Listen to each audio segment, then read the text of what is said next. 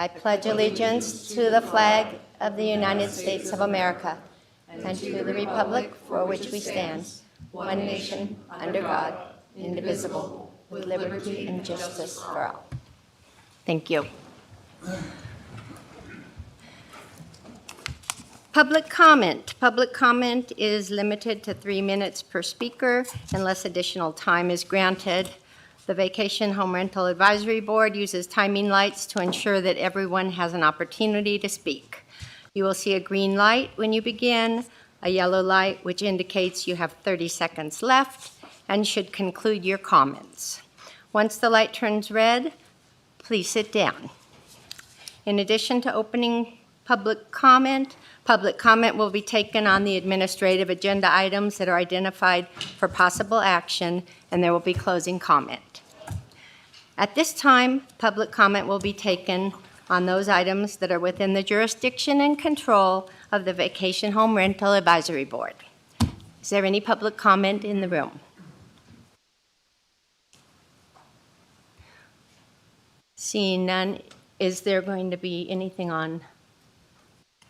Okay. Thank you, Madam Chair. We do have a hand raised for public comment.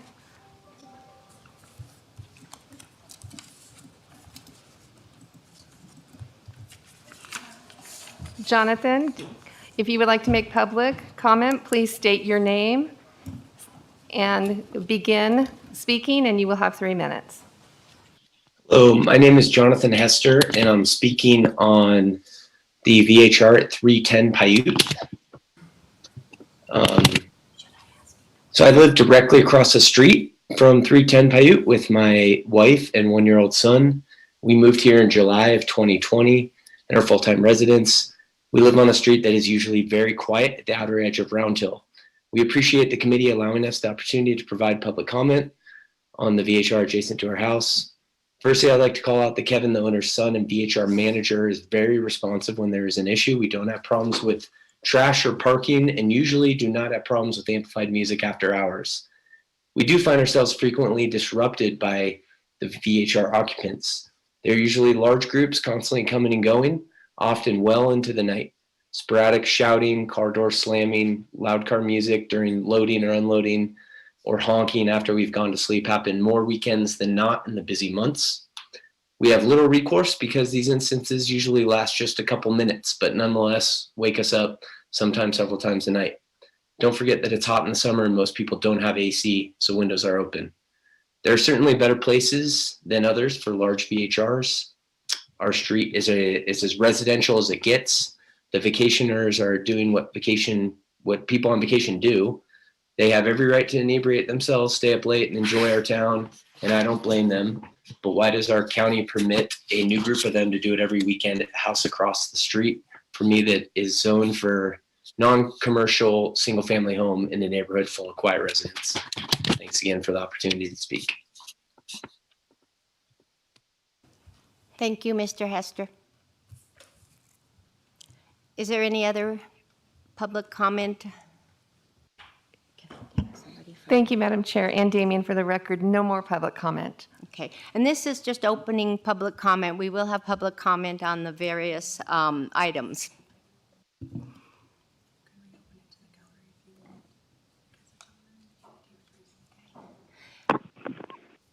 Is there anyone else in the room that would like to make opening public comment? Sorry, I intended that for the specific 310 Paiute.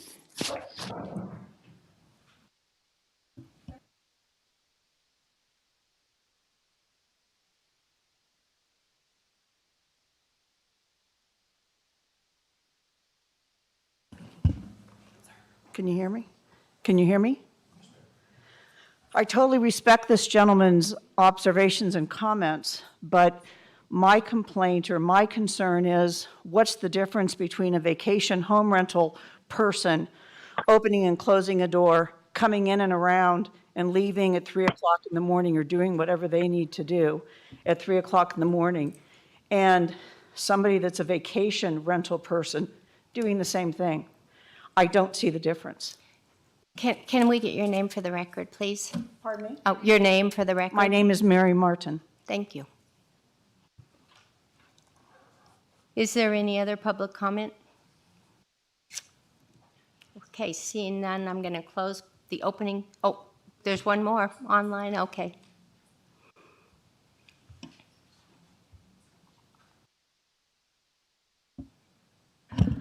Caller, do you have public comment?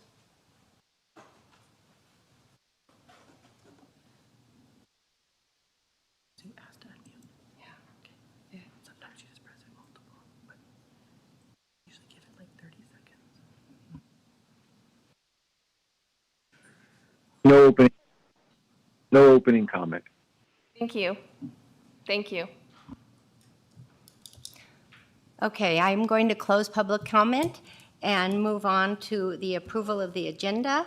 For possible action, approval of the proposed agenda, the Vacation Home Rental Advisory Board reserves the right to take items in a different order to accomplish business in the most efficient manner, to combine 2 or more agenda items for consideration, and to remove items from the agenda or delay discussion relating to items on the agenda. Do I have a motion to approve the agenda? Second. So I have a motion by Lauren Romaine, a second by Michael Sloan. All those in favor? Aye. Aye. Opposed? Approval of the previous minutes. For possible action, discussion to approve the draft minutes of the October 26th, 2021 regular meeting of the Vacation Home Rental Advisory Board. I know we just received those at a short period of time. Do we have any comments on the minutes? Lauren? Yep, on page 5, there's a sentence that is not finished under Ellie Waller's comments, right above number 7 for possible action. On page 4 of 5, there's a formatting issue when it comes to the voting. And if anyone else saw there was one other thing, it was a grammatical error, extra word or something, but I couldn't find that. I couldn't find it the second time through when I made comments, so. Okay. Does anyone else have any comments on the minutes? And I'm willing to approve with a finished sentence and a formatting change. Is that? Yes. Okay. So you're making a motion then? Yep, I'll make a motion to just finish off that sentence and change the formatting, and that's my motion, to approve the minutes. Do I have a second? I'll second. I have a motion by Lauren Romaine, a second by Patty Graff on the approval of the minutes. All those in favor? Aye. Aye. Thank you. That's an anonymous vote. Unanimous. Unanimous. Unanimous. There you go. Sorry. Only my second time. Okay. Item number 1 for presentation only, training on the Nevada ethics in government law provided by Douglas County staff. The training will include a video of a prior presentation on Nevada ethics in government law provided by the Nevada Commission on Ethics, and discussion on how the law applies to the members of the Douglas County Vacation Home Rental Advisory Board. Ms. Davidson. Is there a way we can get this TV on, or do we look behind us, or? I don't know. Marcia's got it. You want to see yourself? No, I just want to see slides if they present them. Oh. We're gonna, Video or something. thank you, Madam Chair. We are gonna present a video, so we will need the screen to be on if you're going to intend to watch, but I'll provide some introductory comments before we hit play on that video. Each year, the Board of County Commissioners, all actual boards that are subject to open meeting law and to NRS regarding ethics in government law, receive training annually on these topics. This video that we're about to show you is a recording of a training provided by Yvonne, formerly with the Ethics Commission. I have been informed she has since accepted a new position. However, the training is still very much relevant to what you need to learn in order to serve on this advisory board. Immediately following the training, I will turn it over to Mr. Taylor with the DA's office to specifically describe how ethics in government applies to you as VHR advisory board members, and how specific conflicts of interest may apply to you. We find after we give these trainings that tend to be pretty high level to give you some practical examples so that you can better understand what it means and to give you some guidance on how to proceed in the future. Looks like we still don't have a video up. Mr. Taylor, did you have anything you wanted to add to my introductory comments? Sam Taylor, for the record, no. You did fine. With that being said, Madam Chair, let me see about how long it's going to take. It's going to take a couple of minutes, so Sue has to come in. Sure. So, Madam Chair, with your permission, may I suggest we take a brief recess, about 5 minutes, so that we can work with SOSU to get that screen to work? Yes, we'll take a brief recess, 5 minutes. Thank you. We apologize for the inconvenience.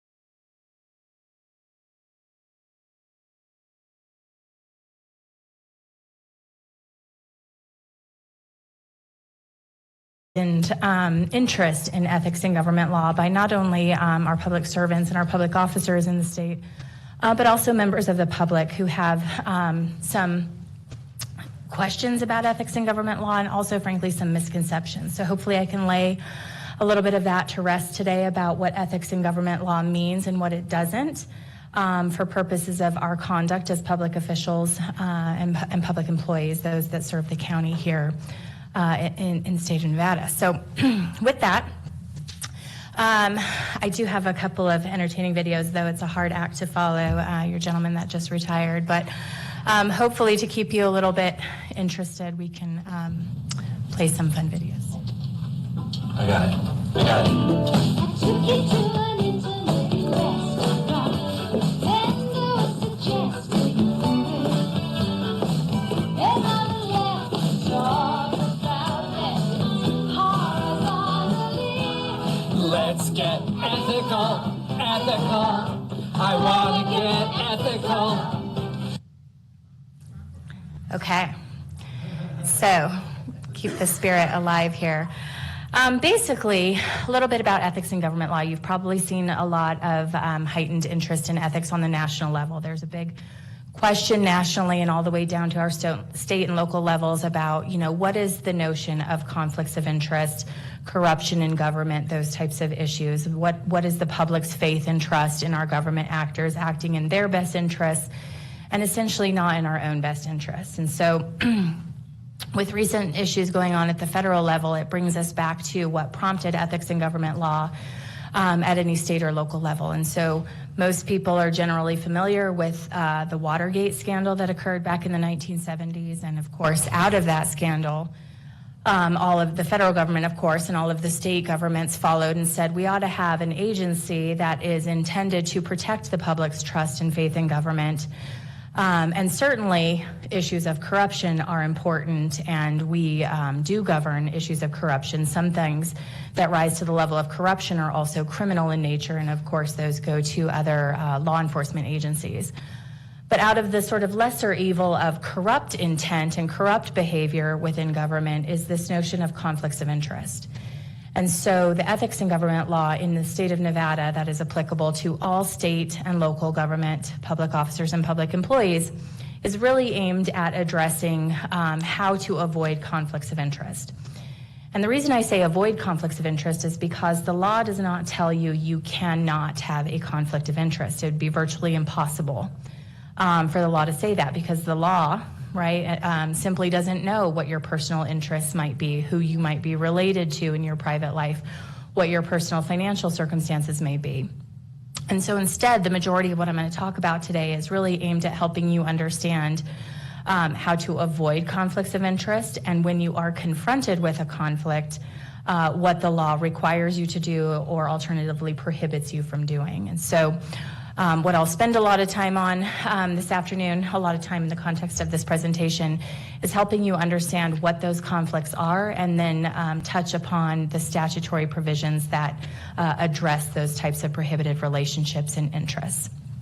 And so just a little bit of detail for those of you who are unfamiliar with the State Commission on Ethics. We are, much like yourselves, members of the commission, we are a public agency. We're half appointed by the governor and half appointed by the legislature. And the goal, again, is to have an independent body that's overseeing interpretation and enforcement of ethics in government law to all public officials and public employees throughout the state.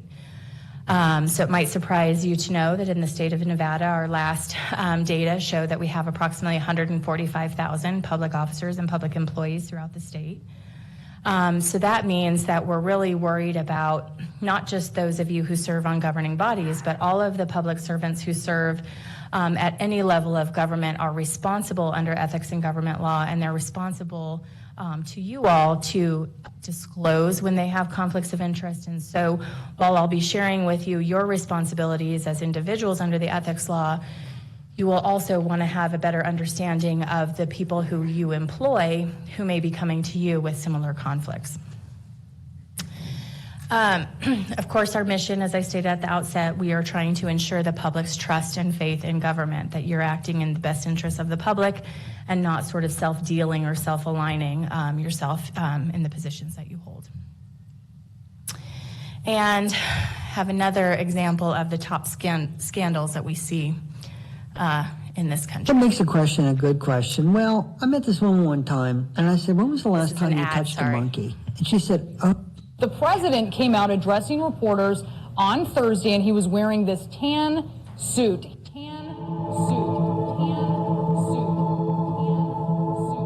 President Obama's decision to wear a light tan suit at yesterday's news conference. He was wearing a tan suit. Light tan suit. I think it was shocking to a lot of people. Is this an effort to make him look warmer?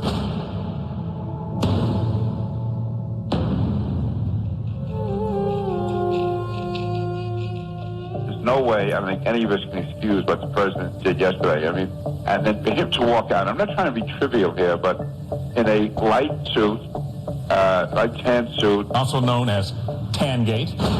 Tan suit, and how the tan suit made him look unpresidential. Whoever talked him into going into a tan suit, they're so desperate because of these low poll numbers, they're willing to do anything.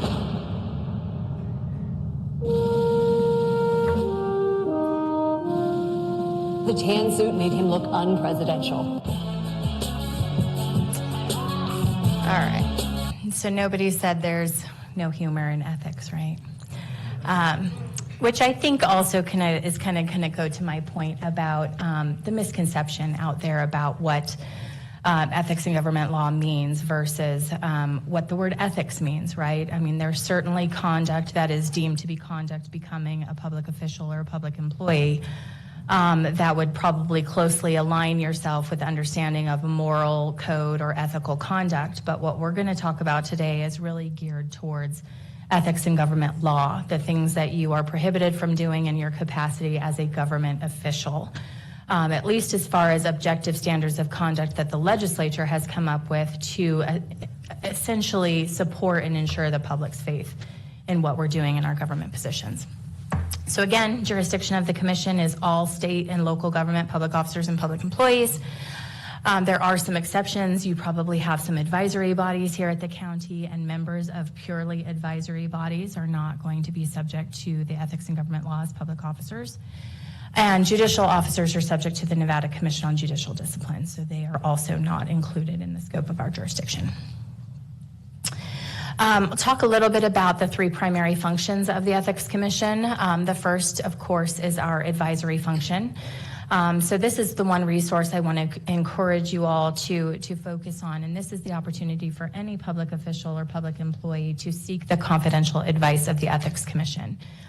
Typically, these questions occur with, number one, do I have a conflict of interest? Do I have a personal issue at stake that's in conflict with my public duties?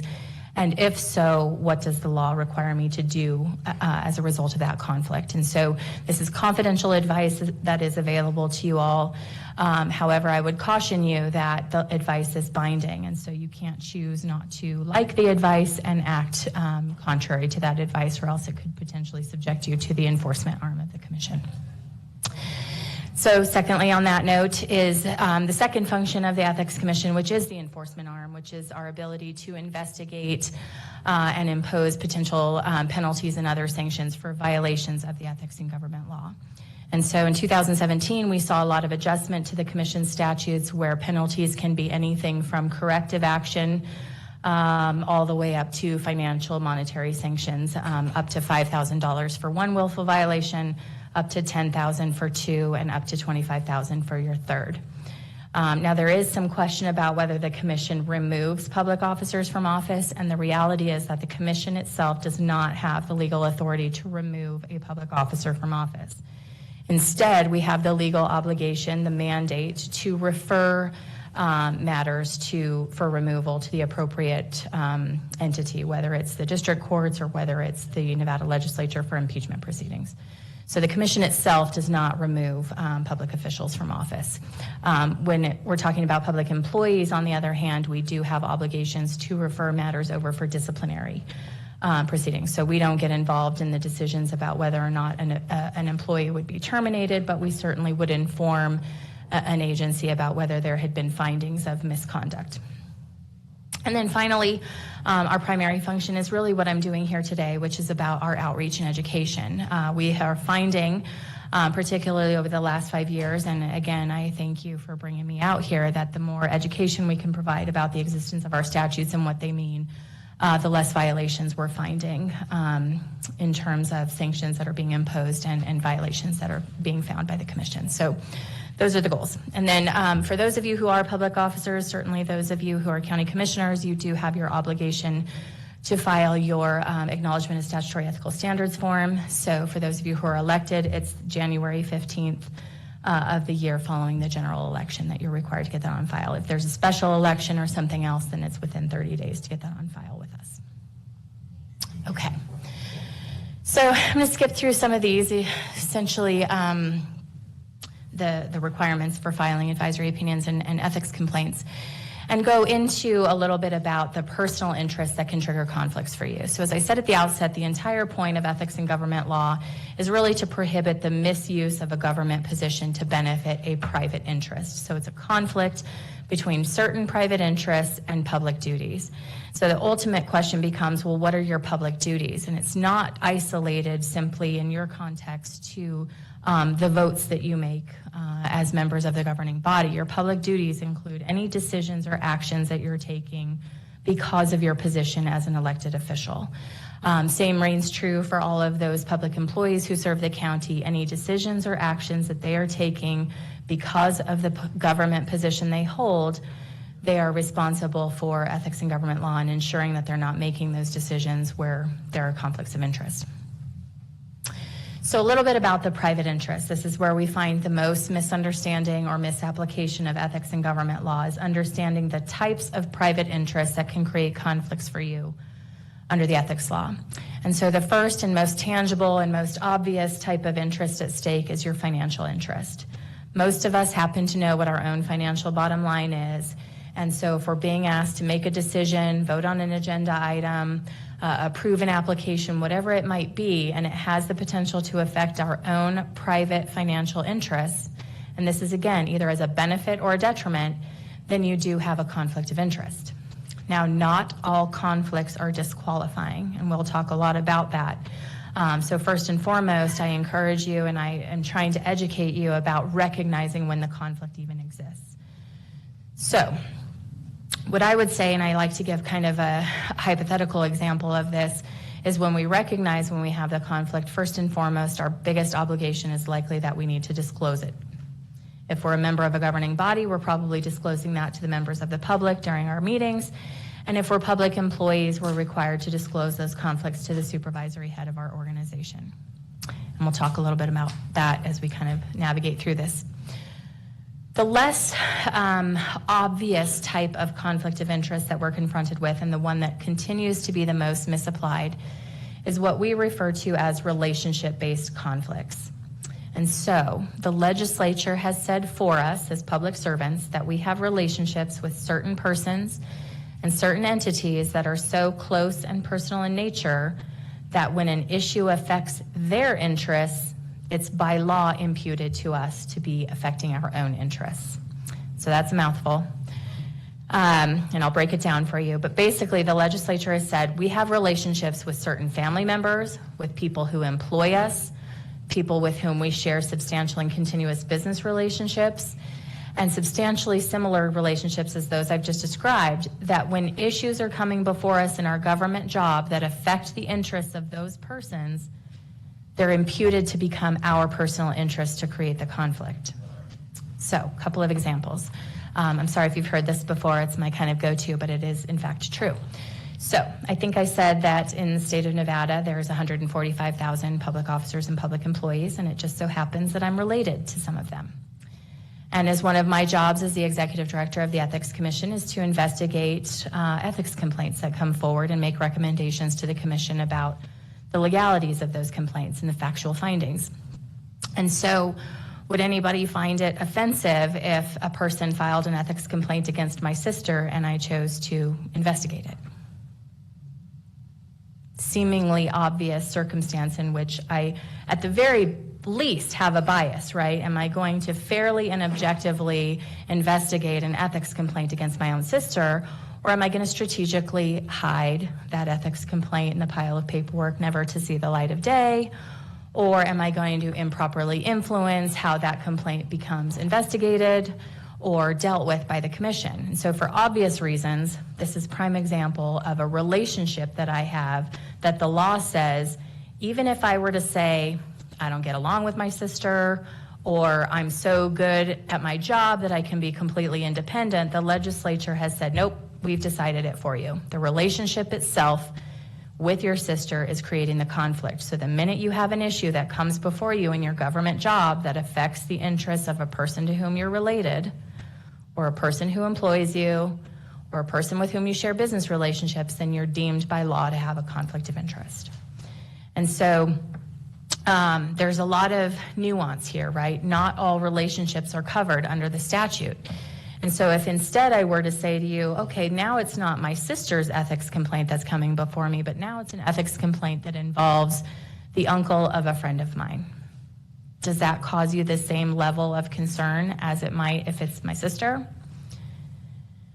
Sometimes that's a difficult question to answer. And so the first things I would say about something like that would be, well, number one, do you see friend on the list of relationships that the legislature has identified?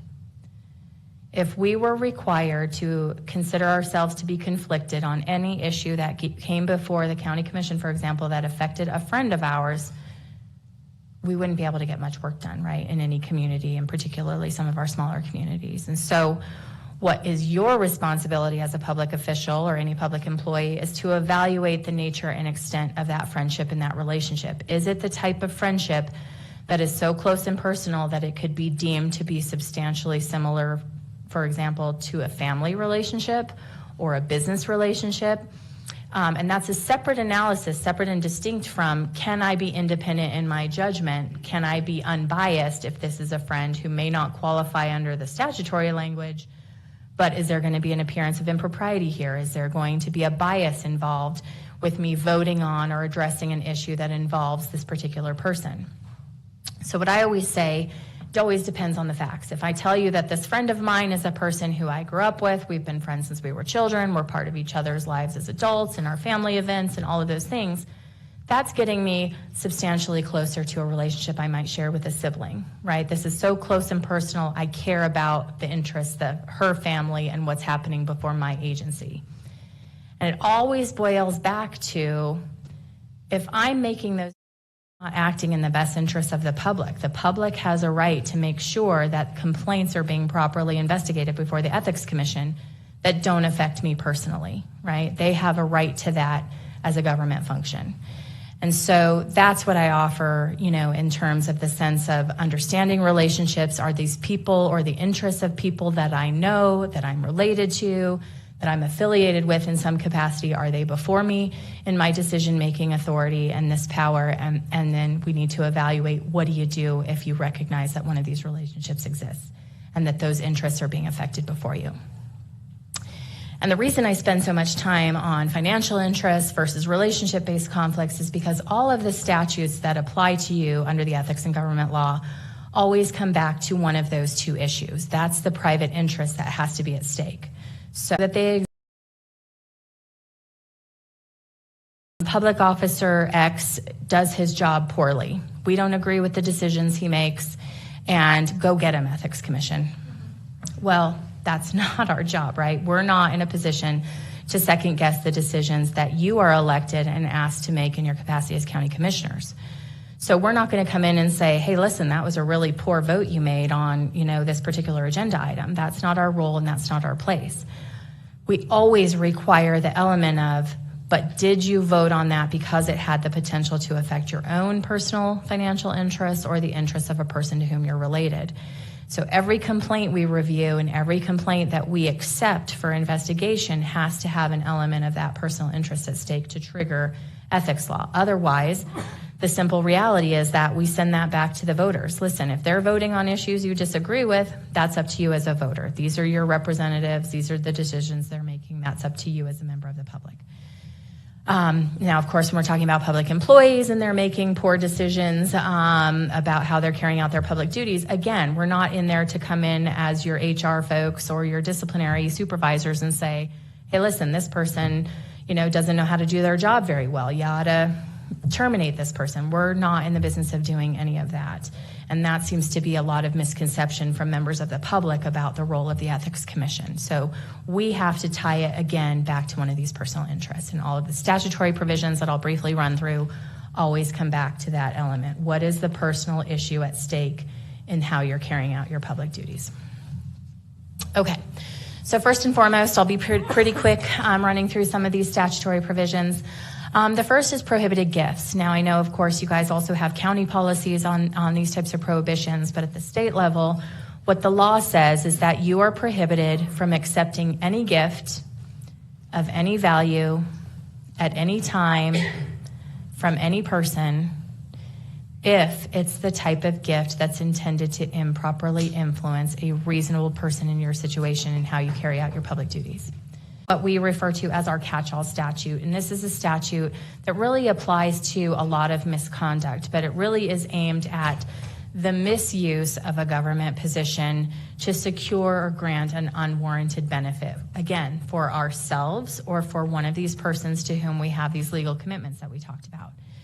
And so this is what I construe as sort of a but-for statute. But for you holding the position you hold in government, would you have access to or the ability to carry out some function that would benefit you personally or a person to whom you have one of these legal commitments? And if but for your job or your position you couldn't do it, you probably shouldn't do it, right?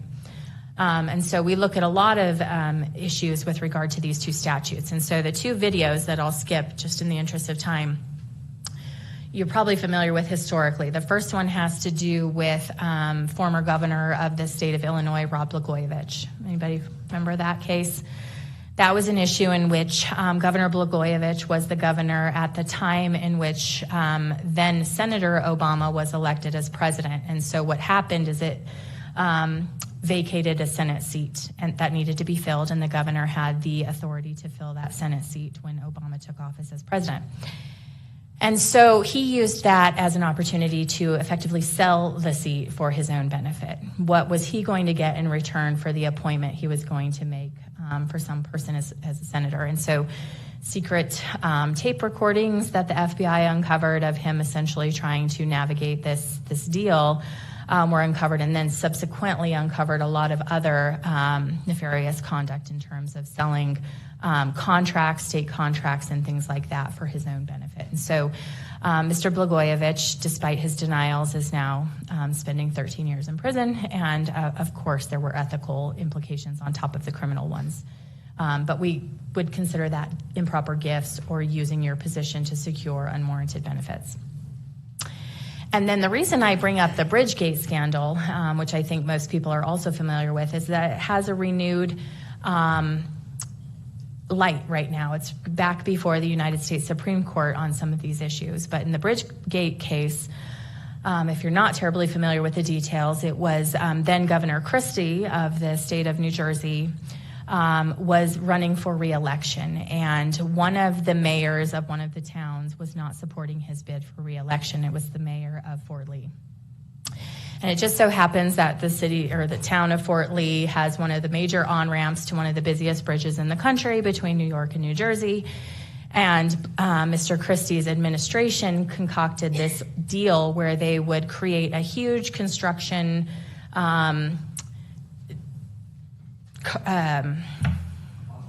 thank you, on the freeway, and it created mass hysteria. So on the busiest bridge out of Fort Lee, there was a huge backlog of cars, and it was also an emergency management crisis, right? Emergency management couldn't get through, kids were stuck on school buses, and we're not just talking for hours, we're talking for days. It took to clean up this mess. And so at the end of the day, interestingly enough, Governor Christie's staff, the support staff that represented him as chief of staff and some other members, went to prison for their role in sort of helping organize this deal. And Governor Christie remained resilient and not implicated in this whole deal.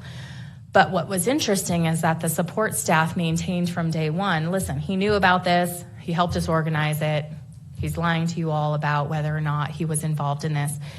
And so What's now back before the United States Supreme Court is whether or not the statutes that held these staffers accountable for these were overreaching. And so we're going to be looking at these kind of statutory provisions to see, what type of language we need to best define to you all what type of conduct is considered the misuse of your position. When did you know it? What did you know? What did you do with that information? So kind of stay tuned in terms of that, and that will kind of probably trickle down into the state level in terms of how we deal with some of those statutes. But at the end of the day, whether it's Governor Christie or whether it's his staff members, they misused their positions in government, their access, their authority to shut down a bridge because his political opponent wasn't supporting his bid for re-election. And so bids for re-election, campaign issues, those are also issues that are ripe in the forefront of ethics in government law, which is that we cannot misuse our positions to support or even as incumbents, to support or affect our campaigns for re-election. We have to be careful to separate those issues, all the way down to use of your government-issued email accounts. You have to keep all of that separate from campaign-related activity, okay? All right. So without going into too much detail, generally speaking, I will say there are a lot of exceptions, but generally speaking, as government officials and government employees, we are prohibited from having contracts with governmental entities. So that means if you're a county commissioner in this realm and you own a plumbing business in your private life, you are prohibited as a government official from having a contract with your plumbing business with another governmental entity, including the one you serve. It's very broad language. There are exceptions to that for things like open competitive bidding, where the commission grants relief in appropriate circumstances, and other various exceptions. But the caution there is that even if from an ethics perspective you're getting an exception, there are concurrent criminal statutes that prohibit you from having various financial interests in government contracts, even if it's not your own governmental entity that we're talking about. So if you have those issues, I first and foremost encourage you to get the ethics relief on one end, but also to consult your legal counsel about potential criminal implications for involvement in those types of contracts if you have those issues. Okay. This doesn't apply to a lot of us. This is basic double dipping, but as public officials and public employees, we are prohibited from accepting compensation from a private source for what we're already required to do in our government position. So I can't, take extra compensation from some private sector entity for providing ethics in government law education, because I'm already paid to do that in my government job. The taxpayers are already paying me to do that. Okay. The next couple provisions I liken in most respects to what we understand in the private sector as insider trading. Well, the same rules apply to us in government. Because of our government positions, we often have access to non-public information, even if it's temporarily non-public.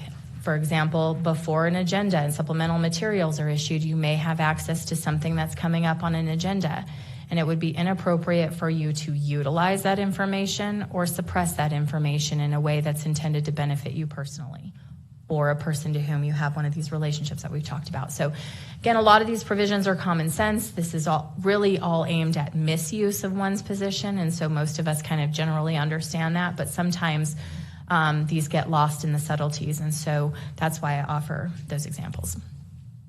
And then this next provision is still the one we see most often violated. This is again by public officials and public employees.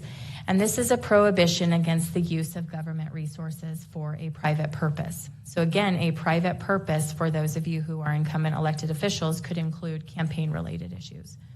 So we should not be utilizing any government resources to benefit a private purpose. Now again, there are exceptions for nominal use that have been approved through a policy and through our supervisors, things like I'm sure that the county has policies on, for example, can county employees use their internet on their computer at work during break time?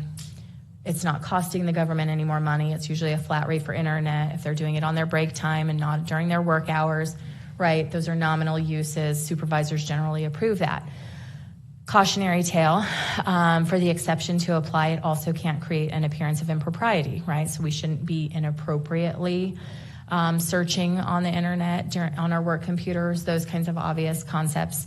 And where we've seen some evolution in this statute and some obvious kinds of problems is with the use of government-issued email accounts. Government-issued email accounts belong to the agency. We shouldn't be sending private messages through our government-issued email account, including campaign-related matters, because it sends the message that the county agency is behind the message and it's not an individual benefit. With all the free email accounts out there, we have to keep, again, our campaigns separate from our work, government, county business, but also our public employees need to do the same. And so there's simply really no reason with the free email accounts that are out there for us to be misusing government email accounts like that. Same goes for letterhead and all those kinds of things. And the reason I bring that up is because that's where we're seeing, it's pretty obvious when there's a misuse of a county vehicle or a county computer or something like that. But again, the less tangible are things like email accounts, letterhead, misuse of those types of resources and facilities, and the most overlooked resource is government time. County employees, when they're on the clock, owe their time to the public taxpayers who are paying their dollars and not to doing their own, independent online shopping or research or whatever it might be. So we have to have some accountability in those areas. Now, where we see these issues come to an ethics level is somewhat infrequent, because most of the time these are going to be nominal issues we're going to send back to the agency for disciplinary action. But we're seeing some highlighted areas where it comes up to the Ethics Commission through public records, right? And so we have to be aware that the communications that we're sending through our government-issued email accounts and the documents that we're creating are public records unless they are otherwise deemed confidential. And so a simple public records request could cause some embarrassment and rise to the level of ethics implications. So whether that's on the level of county commissioners or any member of the staff, we have to be aware of those potential consequences when we're dealing with county resources. Okay, so I think I'm pretty close to ending, so I'll wake you guys back up here with a quick video.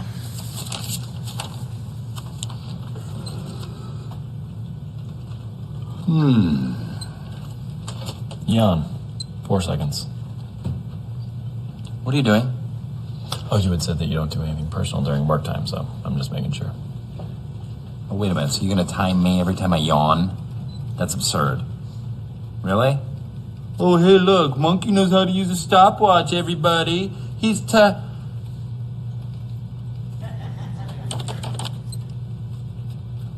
Personal conversation. 17 seconds. There is no way that was...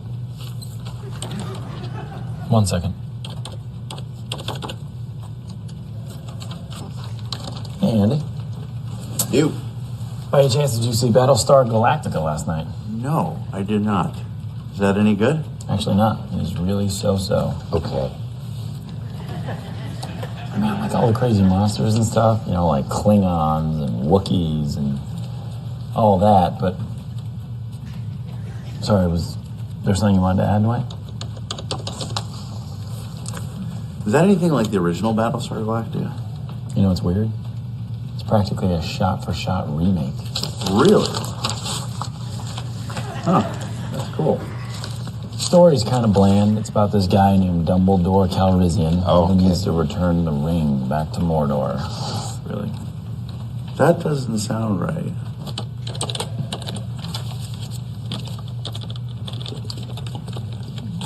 He has not stopped working for a second. At 12:45, he sneezed while keeping his eyes open, which I always thought was impossible. At 1:32, he peed, and I know that because he did it in an open soda bottle under the desk while filling out expense reports. And on the flip side, I've been so busy watching him that I haven't even started work. That's exhausting, being this vigilant. I'll probably have to go home early today. Okay, so again, a little bit of levity to ethics, but what I will say, which is ironic, is that we get lots of complaints like that, as you can imagine. So we're not in the business, again, of trying to make unreasonable the resources of the Ethics Commission for things that can be handled internally. So, but on the more serious side, I think you'll find this to be funny, but also indicative of why something can go terribly wrong when we talk about government resources. A senior IRS official has apologized to Congress for wasting taxpayer dollars at an employee conference. The IRS spent over $4 million at a training event in Anaheim, California 3 years ago.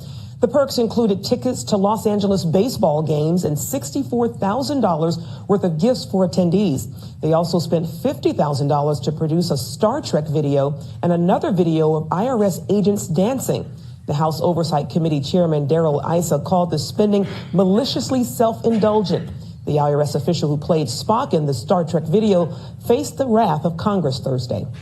I have looked at that video over and over again, and I swear I do not see the redeeming value. What were you thinking? Were you thinking this will never be seen? Frankly, they were not appropriate at that time neither, Mr. Chairman. And the fact of the matter is it's embarrassing, and I apologize. The IRS spent $49 million on 225 employee conferences over the past 3 years. Joining us now with more is Terry Jeffrey, editor-in-chief for CNSnews.com, which has been investigating the IRS scandals. Terry, let's start with this shocking waste, possibly millions of dollars wasted by the IRS at these conventions. What have you uncovered? Well, they had 49 conventions at places around the country for IRS employees, including, for example, 4 that were at Las Vegas casinos. They had 2 at Caesar's Palace, 1 at New York, and another at the Mandalay Bay Resort Casino in Las Vegas. They had another conference in Anaheim where they rented out 3 hotels. One was the Hilton right across the street from Disneyland. One of the deputy commissioners of the IRS spent 5 days in the presidential suite of the Hilton across from Disneyland at the expense of the U.S. taxpayers. All shocking. How on earth, with us facing a massive debt problem, did these conferences get approved? It's really unbelievable. It just shows you a culture of contempt that bureaucrats in the IRS have for the American taxpayer. I mean, you think about it, going out to Disneyland, they literally brought thousands of IRS employees to that convention during a time when the U.S. economy was struggling, and thinking that this is a legitimate expenditure of government funds. It ought to be inconceivable, but this did in fact happen, or even going to Las Vegas at all. It's a real hit in Las Vegas. So, I mean, even when Nevada or Vegas is not the underlying ethics problem, we still get brought into it. But of course, that's an example of truly egregious misuse of government resources. And so we can obviously confront those issues on an agency level so that we don't have individual abuses by employees. So beyond that, kind of the last statute I really will touch base on with you is, again, a common sense provision, but it's really the inappropriateness, the prohibition against using our position to improperly influence subordinates. Again, for a personal purpose. So this isn't to say that we can't direct our subordinates to work in a particular fashion or to make different decisions, but when it comes back to affect our own personal interests, that's when it's going to trigger ethics and government law oversight. So with that, we have a lot of miscellaneous provisions, but in the interest of time, I'm not sure, I know you guys have a long agenda. So in the interest of that, with that highlight, I was going to open it up to the commission members for any questions you might have. But before I do that, the one thing I wanted to highlight was the fact that we talked a lot about recognizing conflicts and what we do when we have them. And again, not all conflicts are going to be disqualifying. And so what I would say to you with regard to your obligations when you are confronted with conflicts is that when an issue is before you that reasonably affects your financial interests or persons to whom you have these legal commitments, you must disclose the conflict. And again, for those of you on the governing body, you must disclose it to the members of the public at a public meeting at the time the agenda is to be considered.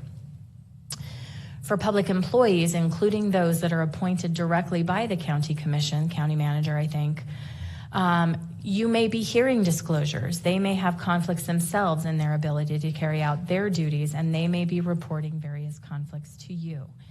And so you have to be very careful in your position as an employing or appointing entity in that you don't just say, well, hey, thanks a lot for telling us about that conflict, but we really don't have the resources, so go ahead and do what you got to do, because then you're effectively telling your staff to break the ethics law, right? And so that doesn't breed a lot of confidence, certainly at the Ethics Commission level, but with your staff if you're encouraging ethical breaches. And so sometimes we have to be effective problem solvers and find workarounds around some of these conflicts. But first and foremost, the one thing I can't encourage enough, and I want to thank Doug because he's been a partner with the Ethics Commission for a lot of years, is that there are legal protections for you to rely in advance upon the legal advice of the district attorney's office that represents you.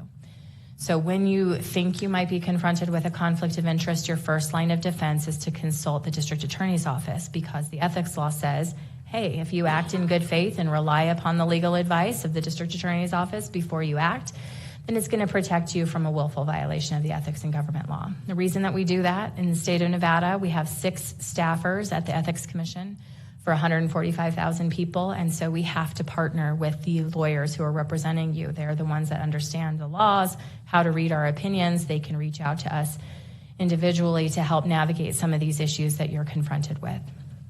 And then where there is a disqualifying conflict, and sometimes this is a judgment call, and again, I direct you back to either my office or your counsel, which is anytime your personal interests, your financial interests, or the interests of persons to whom you're related are materially affected by an agenda item, you must abstain from acting. In your circumstance, you would abstain from voting.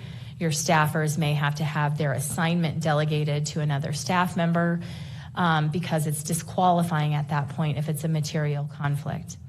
And one exception that's going to apply on a regular basis to you from abstention is you're going to also analyze, does this conflict or this personal interest affect me or my interested persons the same or no greater or less than those affected by the matter? So if you guys are doing a utility rate increase across the board, it's certainly going to affect you all as residents of the county, no more or less than it's going to affect the rest of the members, residents of the county, and so therefore you are presumed to be able to be independent and vote on those issues. So sort of a secondary analysis, and sometimes what is material is obvious, like in the example I gave with my own sister, and sometimes it's a little bit more subtle or nuanced, and that's when you're going to want to probably involve the district attorney's office in those issues. And with that, Mr. Chair, I will turn it over for questions. Thank you very much. Thank you, Madam Chair. At this point, I will turn it over for this body to ask questions of staff. But before we do that, just a couple of points that I think are relevant for you to consider as members of this advisory board. So right at the beginning of the presentation, it says advisory boards are exempt. This board is not exempt from ethics in government because you are specifically making decisions and taking action which are impacting people's permits. There's other reasons if Mr. Taylor wants to add, but I just did want to clarify that this board, even though it's referred to in the ordinance as an advisory board, is not exempt. The ethics in government law does apply to you. There's 3 classes that she discussed in the training. The first is improper use. I'm taking them out of order, but the first I'm going to go over is improper use of a position. And I'm going to give you an example of where this could apply to you and ask Mr. Taylor if he wants to talk through any of these, because I do find that a lot of what she was talking about in this particular training was specific to the county commission, so it could be helpful to give you some context. We have 3 individuals on this advisory board who currently hold VHR permits. I suspect there's going to be times when you're interacting with staff relevant to your permit. Improper use of your position would be to put pressure on staff because you're an advisory board member to make a decision relative to your permit that goes your way in your interest. Does that make sense? So there's an example of improper use. Conflicts of interest. Again, that's the second example that she talked about in the presentation. We knew when we created this advisory board that a number of you were going to hold VHR permits. The county commission felt that your perspective was very much relevant to this conversation. And that's the reason why the board made a decision to put both permit holders and non-permit holders on this advisory board. When making decisions regarding a conflicts of interest, we really encourage you to have those conversations with the DA's office. The analysis is two parts. The first part of the analysis, again, is whether or not you have a relationship with the individual who has the permit or is bringing forward the application. That could be a pecuniary, a business relationship with that individual, a family, a friend, or a family, but a friend would be someone who's you're close, similarly situated in a relationship with them. So that they're like a family member to you. And also the fact that you own or have a VHR permit for some of you, that's automatically a conflict of interest when you're making recommendations to the county commission. The difference here is that second piece of the analysis, whether or not the recommendations that you're making impact you as an individual or impact all of the permit holders collectively in the same way. And I don't know if you want to jump in, if you thought I did an okay job there, Sam.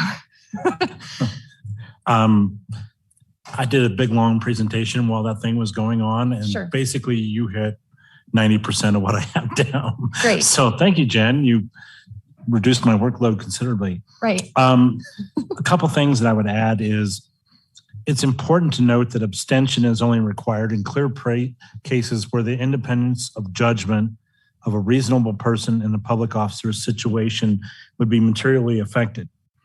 And so kind of the analysis there is this going to benefit you or hurt you? Really is kind of the bottom line. And I'll give you an example of what I mean.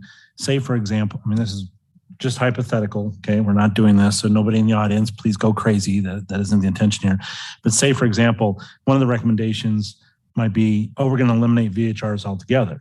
Well, if you're a VHR permit holder, obviously your financial interest is going to be at stake if you eliminate the program. So under the law, you would probably be required to abstain from that particular vote because it's directly affecting your pocketbook, and a reasonable person looking outward or looking inward, would basically make the determination that, yeah, you have a personal stake in the outcome and you shouldn't be really voting on it. That's kind of the standard. Then there's also the requirement for disclosures. If you have a conflict of interest, and quite frankly, in the context of the VHR owners, there's going to be that occasion where it arises, where you're voting on something which might affect your own particular VHR that you own. Mike, you have a tier 1. So if we're modifying the tier 1 and it affects you personally, you might want to disclose, hey, I have a tier 1, put it on the record. But if it's not something that the change is not going to necessarily affect you, you can say, I don't think this is going to affect me. Here's how. And I think I can, vote on this particular issue because I'm going to be reasonably objective about it. It's the same for any tier. I mean, whatever tier you own of VHR, I think that the same consideration is going to come into play.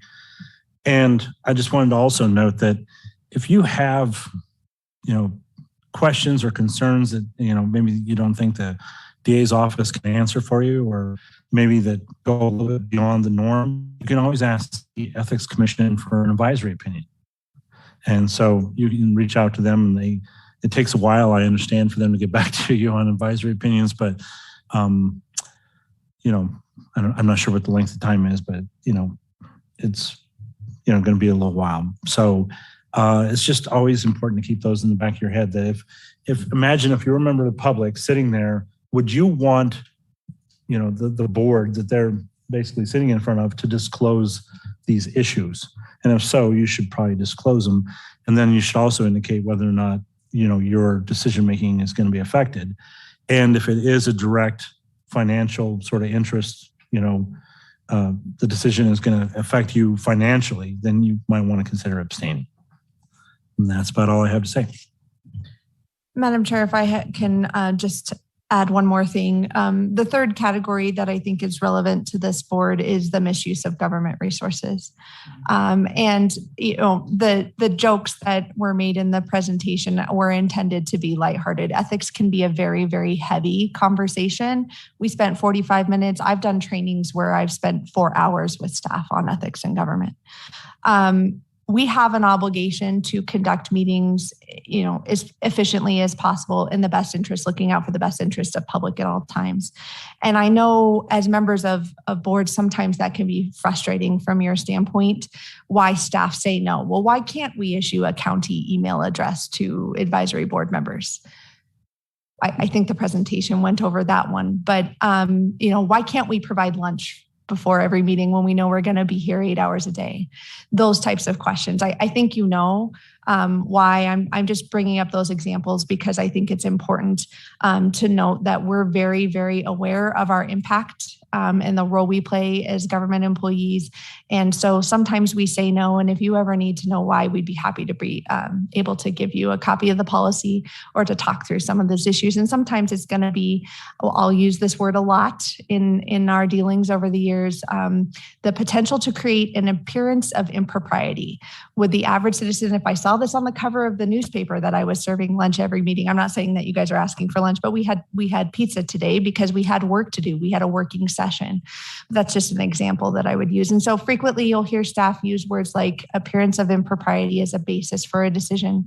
And it is intended to make sure that we are good stewards of taxpayer time and resources. So with that, I thank you for your time. We're happy to answer any questions that you may have. That was a very quick 45-minute presentation on a pretty complex topic. Thank you, Ms. Davidson. Very interesting. Does anybody on the board have some questions for staff? Keith? Of course, right. So you said we are not exempt. So that means we do have to file with the state our ethics form. I think that is that every year, and is that a certain? Normally, I think the wording is normally from the time you're elected, but we were appointed. So when would we need to file the first form? And then I think that form is filed every year in January, if I remember right, or can you, because we all have to file a form with the state now. We all have to go online and file that. When is that due?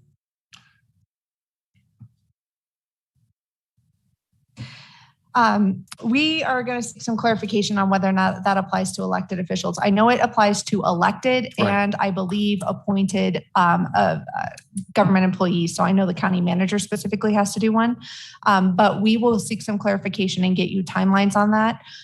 In addition, thank you for that segue. I suspect you have follow-up questions, but we also sent a copy of the Ethics in Government complete guidebook to you, the ethics website, a link to that website. And then also there's a form that can guide you through the disclosure process that we included as well, if you have any questions on how to actually make a disclosure during a meeting. A few more. So if I understood you right, materiality is important, and it's almost two different levels. There is a conflict of interest or a potential conflict of interest, which can be disclosed, but it's not material to you, so you can still vote. Because you mentioned, what if we were going to abolish VHRs? We couldn't, because we wouldn't have a forum. Because if 3 people had to abstain, we wouldn't have a quorum actually take action, I would guess. But there is a materiality component that when we get into the details of specifics, like you mentioned, a tier 1. If at tier 1, tier 2, or tier 3, there is some materiality. So I guess what I'm saying is, where is the line when something affects me and it affects all VHR permit holders? We were designed with that in mind to have VHR permit holder input into this. So obviously that was by design. Is there a line about something that affects very few VHR permit holders, and I'm one of them, but there would still be a concept of materiality to even that? If there's something very unique, the way I own VHRs, the number of VHRs I own, you would still have a materiality concept that overrides all of it, right? And if it's not material, I can just disclose it, but still vote. Yep. Sam Taylor for the record. Basically, what you're trying to get at is, sort of the bottom line. Is it a benefit or detriment to the public officer? Where the detriment to the public officer, you, the board members, is no greater than the benefit or detriment to anyone else, then you can vote. But when it affects your bottom line personally, more so than anyone else, then you should not be voting. In the context of eliminating VHRs, that was an extreme example because this board cannot eliminate VHRs. You can only recommend the elimination of VHRs. But then again, if you're recommending the elimination of a VHR and it affects you personally, then maybe you shouldn't be voting on it. And you're right. Maybe that's one area where we just have to kind of cross that Rubicon when we get to it. Again, if it affects your own personal bottom line, it's material. I mean, if it affects your VHR personally, then that's material. Does that make sense? No? If I can give an example, maybe it would be helpful. So I have worked with boards where a majority of the board have disclosed a conflict of interest and still took a vote. So in the town of Minden, there were some flood improvements on State Route 88. And the town board was approached to see if they wanted to contribute some funding for a grant match so that some improvements could be paid for and made. The total of the improvements was $1 million. The town's contribution, I think, was around $40,000. It would have removed 240 homes approximately from the floodplain. 3 of my board members were in those 240 homes. This is an example where all 3 of those board members were required to disclose the conflict because guess what? There was a financial impact to them. Their homeowner's insurance was going to be impacted. Flood insurance is expensive. And so they did disclose. However, they made the decision and made the individual determination to not abstain from voting because they, as individuals, were not impacted indifferently than the remaining 200 others in that pool. However, say a similar action were to come before that same board in Minden, which impacted a neighborhood, one neighborhood with one board member, and maybe there's 3 homes in the floodplain, and one of those 3 homes is that one board member. I think that analysis is a little bit different in the example that I'm providing. It's 1 out of 3 homes versus 1 out of 240 in the town of Minden that has X number of homes. Really, it is a discussion that an analysis that you're going to have to make on the individual level, and we encourage you to talk those through. Circumstances are going to play such an important role in the analysis, and we really want you to have these conversations with legal counsel and talk through the level of information that you have, because only you have access to that information, the relevant, right, in order to make the decision. I would caution this board, it's really important, I think, to keep in mind the context of the decisions that you're making. It's not just a snapshot in time, right? So when the Ethics Commission receives a complaint against you, they're not going to just be looking at the one moment on that one day. They're going to look at the full context of all of the information you used as the basis for your decision. For example, if you have ever talked to a staff member about a particularly vexing section of the code that applies to you and your permit, I'd recommend you disclose that on the record, because that is a public record and it's gonna come up as to whether or not that was a conflict of interest. And before you ever became an advisory board member, you were advocating for your own individual permit. Now you're representing a population of individuals who hold permits. I think it's relevant, and I would really encourage you to have those conversations with legal counsel when they come up. Mr. Ritchie, do you have anything to add? Thanks. Doug Ritchie with the District Attorney's Office. Just to clarify, where do you draw the line? The Ethics Commission will ask you, where did you draw the line and why did you draw that line? Now, obviously the answer is going to be, well, I don't think I'm ever biased. They're going to use this. They're going to judge your decision based on a reasonable person standard. But to answer your question, they're going to ask you. You know the facts and circumstances. You know how close of a friend you have. What relationship you have. They're going to know how much of a savings you're going to have on your flood insurance if this particular item is passed or denied. Jennifer did a great job of explaining it, but I've been involved in both ethics complaints and advisory opinions. And at the end of the day, it's pretty straightforward. Why did you feel you could vote on this, or why didn't you abstain? And if they disagree, they're going to use a reasonable person standard. Okay, one more. So I think I understand it. My concern is sometimes a lack of information, because if you abstain from a vote, you're also supposed to abstain from the discussion, I believe. That's correct.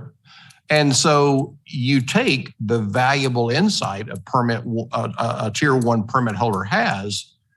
They also now can't give us that guidance. If they're going to abstain, they're going to have to abstain from also providing us the input that we would appreciate about understanding what a tier 1 permit looks like. So I think we ought to take it very seriously. And I guess I was trying to figure out, if it affects me and using some materiality. And I guess what I'm taking away is, if you think you're going to have a problem, consult, because it's complex, right? Okay, thank you. Is there any other questions from the board? No, thank you, Ms. Davidson, Mr. Ritchie, Mr. Taylor. Hopefully we'll never have any of those issues. I want to disclose that I had 3 pieces of pizza today. So we can move on to item number 2. For possible action, discussion on proposed amendments to sections of Chapter 20.622 VHR regulations of the Douglas County Code, including the setting of occupancy limits, allowing VHR permits to be issued to closely held corporate entities, grandfathering in existing multiple VHR permit holders through December 31st, 2031, subject to the conditions and terms of renewal, requiring adequate proof of insurance, including $1 million in liability coverage for Tier 3 permits, increasing the length of the term of the VHR Advisory Board members from 2 years to 4 years, imposing liability for persons who assist in the leasing of VHRs without a valid permit, and increasing the time in which a notice of appeal must be filed from 10 days to 14 days of the date the first notice of violation was mailed, and other related amendments clarifying the intent of the regulations. Mr. Ritchie Mr. Ritchie. Thank you so much, Chairwoman. Doug Ritchie with the Douglas County District Attorney's Office. This item has been agendized for possible action, but I'm more of a presentation. I'll give some brief history on the VHR ordinance. The county has allowed VHRs up at Tahoe for a number of years. However, there has been some issues that have arisen, and the Board of County Commissioners over a lengthy period of time has sought public feedback, both through a citizen advisory group, public surveys, public workshops. And in July 15th of this year, the board made some changes to the VHR ordinance. Subsequent to that, some members of the public believed that their constitutional rights have been infringed and filed a lawsuit in federal court. There were some, Judge Jones was the federal judge, and although he didn't agree with many of the plaintiff's claims, there were some issues that he had concerns with. The county commissioners subsequently did the VHR ordinance to, the county believes, address some of those issues. As part of the litigation, the parties are required to meet in what's called an early case conference and exchange basically witness lists, documents, and discuss how the litigation is going to proceed. As a part of that, the parties are required to discuss alternative dispute resolution methods. And subsequent to that, the court ordered the parties participate in a settlement conference, which was conducted by Magistrate Judge Carla Baldwin. She's also a federal judge. She's not the judge that was handling the trial. She was appointed solely for the settlement. The parties are not required to settle. They're not required to agree, but they are required to participate in good faith in an effort to resolve this matter. 2 of the members of the Board of County Commissioners participated in that settlement conference, and over the course of a day, a proposed settlement was reached, and it's going to be presented to the Board of County Commissioners. The introduction will be on the 16th next week, and then for possible adoption and a public hearing the first Thursday in January, which I believe is January 6th. As a part of that settlement agreement, there were some proposed revisions to the VHR ordinance. Again, this body is not being asked to approve the settlement agreement. That's for the Board of County Commissioners. However, this body does have has an important role in gathering information about the VHR program and providing advice and feedback to the Board of County Commissioners. It is hoped that through this settlement, the VHR program will be able to operate. This advisory board will be able to see how the program actually works as drafted, and then gather some information, then eventually make some recommendations to the Board of County Commissioners. It is anticipated that the Board of County Commissioners will not make any further revisions to the VHR ordinance, chapter 20.622, until this advisory board comes back with some information to the Board of County Commissioners. So I do want to emphasize the importance of the information that I'm about to provide to you, and the information that you're going to gather over the next 6 months to a year as you function as an advisory board, hear these appeals, consider special use permits, and see how the program actually works. I know I've said this before, but I appreciate your willingness to serve the citizens of Douglas County. Appreciate your willingness to serve, because it takes a lot of time and it's a complicated issue. With the Chairwoman's permission, I think it might be easiest just to give a quick summary. A red line of the proposed ordinance has been made available to the public. It's on the front table, and as well as members of this body. Probably the first substantive change that the public might want to be aware of, and this board might want to consider, is that legal entities may now, it is proposed that legal entities may own a VHR permit if the members reside together and each member agrees to be personally liable for the entity's compliance with the VHR regulations. This is different from the current regulation.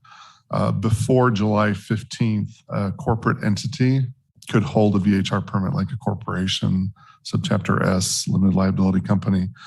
With the changes that were made, that was no longer the case, although existing permittees were grandfathered in and could continue to hold it. It is proposed that it be changed so that basically a close corporation, a family-owned corporation could hold a VHR permit. However, in this day and age, it's hard to define what a family exactly is. And so the intent was that if they reside together, they can hold a VHR permit together. Also, it's important to note that even though there's a corporate entity, the members of that entity will be personally liable for the compliance with the VHR regulations. The closest example I can give, which the chairwoman shared, and it's a good one, is a corporation may get a bank loan and the corporation guarantees repayment, but the bank also requires a personal guarantee from each corporate officer. It's a similar concept. The next, I think, substantial proposed change that property owners who hold multiple VHR permits will be grandfathered in. Currently, if someone has a VHR permit in an area that exceeds the percentage cap, the density cap, they're grandfathered in. They can continue to own their VHR permit as long as they timely renew and otherwise comply with the VHR regulations. Similarly, corporate entities that have VHR permits will be able to continue to hold those. It is proposed that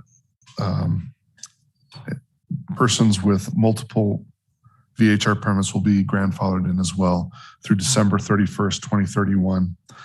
It's important to note, though, that no new multiple permits will be granted. In other words, if I had a permit today and I tried to get a second permit tomorrow, I would be prohibited from doing that. This is one of the policy issues that I'm sure this body will be considering over the course of the next few months to a year. Another issue that was clarified is what liability insurance must be provided. The plaintiffs had some concerns about ambiguities in language. There's a lot of red ink in this proposed ordinance revision that makes clear what is expected. For the tier 3s, it's still $1 million of liability insurance. It's also made clear that the insurance must cover this kind of commercial activity, either through an amendment, a rider, or the policy itself must specifically cover VHR activity at the property. Not all homeowners' policies will cover this type of activity. I think this is beneficial not only for the county and its citizens, but it's also helpful for the VHR permit holder who may not have been aware that their activities were not covered by their insurance. There was also a concern, a due process claim regarding unintentional misinformation provided in an application. Clearly, if someone provides false information to the county in their application, they're subject to penalties and fines. The maximum fine, the proposed fine, is now $20,000. However, there was an acknowledgement that somebody who inadvertently put down the wrong contact information or some other information, they will be given an opportunity to correct that information without penalty. However, it is clear in the statute that if staff believes that it wasn't a mistake, it was intentional, that a notice of violation can be issued. In that case, it will come before this board on appeal, and you'll be able to hear both sides of the story and hear why staff believes the information was intentionally misled the county and the applicant's side of the story. It was a simple mistake. Again, the idea is to provide both sides an adequate opportunity to present their side of the story. One of the issues that came up was occupancy limits. Prior to July 15th, the occupancy was 2 per bedroom plus 4. There was a change in July that changed it to 2 per bedroom plus a cap, or occupancy was tied to parking as well. The plaintiffs wanted to restore the 2 per bedroom plus 4. The proposed settlement, the proposed change is to change it to 2 per bedroom plus 2 property. So if you had a 3-bedroom property, you would have 6 maximum occupancy. 3 times 2, 6, plus the 2 is 8. The corresponding change in the maximum tier occupancy was also changed by 2. For instance, a tier 1 owner occupied permit would now go to 6. A tier 2 would be from 10 to 12, and a tier 3 would be 13 and up for occupancy. And that's in 20.622.040 D1 and 622.030 E10. Again, I'm going over these summary. I can give you the specific citations if members of the public or this body like to discuss it in detail. There was also a change in 20.622.050 C. Liability has now been expanded from just the property owner, the VHR permit holder, to property managers or those who assist in the advertising or marketing of these unlicensed licensed VHR properties. They are now also subject to fines. So this is an expansion of liability that was not found in the current ordinance. Civil penalties were increased to $20,000 in July 15. However, Judge Jones issued a temporary restraining order that capped the maximum fine to $5,000. The proposed change is to restore the maximum fine of up to $20,000. This is for the worst offenders, those who may be operating a VHR without a permit, or those who lie on their applications or provide false information to the county. There was a change in the fines to allow a maximum fine of up to $5,000 for a mistake. And the easiest way to explain this is It's believed that there's a substantial difference between someone who is operating a VHR and never had a permit, never intended to comply with the rules, and someone who had a permit, was trying to comply with the rules, but forgot, for instance, to renew their application. And so their application technically had expired and they continued to rent. This allows someone like that to correct that, if they timely renew their application, their maximum fine is $5,000. Again, there was a feeling that we should distinguish between those who never intended to try and comply with the VHR regulations and those who had, but through some error, usually because they forgot to timely renew, they let their permit expire. There's also some housekeeping changes that were made, not directly related to the lawsuit, but needed to be made. One was that the terms of this board was changed from 2 years to 4 years. That way the board would have staggered terms and would always have some members with some experience sitting on the board. That's found in 20.622.060, paragraphs 4 and 5. Also, the appeal periods under the appeal section was changed. The time period within which to appeal a notice of violation was increased from 10 days to 14 days. So they basically have an extra 4 days. Correspondingly, staff now has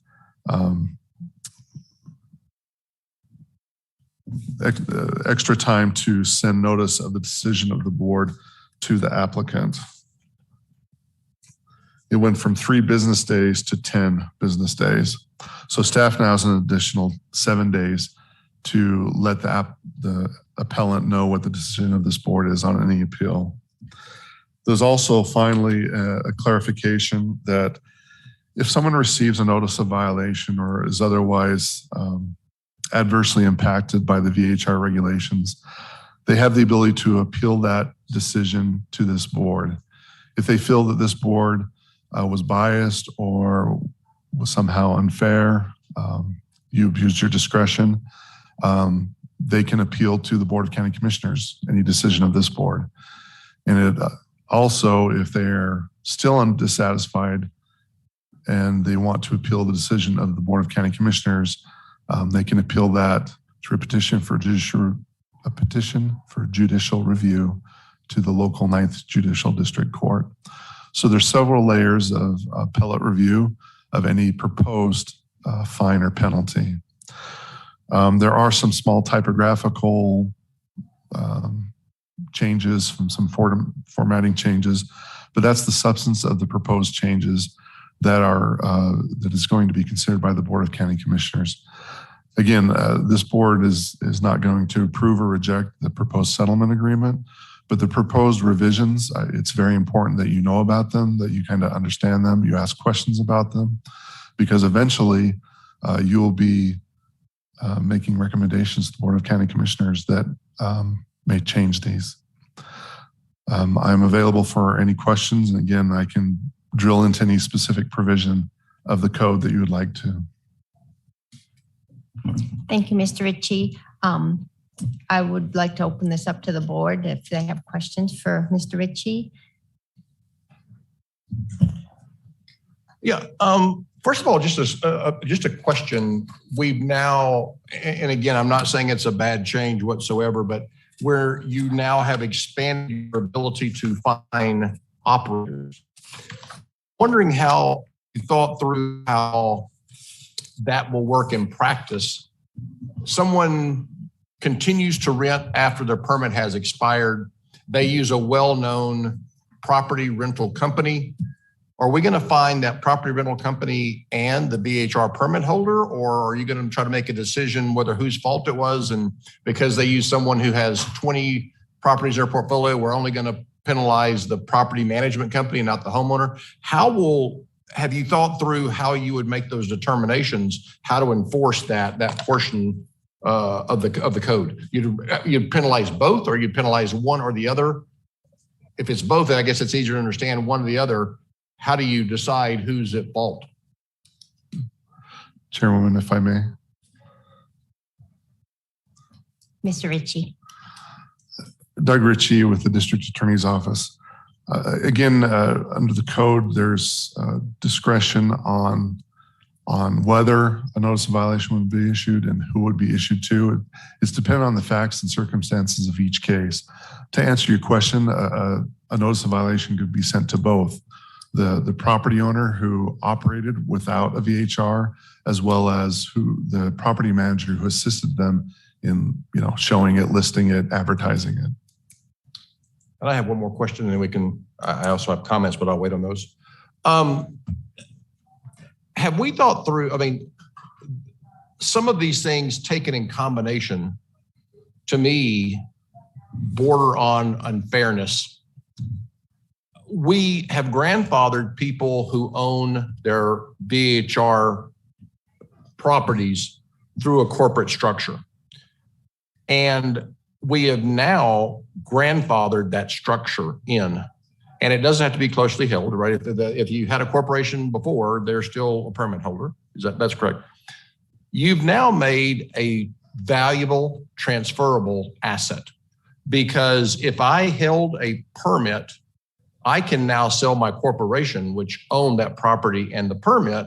And I can even advertise saying, if you are looking for a vacation, if you're looking for a home in a second home in Tahoe, I can sell you one with a valid rental permit where no one else can. If they're a person, they would lose that permit.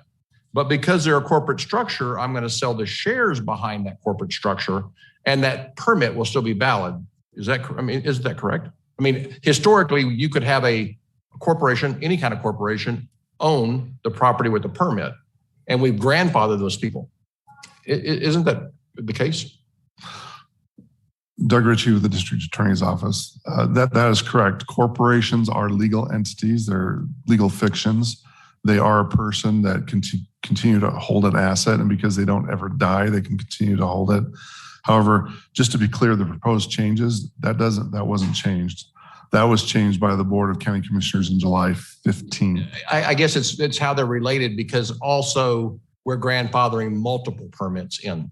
So if you were a corporation that held multiple permits, you're also getting that for another 10 years. We used to only allow one, and now you can have multiple. That's correct. Again, Doug Ritchie with the District Attorney's Office. That's correct. It is now proposed that someone that has multiple permits can continue to hold those for a specific period of time, 10 years. Unlike a corporation who has theoretically an infinite life, their ability to hold this multiple VHR permits has a definite shelf life of 10 years. It does strike me as, unfair that if I'm in the queue waiting on a permit, having these permits, one person, a corporation, having multiple permits prevents me from getting a permit. There is a limited quantity, be it 600 or 650. There's densities in neighborhoods, but the fact that they're all holding multiple allows people who don't have one yet, who would like this structure of owning a second home in Lake Tahoe, there's fewer of them available. So it is detrimental. When we've extended this through 2031 for the next 10 years, we are detrimenting the people who would have preferred a permit, but they're not going to get a permit because we've extended multiple ownerships. Sounds like that's a great policy question, whether you want to increase the caps or continue this. I mean, that function over the little while to see how this works, and their caps should be moved so that more people can have these, or limit those who have multiple permits. I have closing comments, but I'll let everybody else speak. Michael Sloan. Mr. Ritchie, one of the changes was that the amount of permits was going to go to 6 to 650. Did you tap on that? Did you say that? I thought that was an important. Yes. Okay. I couldn't remember if you had said that. I thought I started that off. It's the cap, the maximum cap for tier 2 and tier 3 permits is proposed to move from 600 to 650. The original, before there was no cap, the advisory group had recommended I thought it was 720, but it's over 700. The board ended up with 600. The proposed revision is 650 until this board comes back with recommendations for something different. Michael Sloan. Madam Chair. Michael, go ahead. I'm sorry. And just for clarification, that 650 count does not include tier 1. Doug Ritchie with the District Attorney's Office. Yes, that is correct. The board, as the VHR regulations are currently drafted, tier 1 permits are not part of the cap. Only tier 2 and tier 3 are part of that 600 proposed 650 cap.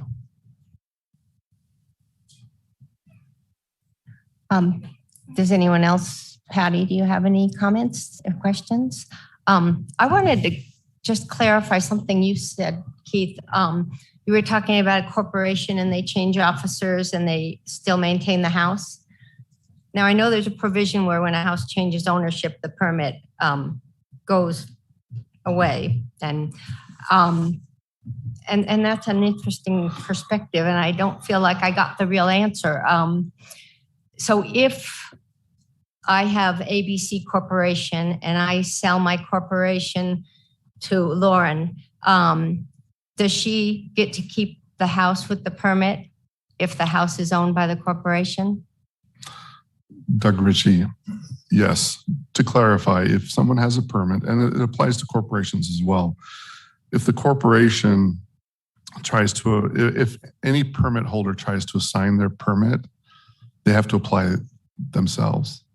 What Mr. Byers is talking about is that a corporation as a legal entity, for purposes of the law, the corporation is still the same owner. It still owns the same permit. It's not assigning the asset. It still holds the asset.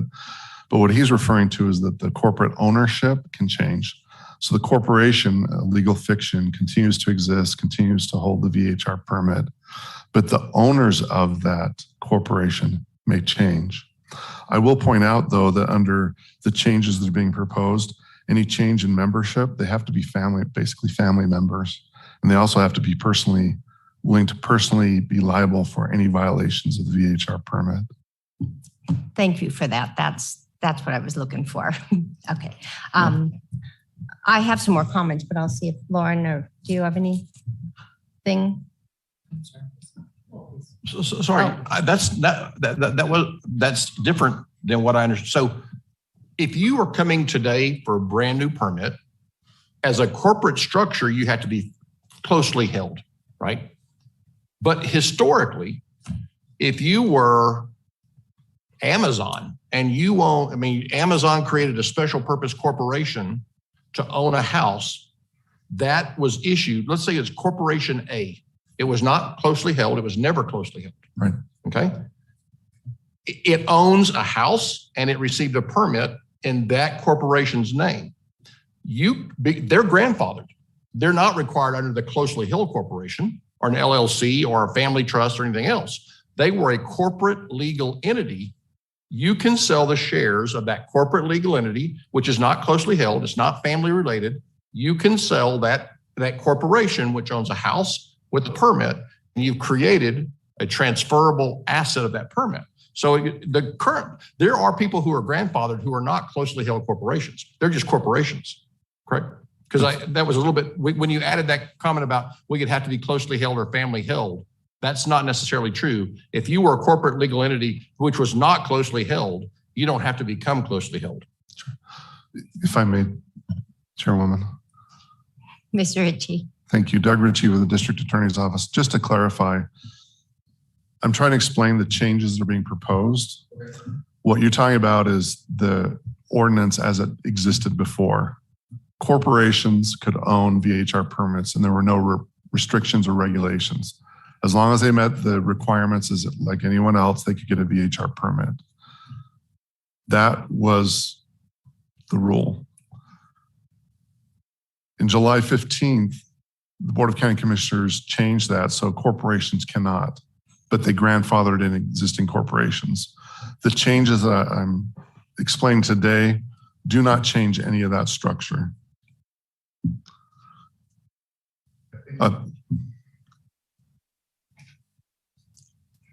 Thank you, Mr. Ritchie. Well, one clarification there is a change in this that now corporations used to be able to own, corporations couldn't, and now we're proposing that corporations can again own them under a limited circumstance. Sorry. Thank you. So any corporation that owns one now would be under the new ordinance if it's passed, that it has to be closely held. As of a specific date, there's a cutoff date. Right. Okay. Lauren. Sorry, no. A corporation that owned one before, which was not closely held, will continue to own that permit. What he's saying is it's just not part of the changes. But under the current regulations, a corporate structure that owns a property and a permit does not have to reorganize as a closely held permit. They were grandfathered, that legal structure is there, and they can sell the house with the permit. But again, it's not a change. I guess we should defer the whole thing to a later date. But it was my understanding with the ordinance that we passed previously in July or whenever it was, corporations weren't allowed, LLCs were grandfathered in. Doug Ritchie, just to clarify, legal entities, which means corporations, LLCs, that would include partnerships, and the legal fictions used to be able to hold them. July 15th, they no longer could, but if you had one, you could keep it, you're grandfathered in. The proposed changes today are these legal fictions, these legal entities, LLCs, corporations, subchapter S corporations, can again hold a VHR permit lawfully under certain circumstances, mainly that it's family held, closely held.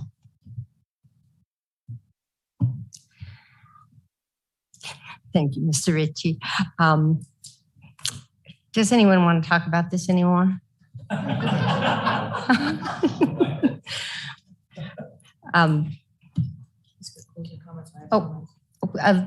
Can I come back to you? Okay, Lauren.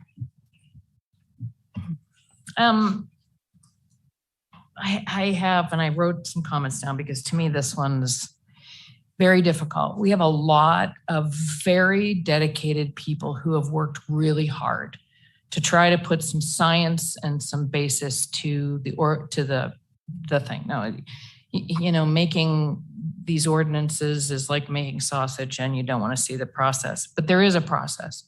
And I have to admit, I'm very frustrated at the fact that a handful of people can come in with their own nitpicking desires and that type of thing and just kind of move things around and just negate, number one, all the hard work that's been done by people who are really trying to put together something that makes sense. Is it perfect? Absolutely not.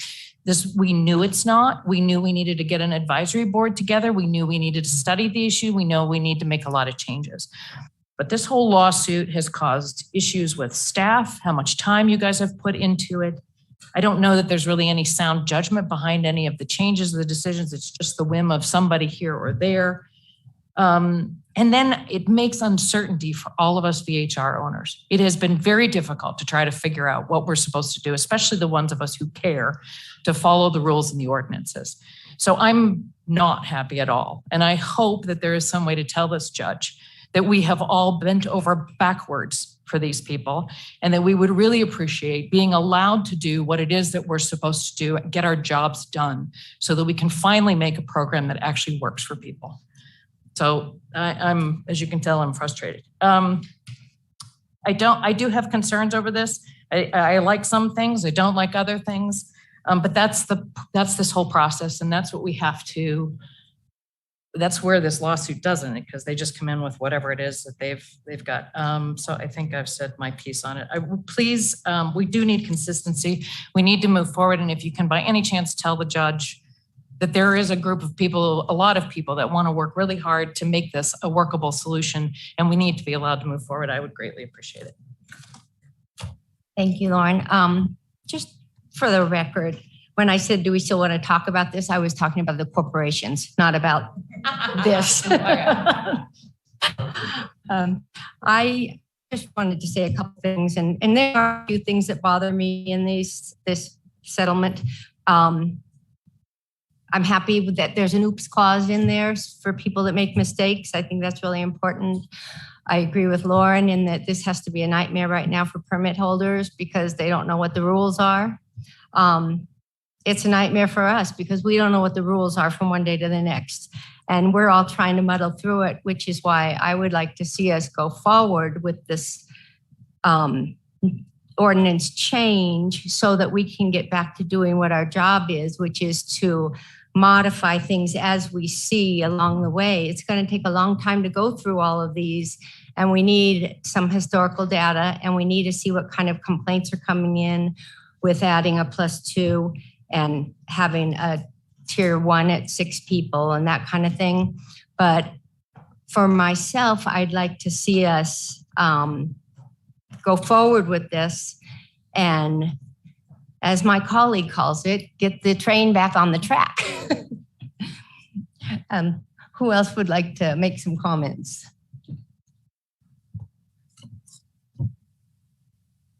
Thank you, Madam Chair. Mr. Ritchie, you mentioned that these changes are publicly out there, either on the website. I know that they were outside. I don't know if people saw those.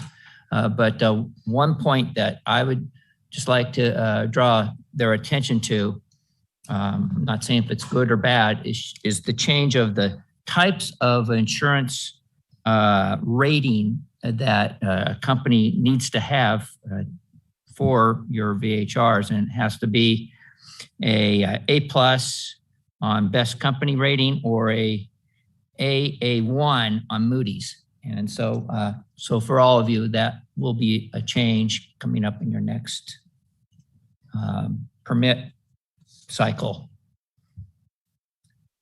I thank you for your time, Mr. Ritchie. Mr. Byers, you have some closing They'll be comments? very quick now because I agree with everything Mickey said. And I am worried about serial litigation because now let's up it by 2. It's bedrooms times 2 plus 2. A month from now, we could be looking at, well, let's go back to 4. Bedrooms times 2 plus 4. And if this stuff isn't, I think we have to start looking at the impact to current VHR permit holders. They need some stability in these regulations. And we need some time to think about what these things are. Why is 10 verse 12 verse 14 verse 16? Why are those the right numbers? And they are very judgmental, and we'll have to look at a lot of facts and circumstances. Data would be incredibly helpful. So I just agree, with Mickey that, we have to get these things stabilized. We have a process to make these workable, and we have to be allowed the time to go through the process to make them more workable. And I hope that in future litigation, if there is future litigation, that people will take that into a consideration, that we are potentially working at the detriment of permit holders, creating the confusion that we've done with these constant evolving regulations. Thank you, Mr. Byers. If there's no more comments from the board, I'd like to open up public comment.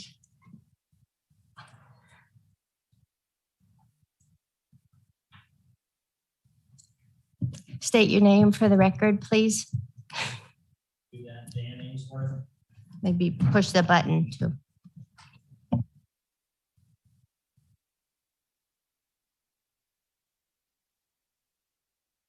That one. There you go. There we go. Sorry. I've done this many times and I screwed that up. Sorry. Dan Ainsworth. As a member of the task force, I have a little bit of background on what's going on here and how things got developed.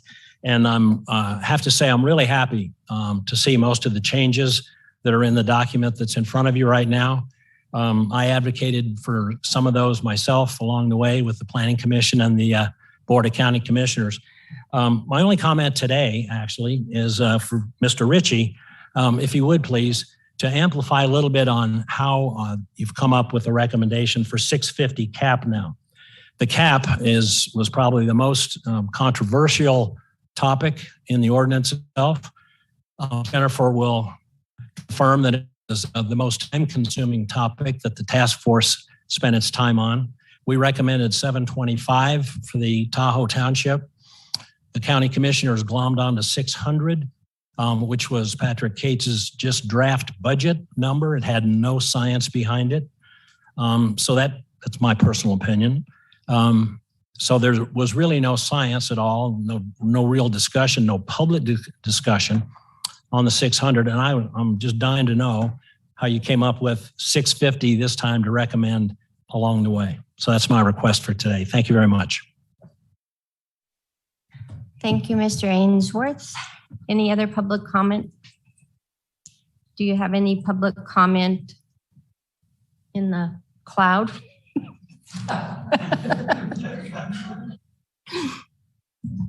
Thank you, Madam Chairman. And Damien, for the record, we do have one public comment. Let me get.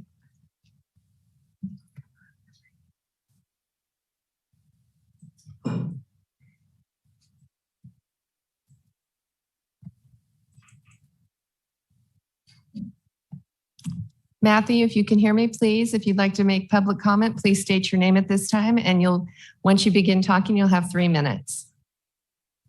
Thank you. Can you hear me? We can hear you. Thank you. Great. First of all, I'd like to just tell the committee, I very much appreciate the difficulty of the scenario you guys deal with on probably a day-to-day basis. So thank you first and foremost for your continued work on all of these topics. I'm a single home owner in the Tahoe area. My VHR is going to be classified as Tier 3. Just kind of full disclosure from where I stand. Mr. Byers, I wanted to say I very much appreciated your comment on the corporation grandfathering in. I feel like that is a topic that probably needs further discussion because I do agree with you that is a bit concerning on how that could potentially be used long term with those permits. I also have just one other comment on the occupancy. Given that the kind of mandate of this group is understand, gather data over the course of the next 3 to 12 months and make recommendations. It would have seemed to me that grandfathering in the current occupancy rate for the existing permits would make sense as a comparative measure to compare that to new permits that are going to have a potentially different occupancy rate and determine whether or not there is actually a correlation between whether it's 4 more in addition to the bedrooms or 2 more in addition to the bedrooms or none. That would have seemed like a very good thing to be able to gather data on, as opposed to moving forward with stating that we are outright changing the occupancy for all properties. That also has a little bit of an impact, and I don't know if this has been discussed with the board. I have existing reservations up and coming that will essentially be above my limit if that is lowered. I hope that there is at least a grandfather clause in there from a standpoint of when the reservation was made with the VHR owner. I don't know if that was considered, but it would be great to understand if that is captured somewhere. Thank you very much, everyone. Thank you, sir. For the record, how do I say your name properly? Matthew Cavance. Cavance. Thank you. Is there any other, let me just see if there's anybody else up there. Do you have somebody else? Damien. Thank you, Madam Chair. And Damien, for the record, there is no other for public comment online. Hello, my name is Mary Martin again, and I have some questions regarding if there is a complaint, the ability to be within 30 minutes of the unit. In some areas of the document, it says you must live within 30 minutes. But my question is what about traffic? Shouldn't it be miles? What about red lights? What about congestion? What about stuff? And then there's other conversations in here that talk about you must resolve a problem within 30 or an hour.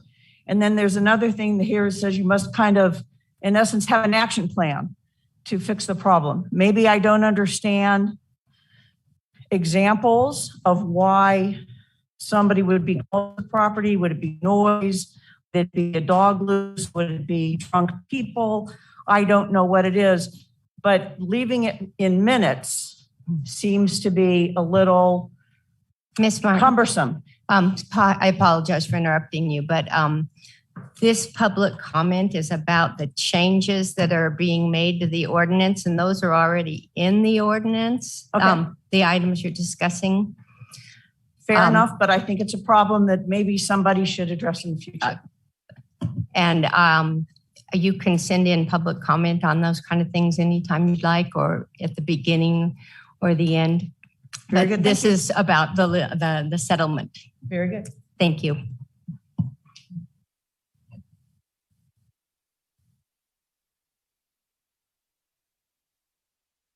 Is there any more public comment? Okay, we're going to close public comment and go to. Madam Chair. Would this be a good time to take a 5-minute recess? Why don't we finish out this item number? I was going to just say we're going to take it back to the board, and I don't know what the pleasure of the board is, whether they want to actually do a vote to support these recommendations or just want to leave it as and not take action. Does anybody have any strong feelings about that? Madam Chair, I recommend we just take no action that we've heard from Mr. Ritchie, and we don't take any action at this time. I concur. Okay, well then I will close out this item number and take a short break, maybe 10 minutes. 3:15. Recording stopped.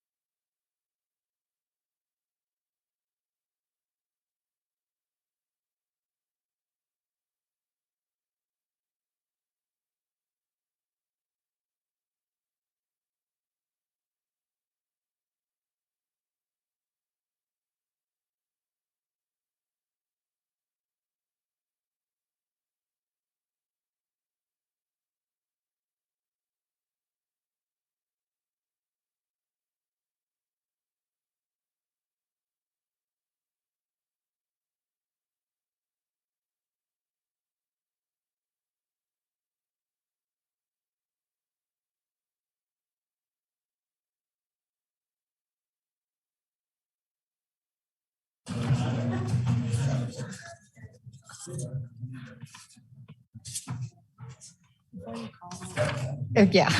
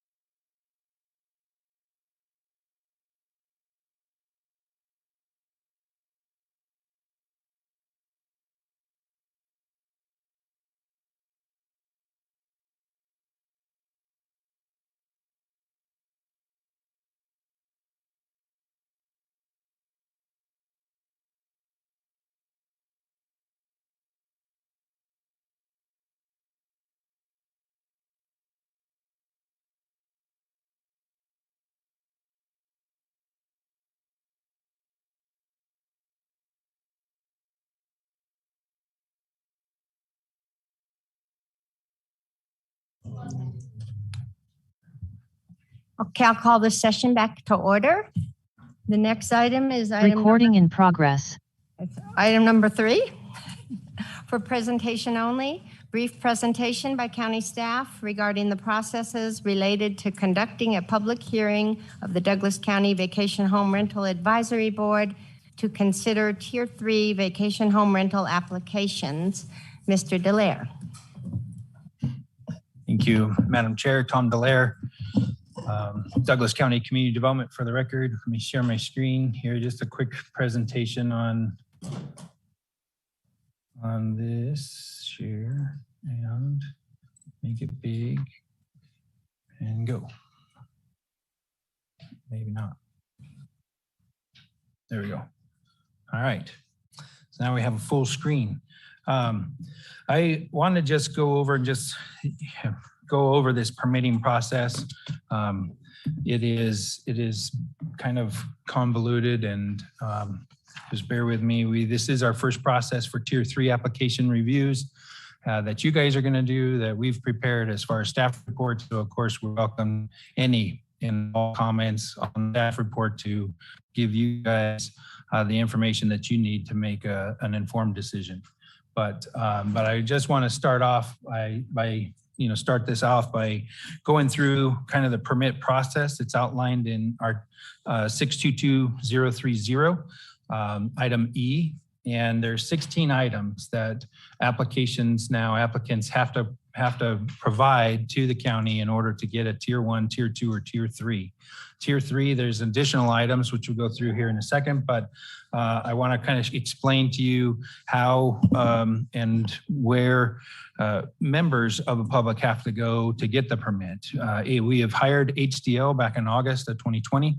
HDL is a company that deals mainly with other entities, but also our TOT tax collection. And it made sense at the time when I had one code enforcement officer and that we needed help with the permitting process. And we met with HDL, and they described what they were doing for their permitting process, and we hired them in order to actually prepare the permit.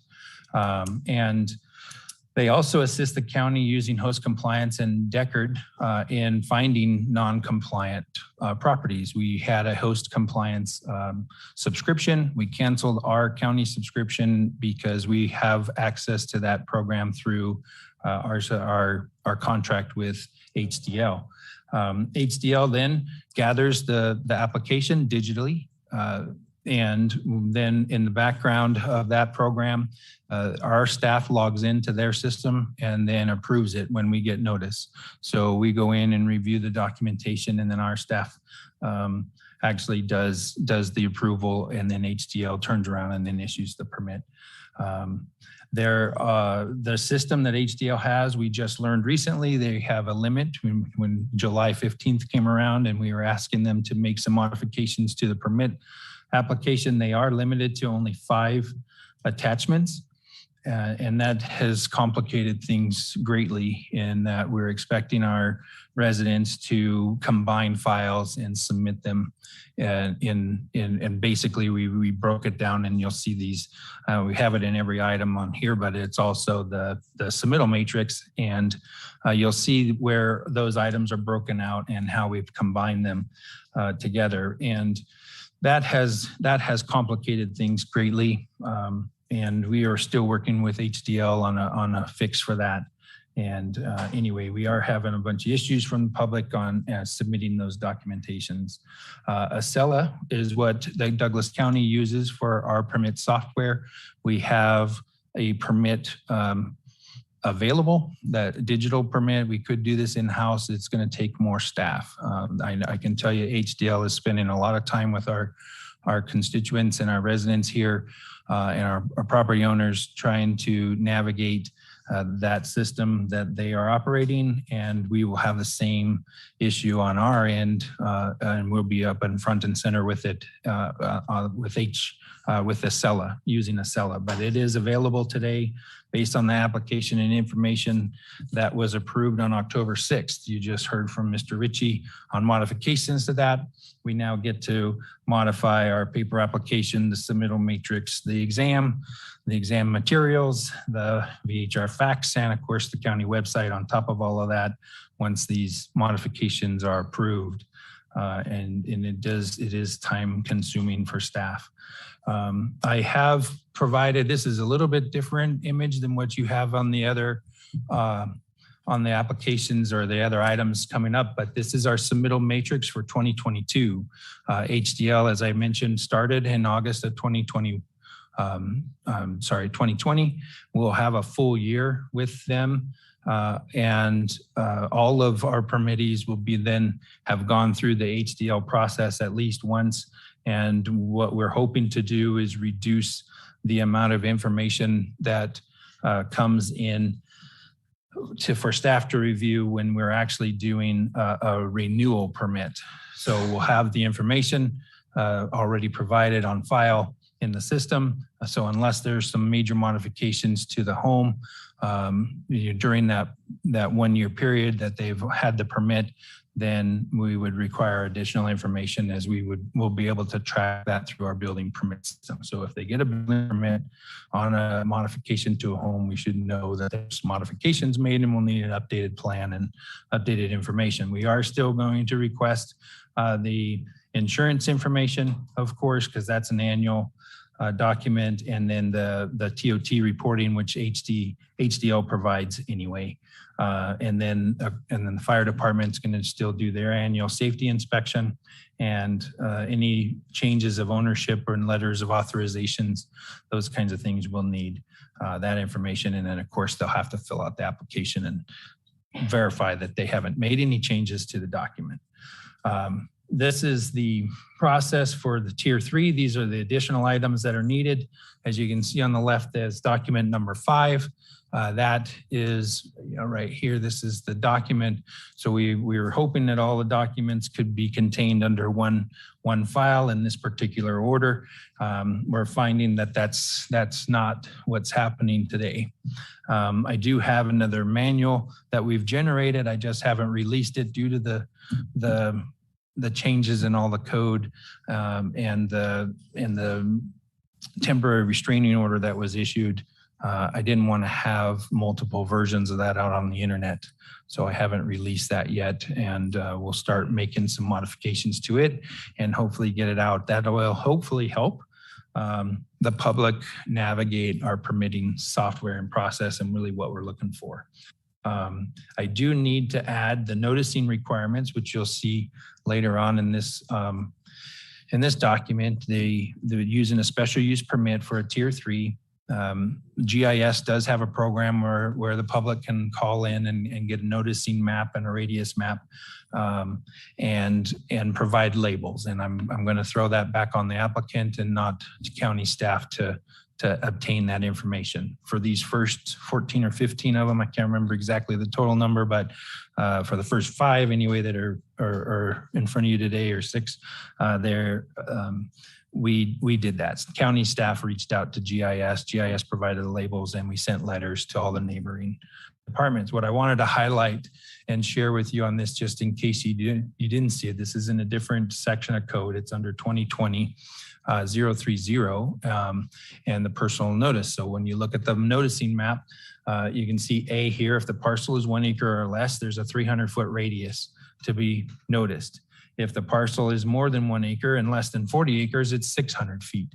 And if you look at D, we also require, so there's 2 things that GIS is looking at. First of all, the minimum radius, but also does that minimum radius connect to 30 parcels? We have to notify 30 parcels surrounding that individual. So when you're looking at the noticing maps in these, you'll see some of them are at 600. Some of them might be a little bit more than 600. I think there's a couple of them that are like 325 feet, and then 1 or 2 that are at 300. This is the reason. They have to identify 30 parcels. So when you look at the notice radiusing map, the black line here of the radius is each parcel that this line bisects or goes through and rarely touches. So you see like this one here was noticed. It may only be in the property like 5 feet, but it is noticed because the line hits it. This particular one, it doesn't look like the line hit that property, but if the tip is even in there half a foot, GIS on the GIS map, it'll trigger that property as being noticed as well. It's not just the properties that are contained wholly inside this radius. It's all the properties that this line actually intersects with. So that's who got notified with each of these applications.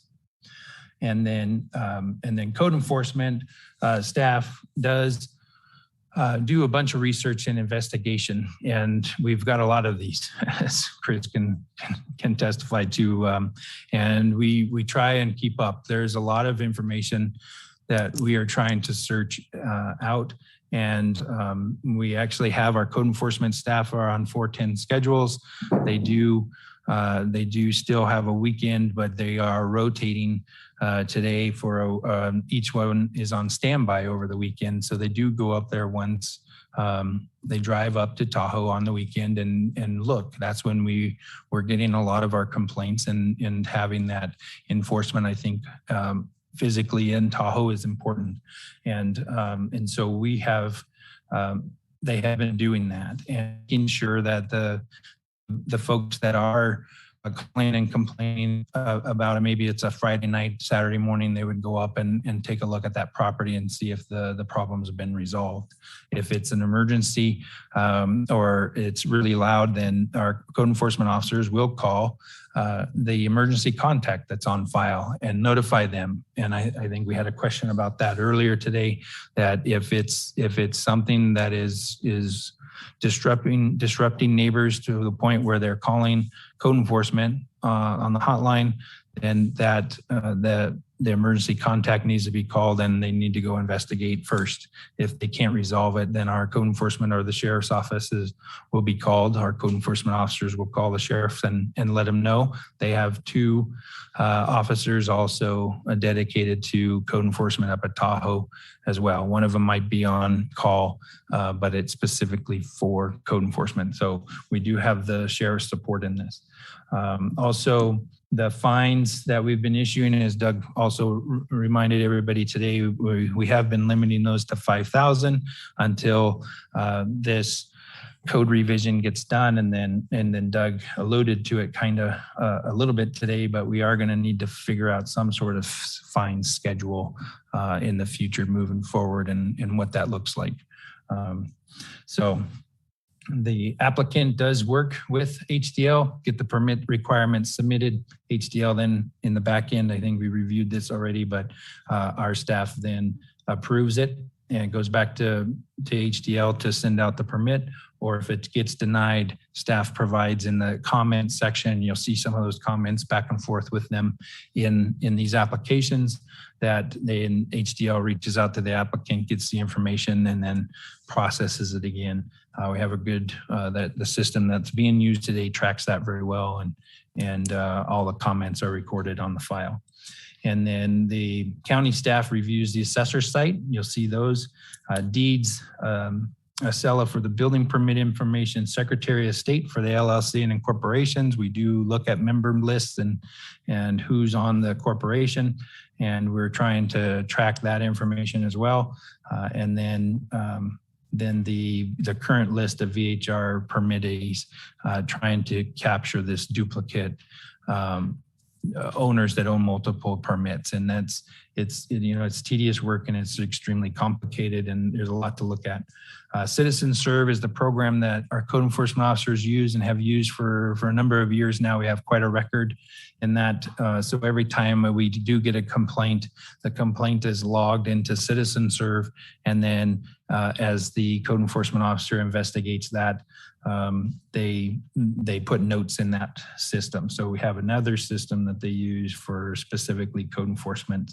Our staff also calls dispatch, make sure that we didn't miss anything as far as each property. Dispatch uses, I believe, Spillman. Based on an APN number, they can see how many complaints the sheriff's officers may have been called to for at least the last couple of years in that system. So we have a lot to review to try and include for you on these applications and review to get to the point where we're publishing it. So it's a work in progress. And, I'd like to turn it over to you guys for any questions, but again, we can modify the information we're providing. We have the opportunity to have that conversation now, and any recommendations you would like to make on the report, if there's something missing, or maybe there's too much information that would be helpful for us. So that's where I'll turn it back over to you for questions. Thank you, Mr. Dallaire. I think there'll be a lot of questions down the road. I don't know about today, but going through the packet, I think we all had a few notes we were taking of things that could be done a little differently. We're all learning. Who would like to make comments? Lauren? Mr. Dallaire, I have a question for you. So when the staff looks at this and says that there is proof of trash pickup, I understand that we can't put that in the packet, but what is it that you actually are requiring? Many of these folks have even provided a statement. I know, and I didn't know this at the time when the code was created, but a lot of the GADs or the HOAs actually provide service not being picked up by whole refuge. For many of these tier 3s, they're individual homes. There's one in particular in here too that we've identified that is in an HOA now, or not an HOA, but a GID, and there's an issue there. But we'll get to that item. But I think with the trash, we have been collecting a trash bill. They've been submitting a trash bill, an actual trash bill for their home, or a statement in the application stating that the HOA is picking it up. So it would be helpful if the HOAs provided that information to us, but it's coming from the applicant. Okay. And then it was where's the responsible party? It was a little bit difficult just to pull that out, but I don't want to hold up today. I'm asking more tier 3 questions, but hopefully you'll come back the next time and we can kind of work through some of this. It would be great, but I don't want to hold up today other than tier 3 stuff. Responsible party, is it listed some specific place every time, or? The responsible party, we're probably looking at the property owner. If it's the managing member of an LLC or something, then we'll have some information on that LLC on who actually is shown on this, either Secretary of State, or if it's a California or other states, we have to look up their website to get that information on that entity. But we'll try and get the member information, and then they need. The applicant should be providing us with all the members a letter from all the members stating that this individual is the responsible party for the entity. Okay.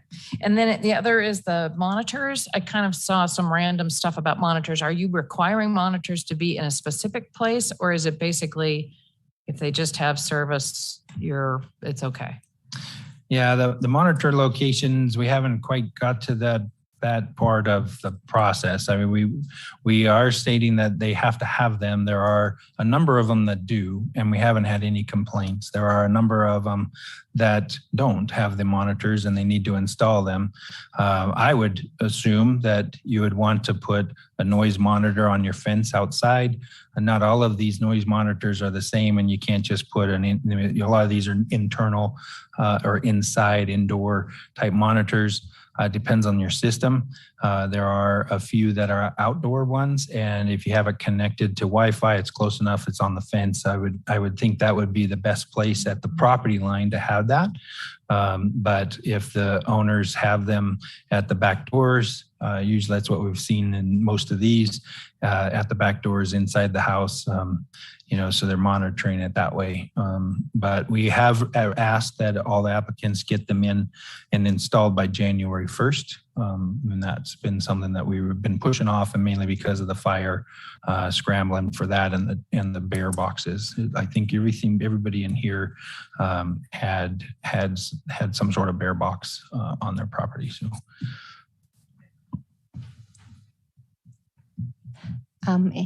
Anybody else have questions? Keith? You just always assume, right?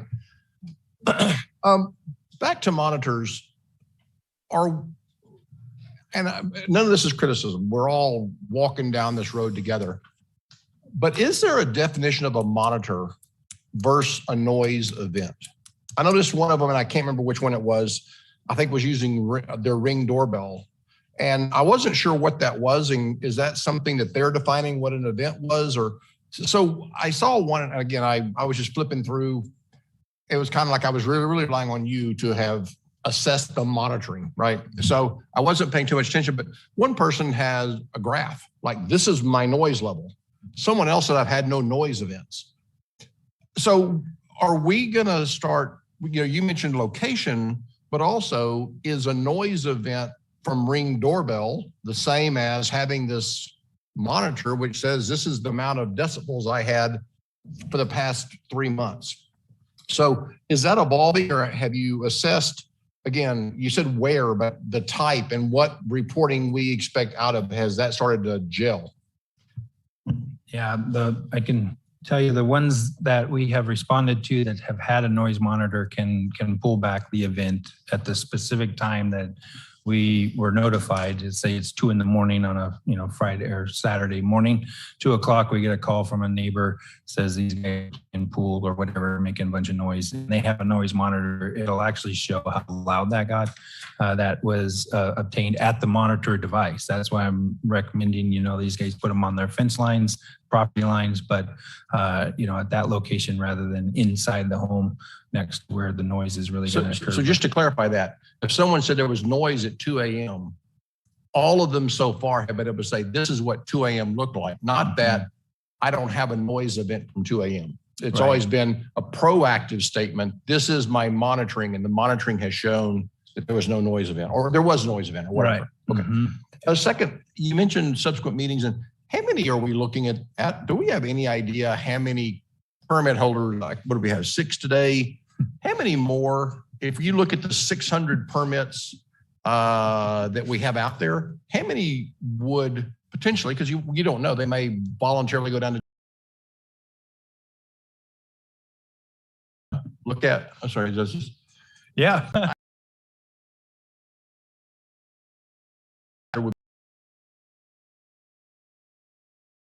That's saying there are 122 that would somewhat be in that category that may or may not want this. Okay, thank you. Potentially, yeah. And second, and again, this is not criticism. We're all working through this together. But I found, this is just a comment, you can disagree with it. I found the recommendation odd because certain things in there are judgment.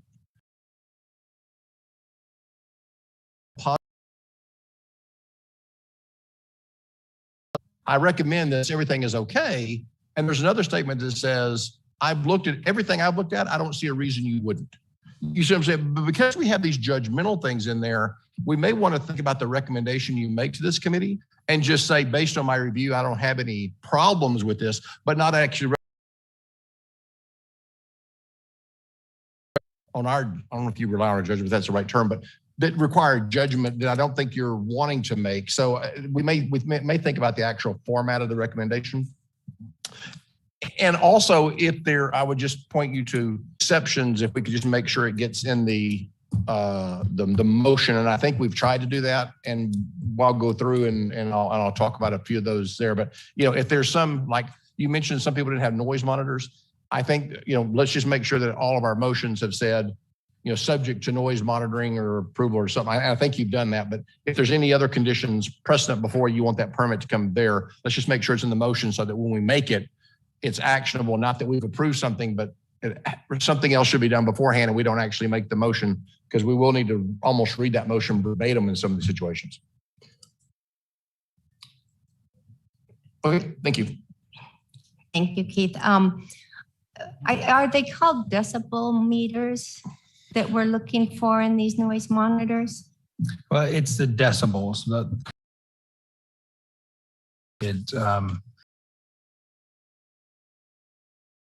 Which is called something else.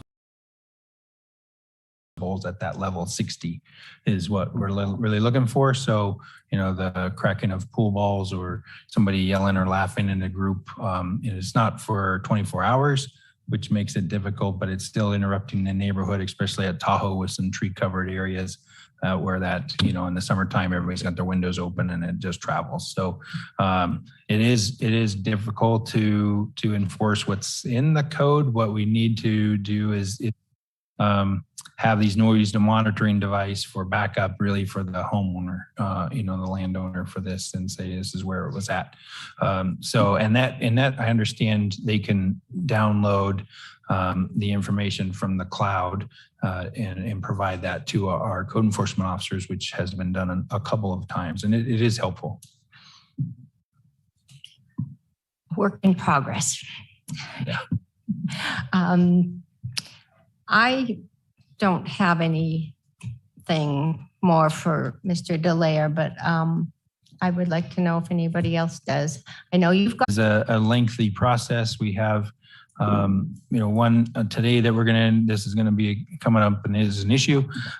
Deed restrictions in the code is a deed restriction. If they purchase the property after that deed restriction, it is important that the county knows where that is at. I have a service tag in with IT to get these restricted areas identified on our map so that we can turn the map off and no more new permits. So we are working on that. Unfortunately, we've got the redistricting that came up this month with the whole state of Nevada and all the school zone districts and boundaries, and that's their priority. So they told me they were going to work on it today. Hopefully we'll get an updated map online here shortly. Thank you. I know it's going to be an interesting conversation coming up with some of the right reviews. And it is extremely helpful, by the way, to have those property owners who know where these restrictions are located to send them to staff so that we can get them identified on the map, because it is really difficult to find this stuff. We've been working with the Secretary of State for 2 years on trying to even locate all the HOAs in Tahoe, and it's not easy.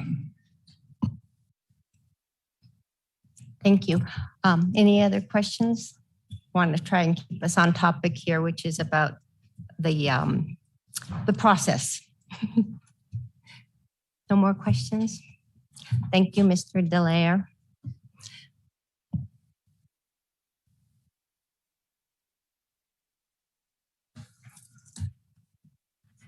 Item number 4 for possible action, discussion on a special use permit application to obtain a Tier 3 vacation home rental permit.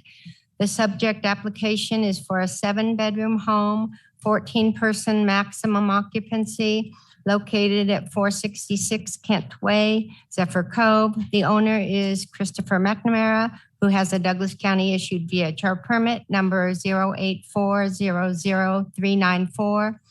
APN 1318-15-311-002.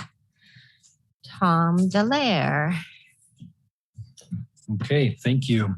So, so we have this application is the home is a 7-bedroom home. The occupancy is 14. They have provided 4 parking stalls. They previously, their permit prior to this had a total occupancy of 18.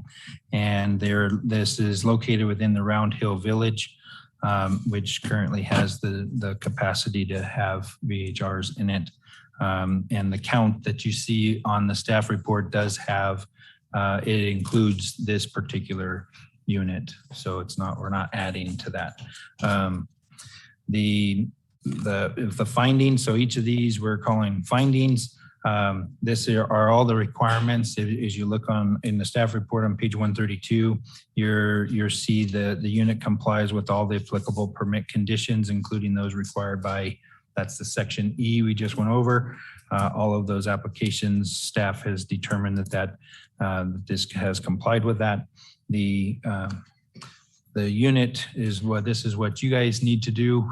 This is your analysis. The unit is located sufficiently far away from all other residential buildings so as to not create a nuisance. So we've provided in the staff report a map, a small plan, and I know it was tiny and we're trying to work on a better format for that, but it looks like we had the closest resident to this particular house was 41 feet away.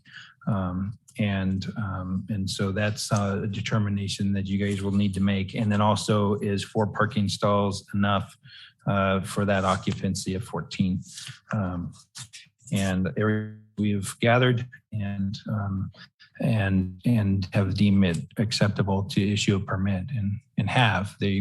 They're coming forward. They have 180 days to get this tier 3 approval, and they're in that time frame, within that time frame, of course. So this will just be the first of many. So I guess we can turn it over to the applicant to, I don't know, or you guys want to just have a discussion and conversation. I don't have really anything else. There's a couple of questions, I think. Okay. But I know that I have for you on this application. I don't know if anybody else does.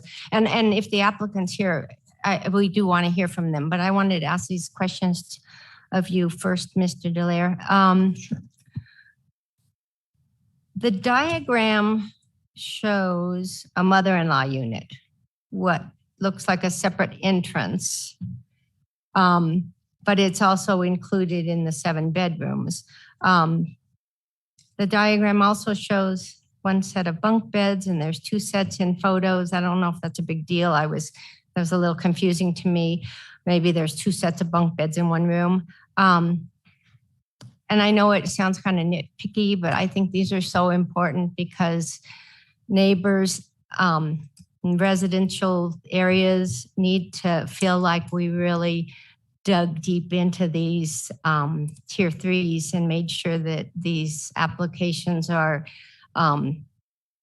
going to be comfortable for everybody, for us to make the decisions and for the people that surround these neighborhoods. And again, I couldn't figure out whether the owner was the 24-hour contact because it wasn't real clear, and I didn't know if the owner is the 24-hour contact, where does the owner live? Those were my questions. Okay, well, I'll do my best there. Okay.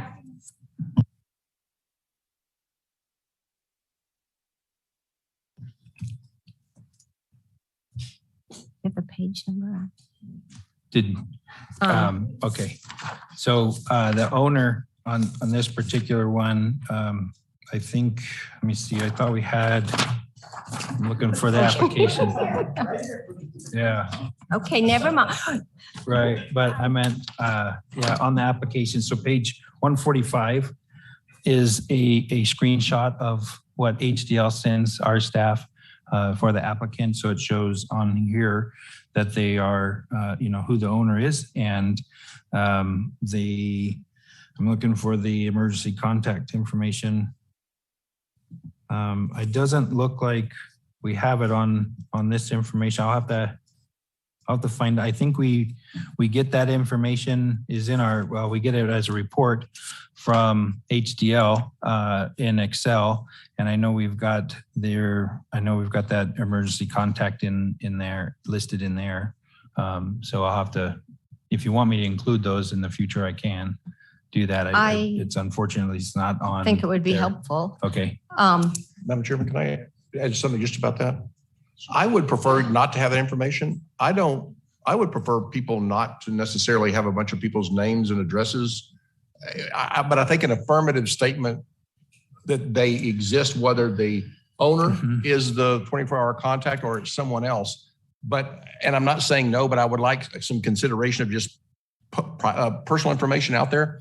I mean, I think people can find them. They need to be able to find them, but I don't know if we need to publicize people's names and addresses unless there's a specific purpose. And maybe we can get to an affirmative statement by you that you've assessed that rather than trying to put it over and over and over again. But I do understand it's probably a matter of public record because you need to know who to call if there's noise. So maybe that's not an issue, but I would ask when we ask information, if you'd run it through that kind of thought process, whether you're putting out information that you shouldn't put out. Yeah, right. No, exactly. There was a lot of When information. there's a question, I think we go to the hotline anyway. If a resident, they go to the hotline and then they would go to the responsible party. I just was thinking for our purposes in trying to determine whether this unit, qualifies, since a tier 3 needs a property manager or the owner to be the responsible party. That's why I was looking for the information, but I agree with you that there needs to be some kind of privacy as well. Does anybody else have any questions for Mr. Lair before we ask the owners, the permit holders to come up? Mr. Lair, and I wasn't sure when to ask questions on each one of these versus your overall presentation, but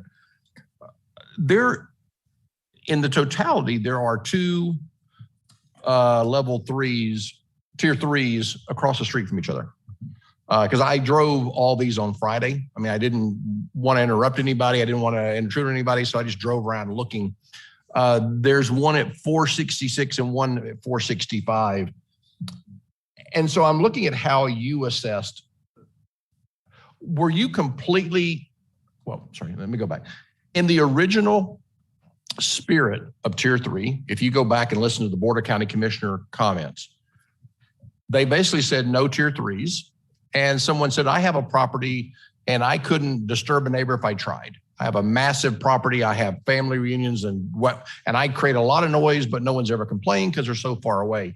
And that was the concept that the Board of County Commissioners used to think about a tier 3. Now, I realize that had to be codified into legislation, and now we're looking at legislation. But when you gave your recommendation, were you completely relying on us to look at that? Or were you assessing the fact that you have two tier 3s across the street from each other? And again, you said, I can't remember how many of these things, 120 of these things we have. I guess there's going to be some across the street from each other. Does that affect your assessment? And also, it seems that you were talking about the number of noise complaints and realized it's a very unique situation.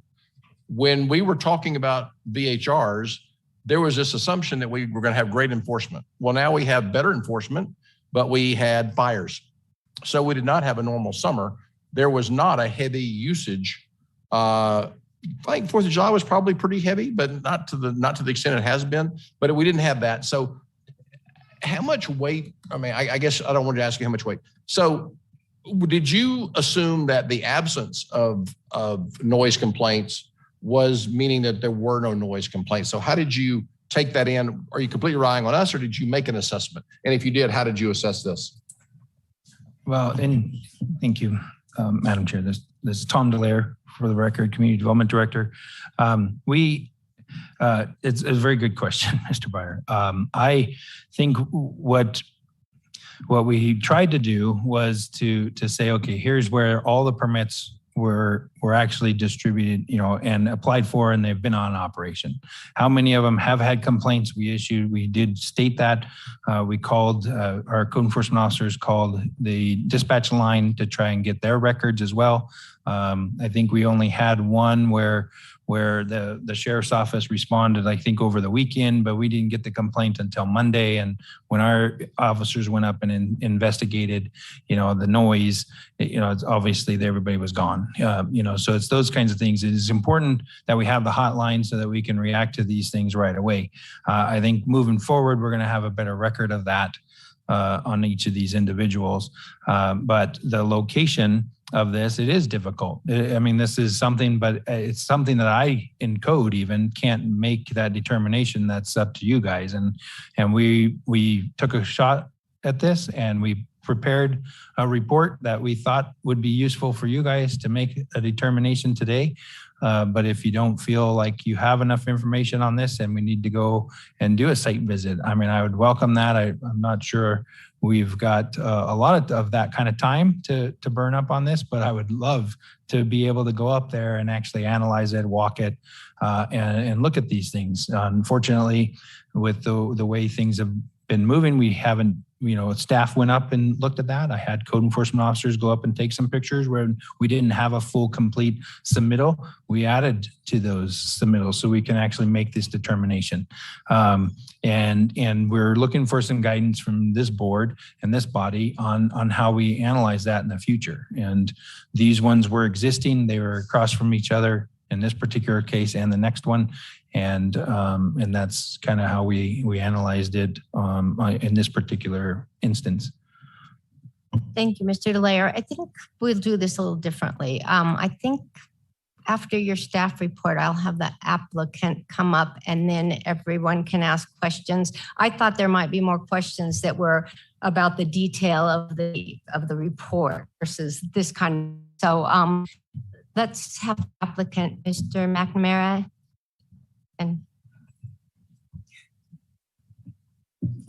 Hi, I'm Chris McNamara, 466 Kentway. And I'm Victoria McNamara. Okay, we'll sign.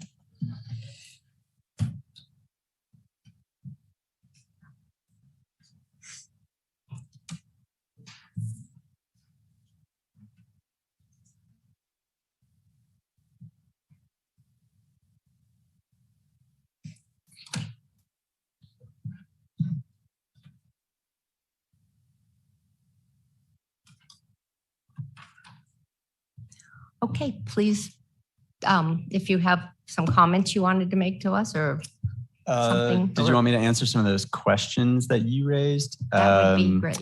I'm going to go off all the ones I can remember, but we live about a quarter mile away.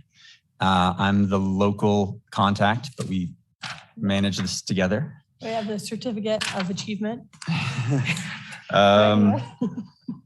Yeah. 96%. Yeah.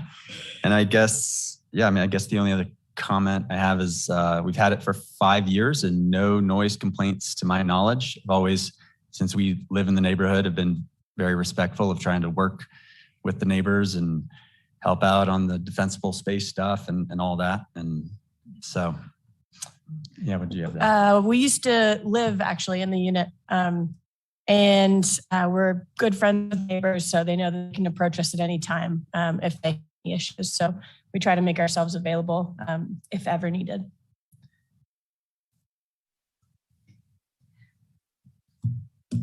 I did find it curious that there was a letter about the house across the street, but not your house, since they're so close together. So that's kind of why I wanted to talk to you.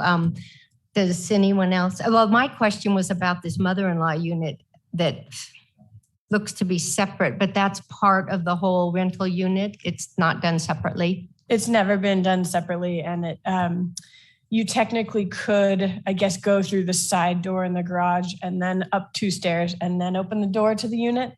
But there's no separate key to that. Everybody has to enter through the main door. So it's never been advertised as a separate unit. It's all just part of the same 7 bedrooms. Thank you for that. Does anyone else up here have questions for the McNamara's? Oh, I can add one more thing. Sure. comment you made about the bunk beds. There's only one bunk bed in one room. It's a twin and a double, and it is just for two people, you know, one person up top, one at the bottom. And I was looking at pictures that were in the packet, and there yeah, was and maybe the closet doors are mirrors, so it might have done the reflection. So you saw that maybe there was two in the reflection. And then there is one more bedroom that just has two twins beds as well. So thank you. Yeah. No one has any questions? Lauren? Quick question. So you have South Tahoe Refuse garbage, but do they actually come and pick it up, or do you have other alternatives to that also?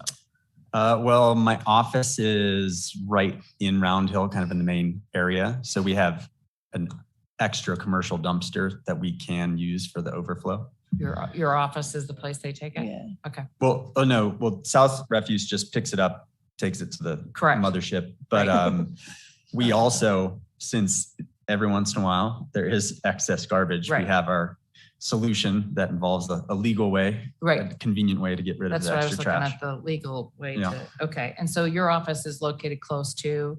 Yeah, it's right behind the gas station there in Round Hill. Old Spectrum building, and I work at Zephyr Cove Elementary.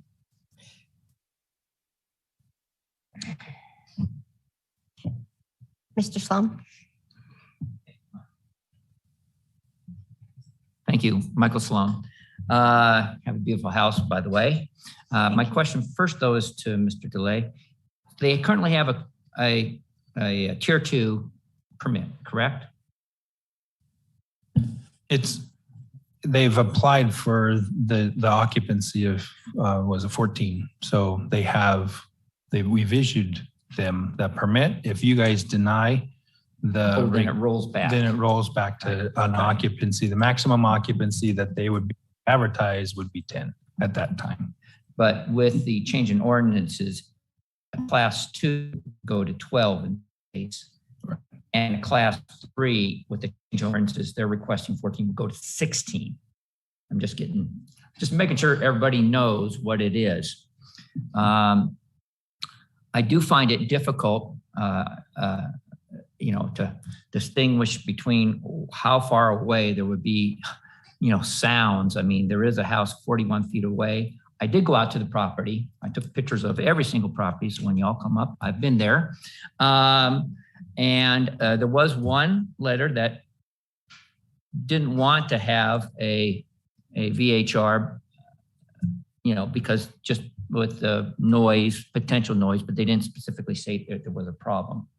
My question to you is the reason why you're going for the tier 3, obviously economic, you can make more on a 16 versus a 12. And if so, how much more do you think you can make on that? Because like if you rent to 16 people, can you make $1,000 a night? And if you rent to 12, you can rent to maybe 800. Is that the reason why?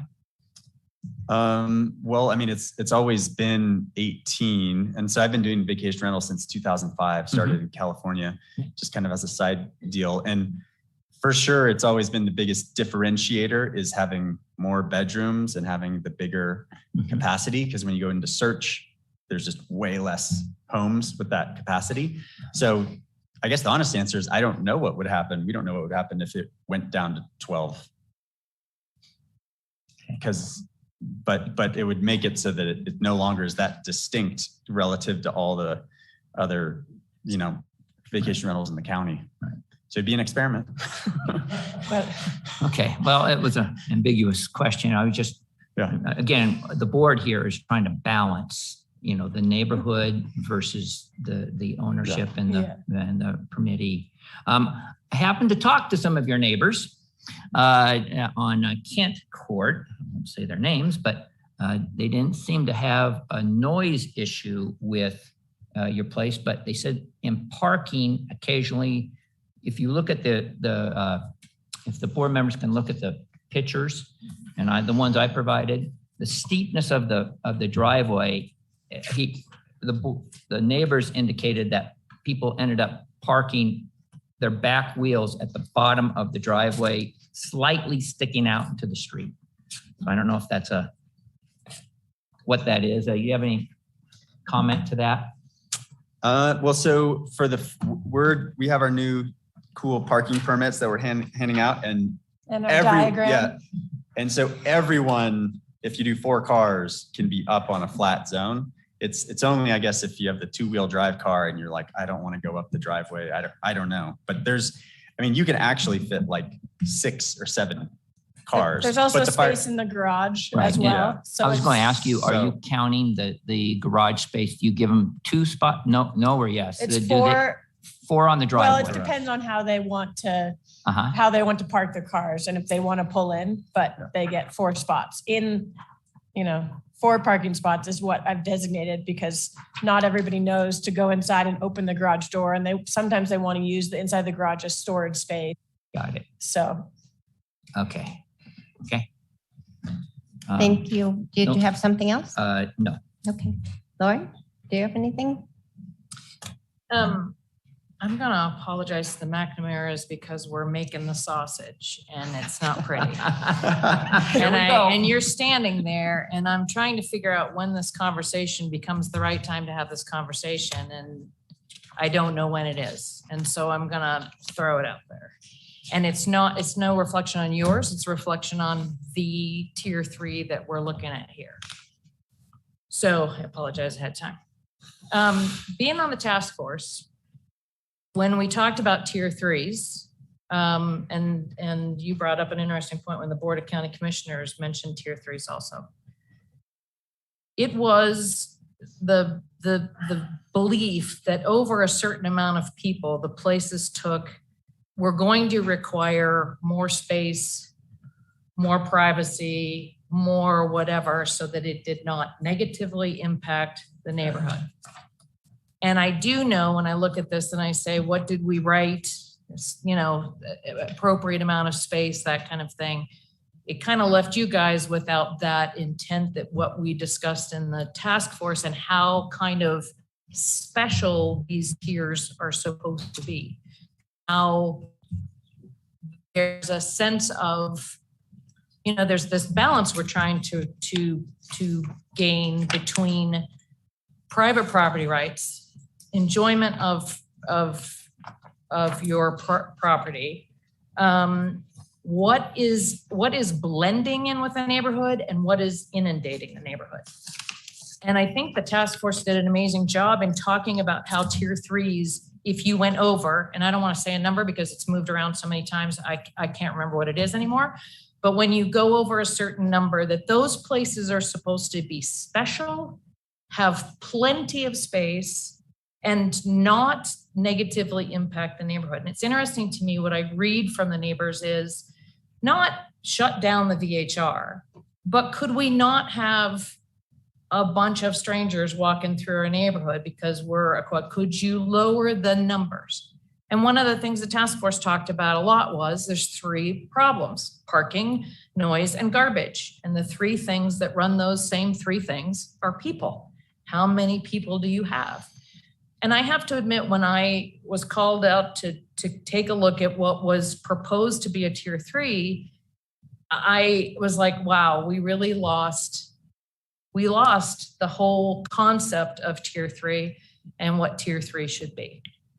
There are a couple in this, in my opinion, that do raise to that because they are separate. But when I look at neighborhoods like with what I've had here, it is just so difficult to manage a place when you have, what you just said the numbers, and I'm still don't want to talk numbers because it moves around so much. 16 versus 12. Yeah. And that every one of those, we just know that more people create more issues. Is that a generalization? Absolutely. Have I been to Airbnbs? Yes, I did. Yes, but somewhere in there, someone's got to draw that line and someone's got to make the determination. And I'm having a personal, real difficult time with what we're looking at as tier 3s. I know you guys are recommending because basically someone is asking, they've got X amount of bedrooms. But I feel like we've lost the spirit of what it was supposed to be. So I'll throw that comment out there for I'll throw the comment out just so that you realize that I'm having issues with where we are today. And it's not their fault at all. I feel very badly about the fact that it's just the beginning part of this making sausage, and what do we see actually works within Douglas County. Thanks. Can I just want to say one thing. Can I suggest that maybe we take public comment? And because I think we're kind of getting into the wrap up stage where we're wrapping up our final comments before a vote, and we do need to take public comment first before we move to that part of this. And Mr. McNamara, yes, what would you like to? All I wanted to say real quick was, from my understanding, everyone who's up here doing tier 3, no matter what, they're going to get it reduced. So that'll give new data, and that'll be moving in that direction of reducing, and then you'll be able to then assess it. So even though I understand like the concerns with having these bigger homes, there's also, you guys are putting in process as of today, there will be less people in these homes, and we'll get to see what happens. And also, we also realize that, Airbnb typically doesn't count like a 2-week-old as a kid. We might have a 2-week-old here shortly. And it's very clear in this ordinance that a 2-week-old is one of the occupants. And so so that's another kind of way that the numbers are going to be reduced, is with the stricter enforcement of that. So that's there. No matter what, there's going to be fewer people in our home and all tier 3s. It will definitely take some time to get through all this. Mr. Byer. And I hope you appreciate this. You probably won't. To me, if I can tell you what I'm concerned about and allow you to address that directly, it's the best thing for all of us. Sure. If we had had a normal, by the way, like what I hear about you being close to your unit, because if there's noise complaints because you're making them. I'm assuming you're not calling it on yourself, right? But you're there, and knowing the neighbors, I think is a great thing. I'm very uncomfortable the way these work, but they work the way they work, that we're going to approve or disapprove a level 3, and that's forever, right? You don't have to come before us every single year to get reapproval. Noise monitors are a brand new requirement. We don't have experience regulating them. You don't have experience operating them. And we're putting them out so we have all this evolution going on, but we have to make a decision today, which will last in perpetuity. So basically, if we say yes today, let's say, let me use some just common vernacular. Let's say we say yes and we're wrong. You would have that permit for the rest of your life unless you had 3 noise violations per year. And if you had 3 noise violations per year, then something could happen. So you could blow the doors off on July 4th. Let's rent it to a fraternity or sorority. Let's rent it to a bachelor party. You could blow it out on Labor Day. And as long as Memorial Day, Thanksgiving, and Christmas were okay, you can really cause a lot of concern of your neighbors twice a year. So that's my concern. And I don't even know if we could do this, but would you, and again, I would be less concerned if we could say, let's try it. But a year from now, you would need to provide the data on the noise levels in the house. And if you are, because what I want to represent every citizen of Douglas County, including those who have timeshares, including those who do the right things. And what I kept hearing in the public debate in front of the Board of County Commissioners I have great screening I do that allows me to be a better VHR operator, right? And I think you living in the neighborhood obviously increases that. But this permit is not contingent on you never moving, right? And if there's a situation now and there's a situation of you moving to San Francisco, that could change the noise violations. And all we're left with of enforcement is some fines and penalties. But to actually remove that permit, requires 3 noise violations a year, and that's a lot of noise violations. I gave that comment at the BOCC, but there's someone didn't think it was there. But so what would happen if I don't know if we could, but what would happen to say that we're going to approve this for the next 12 months, but over that 12 months, we want more operational data about, we have an enforcement division, which is actually enforcing now.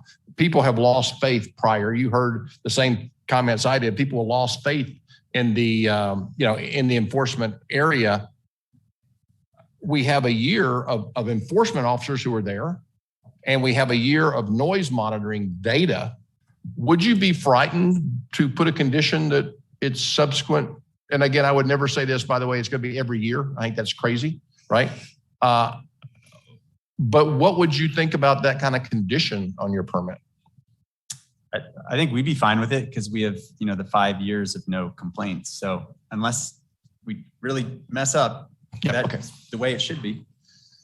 And keep in mind, you also have the policy written within, the local contact person needs to be responding within 30 minutes. And if they don't, so, your scenario of if we move to San Francisco, which we would never do, but,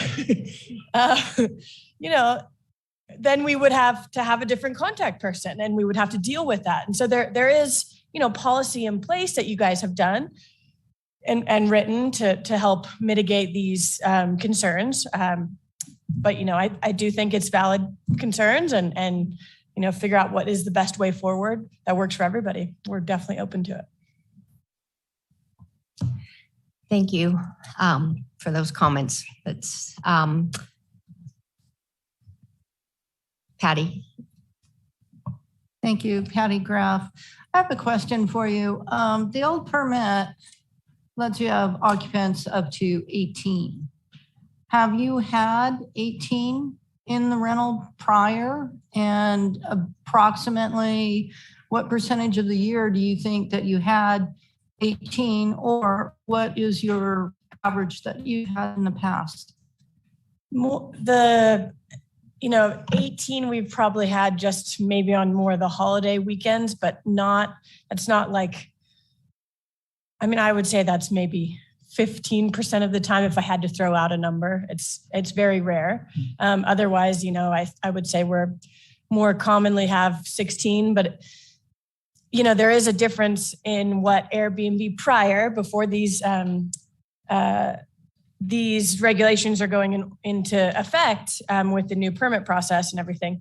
Airbnb would not count a child that's under 2 as an occupant. And so it all kind of depends, when there wasn't any,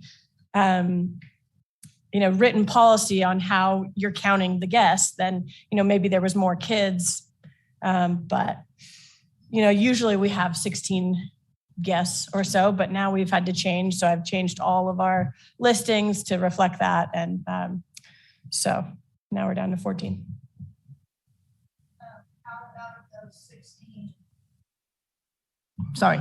Out of those 16, would you say that there is a mix of children along with adults with that? And about how many cars would you, is your average that you have for those 16 people? 4 cars. And we are a primary, I advertise across the board that we are a family rental and only want to rent to responsible parties because it is our home and we want to respect our home and the integrity of our home. And so, I have written on our listing, and you can go in and look at it, but there's like 0 bachelor parties, 0 bachelorette parties. We don't want to host big events. We don't want to host weddings. We don't want to host any type of, larger gathering besides families coming and wanting to enjoy Tahoe. And I really try to screen our renters each time so that we avoid having complaints from renter or from the neighbors and having issues, because, we want to be able to continue to rent and be able to, take care of our home that we do have. So. Thank you. Are there any more questions for the applicants? Specifically for the applicants. Okay. I promise it's for the applicants. So do you advertise 4-car max permit? Yeah. That's it. Yeah. So if you have 16, you're jamming an average of 4 in each one then. Mhm. And there's no street parking, Yeah. anything like that. Thank you. Very clear with that. And we have all the language written on our parking diagram that was requested, and the warning that says failure to park in the designated spaces or displaying the parking permit can result in the fine and citation of $500. And, so it's very clear. It's posted in the home, just inside the door. It's also posted in our house manual. But we've tried to be very meticulous in following each step so that it's very clear for our renters. Thank you. Lauren, do you have something? Question for our legal counsel. Um, So I don't know, however you want to. okay. So, I've verbalized my concern, and I think the other interesting point is you're right. I mean, we're setting precedents here tonight, and we've had no guidance. It's this sloppy process, and it's just kind of not guidance, but we're just at the beginning phases of this. And so getting it wrong is, in my opinion, very bad. Now, you propose a very interesting thing, because to me, this is all part of collecting data. And if we can do that, so can we legally put say that this tier 3 is approved for 1 year, and then we need to come back and is that possible? Sam Taylor from the Douglas County DA's office. My response to that would be yes, you can. This is a special use permit. You can condition it reasonably, in a reasonable manner, as you see fit. If you have concerns about the proximity to the neighbors, in other words, that the house is a little too close to the neighbors, and you just want to do what Mr. Byers suggested, monitor the noise levels in a given year and require the applicant to provide that to you, that would be a reasonable response, I think, to the proximity issue. Because determining whether or not a house is sufficiently far away is entirely within the purview of the board to make that decision. And if there are about the proximity that the board members nervous, then you can add a condition that's reasonable to ensure that it doesn't bother the neighbors. I mean, that is ultimately the whole point of this process, is to make sure that if you're making an approval, that you're not approving a home that's going to be bothering the neighbors. And so that would be something you can do. Thank you, Mr. Taylor. Michael Sloan, I have a follow-up for council. So each home is its unique home. So as a board, we would not be in violation if home A we felt needed to come back in 1 year and home B did not need to come back in 1 year. Talk to me about that. Sam Taylor again. That is correct. I mean, each application is unique. The distances are not the same. Proximity to the neighbors, topography, vegetation, mounding, everything is unique with each individual application. And heck, I would even recommend not treating them all the same or even trying to do so. I think you should take each one on its own merits and its own facts and circumstances. Thank you, Michael. That was a really good question, a really good answer. Is there anybody else from the board that has anything to say? Because I would really like to open this up to public comment so that we can make a determination for these folks. Is there any public comment from the body that's here today in the room? And Mr. and Mrs. McNamara, you can have a seat, and if we need you back, we'll call you up.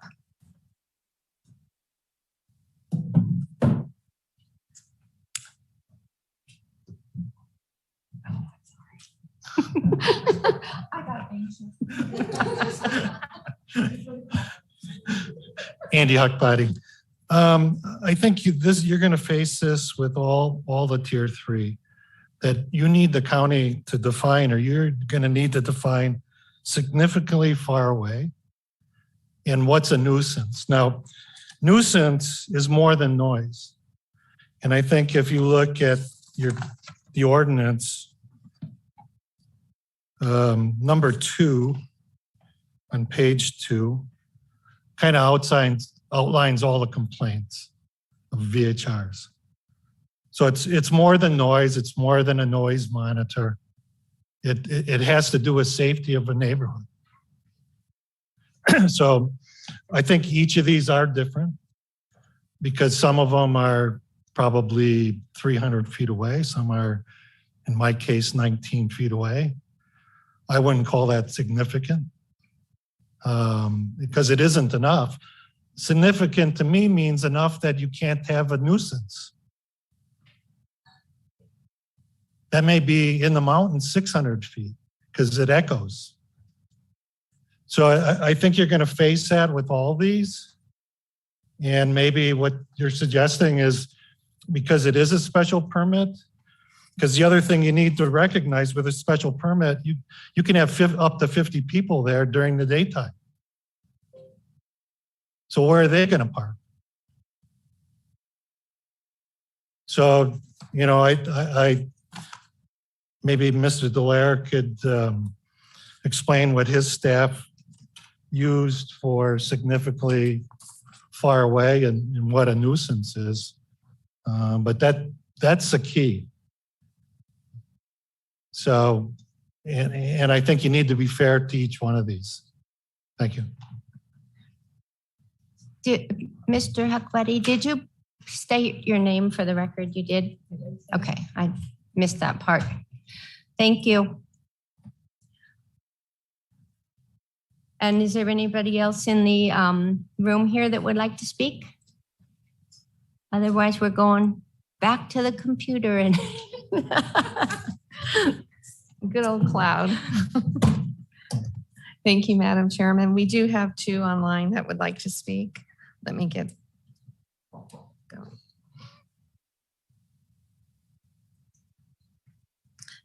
Stephen, if you would like to make comment on item 4, please state your name, and once your name is stated, your 3 minutes will begin.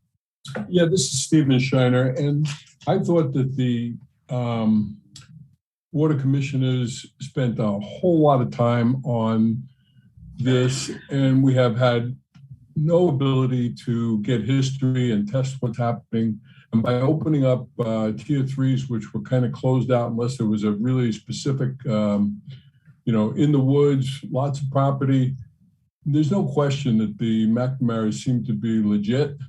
But if you open this up and you start approving one by one, the precedent is going to be set and you guys are going to be inundated with requests, and this whole thing is going to just blow up, and all the work and all the efforts that went into passing ordinances are going to go away. And I thought that the ordinances were more than just the noise complaints, but it was all about preserving Lake Tahoe.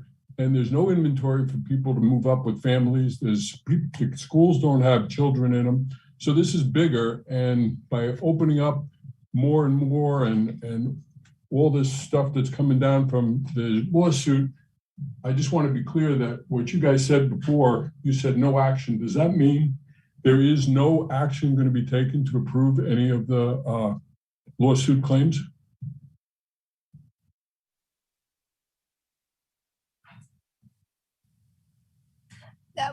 We don't answer questions under this forum. Okay. It was just unclear what no action meant. So, you know, I spent a lot of time listening to all of these events, and it seems like we're going backwards. So that's just my 2 cents. Thank you, Mr. Shiner. Thank Do you, we have Madam another Chairman. We have one person? more Yeah. public Ms. Damon? comment. Chris, if you could please state your full name, and once you state your name, begin talking, your 3 minutes will begin. Yeah, thank you. This is Chris Larson. I live on 472 DeVoe, and I actually was fortunate enough to receive 2 of these notices in regards to tier 3 applications within a looks like a 325-foot radius of my house. I wanted to thank Mr. Byer for pointing out that both of these homes are technically right across the street from each other, which is rather concerning. But on this particular agenda item, number 4, I would say without a doubt that the McNamara family does live within Round Hill. They are very responsible owners. And quite frankly, I didn't even know that that home was a vacation rental until a few days ago. I do have some other comments, which I will save for the appropriate agenda item on number 6 for the different address across the street. But it's an interesting concept to think that 2 of these would be directly across the street from one another.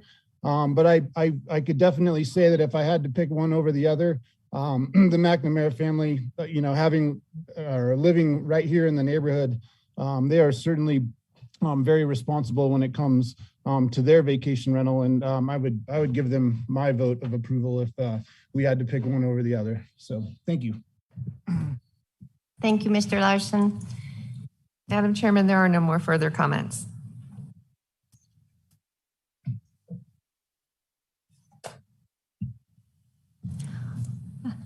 Okay, so there's no other public comment. So I'm going to throw it back to the board, and the only comment I have to make, and this is really awkward for all of us, I know, is that in the very introduction of the ordinance for English, it says that it is the intent of the ordinance to make the transitory lodging activity permitted by this chapter resemble the existing residential uses made by resident owners and lessees. And that always comes back into my head every time we talk about large occupancy homes. Just something I wanted to throw out there, and I'd like to hear from the rest of you, and then we can consider a motion and a vote. Who? Lauren? So this is very interesting. I love how things change after you read through something and then you start hearing different things or whatever. What I'm hearing is that we have the ability to make a judgment call on each individual property, XYZ, that kind of thing. Is that correct? That we're setting precedents, but at the same time, as long as there's a justification by any rational person, if that's the determiner, that, we can do these case by case basis. Sam Taylor again, Douglas County DAs for the record. That is correct. I would urge you that whenever you are making sort of like the distinction between one home and the next, that you would articulate those facts on the record, make it very clear, why is home X different than home Y? And if you're going to approve home X, why didn't you approve home Y, and why did you approve home X if they're similarly situated? Okay. I mean, one of the things that I find is interesting, one of the things that to me in the task force we talked about is responsible ownership. I mean, all of us that own VHRs, if everyone would be a responsible VHR owner, we wouldn't have to be dealing with these issues. And it's the few bad apples that make it, bad. The other thing as VHR owners we have to realize is, like I was looking at one of the comments or whatever, there is a question about allowing multiple people into your neighborhood that no one knows. I mean, it's, if there are those questions about doing that. There is an overall safety. So as much as, and I love your attitudes towards it. I love the fact that you are responsible owners. I love the fact that you've got a neighbor who is saying, hey, which is fantastic, speaks volumes for what you do. And I think we should support that kind of thing. I hope you understand my hesitation with a number this large, because there still is that question of, here is a neighborhood. It has X amount of people in each one of these houses. We're going to allow whatever the calculation today allows it to be. And we have to understand that does impact. It does make neighbors concerned, because you don't know who's living next door for 4 days or 8 days or whatever it is. And it is a concern. So we have that extra added responsibility to watch out for our neighbors in that regard too. I think his question is amazing. I have real concerns about how close it is in the neighborhood, but if we can take a look at it in a year, and then I think after that, you say, look, if everything's going well, I think the fact that you live close by, I tend to find that those are the owners who really care about it, because you don't want to upset your neighbors. And I like the fact that maybe we're able to make those decisions based on the specific things at hand. So for those reasons, I would support the 1 year, that type of thing. And then hopefully we'll get out of your way after that, because hopefully you understand that this is all new to us. Thank you. Patty, do you have any comments? Okay. Michael? Next to Keith, I'm the most commented person. So this does kind of open up a little bit. If not everyone's going to be the same, but there's 122 potential tier 3s. We could be here for months just working on that, not just this year, next year.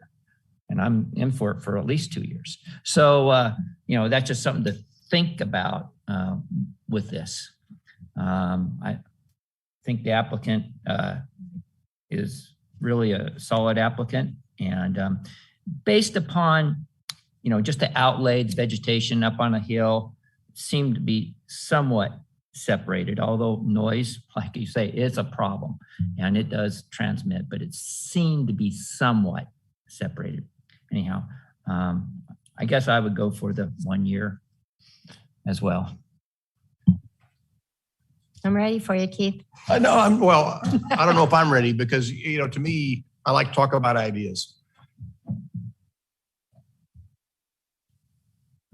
To me, this VHR was not what I had envisioned when the Board of County Commissioners was doing it. It is going to be a very difficult task to walk through 122 examples. And if we were to start creating guidance of what distance means, I don't think this unit would meet it. But I am comfortable because we do have a second shot. The problem with that structure is, again, and it's not necessarily a local contact is not the same as I own it, I live here, and I'm responsible to all my neighbors. That is a very unique process. And I'm trying to figure out, I believe that's the structure that holds us all together because I don't think it's sufficiently separated. It's not the worst, but it's far from what I envisioned in my brain. I am concerned with perpetuity of these level 3 permits. And again, 2 complaints a year are 2 big holidays of misery. So I would feel comfortable in this one, but again, it is very unique. It's because of these owners, their neighbors speaking in favor of them. It's not simply I want to make it clear that it's not simply we've had no complaints, because I believe at its essence, there's almost a presumption that proximity causes problems. And this is closer to that proximity than I would like. But there's, I wouldn't say overwhelming evidence, but there's a lot of evidence to the contrary. So I would move that we approve this permit for 466 Kent Way to 14 people. Oh, I'm sorry. Can I talk about one more thing too? I find the whole process difficult that we're cherry picking occupancy. And I get 2, but I don't have to comply with the higher insurance rates. And I'm kind of letting that go for a second, right? Because now, by the way, this applicant, their insurer is, I believe it's State Farm in this one. State Farm actually does meet the requirements of the new code. That also, again, told me somewhat about the quality of this renter, that they look for an insurance company that pays pays claims. So on this one, I would move that we approve this permit with changing the maximum occupancy +2, the maximum occupancy approved by the VHR board will automatically be increased with the amendment. A noise monitor be installed on site in the location to be approved by Douglas County Code Enforcement, and that the applicant come before the committee within 1 year with their noise complaint history, as well as the noise monitoring records. So we make it a 1 year approval. Okay, we have a motion on the floor. Does anyone want to second that motion? I will second. Do we have discussion after the second? Yes. we can. Okay, a second. Can I Okay. continue and have my discussion? Continue on. I really want to highlight the fact that I am also very uncomfortable about the distance, but I love the fact that these people the owners seem to be what I call like a hybrid owner, where they care a lot about what this is. It's not just an investment. They realize they're invested in the neighborhood. And because of that, I am changing my objection. But I do believe that the distance of where we are was not what the intent of tier 3 was. So second, that's my discussion. Is there any more discussion? Then let's have a vote. Do I have to repeat the motion? Okay. Okay. All those in favor of the approving this applicant's through tier 3 with the conditions that are on the motion? All those in favor? Aye. Aye. Opposed? Thank you. That was Painful. and unanimous.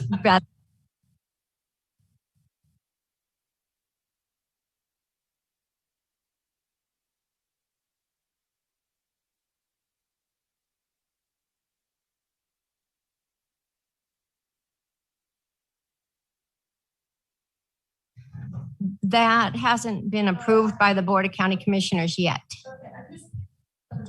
Right now, you're approved for Madam Chair. 14. Madam Chair. Madam Chair. Yes, Mr. Taylor. Yes, Sam Taylor again for the record, Douglas County DAs. I would like to make it very clear that the +2 would be automatic once the board makes the approval of the ordinance at their January meeting. So if they make that approval with the +2, then your occupants would increase correspondingly +2. But until they do, it's what it is per the approval. And plus, don't forget to save your data. Can I make one comment? We have a perverse incentive. They should have never tried to get this permit approved this quickly because they could continue to rent to 18. No? You cannot advertise for the old occupancy. Okay, sorry. Okay. All right. All right. Thank you.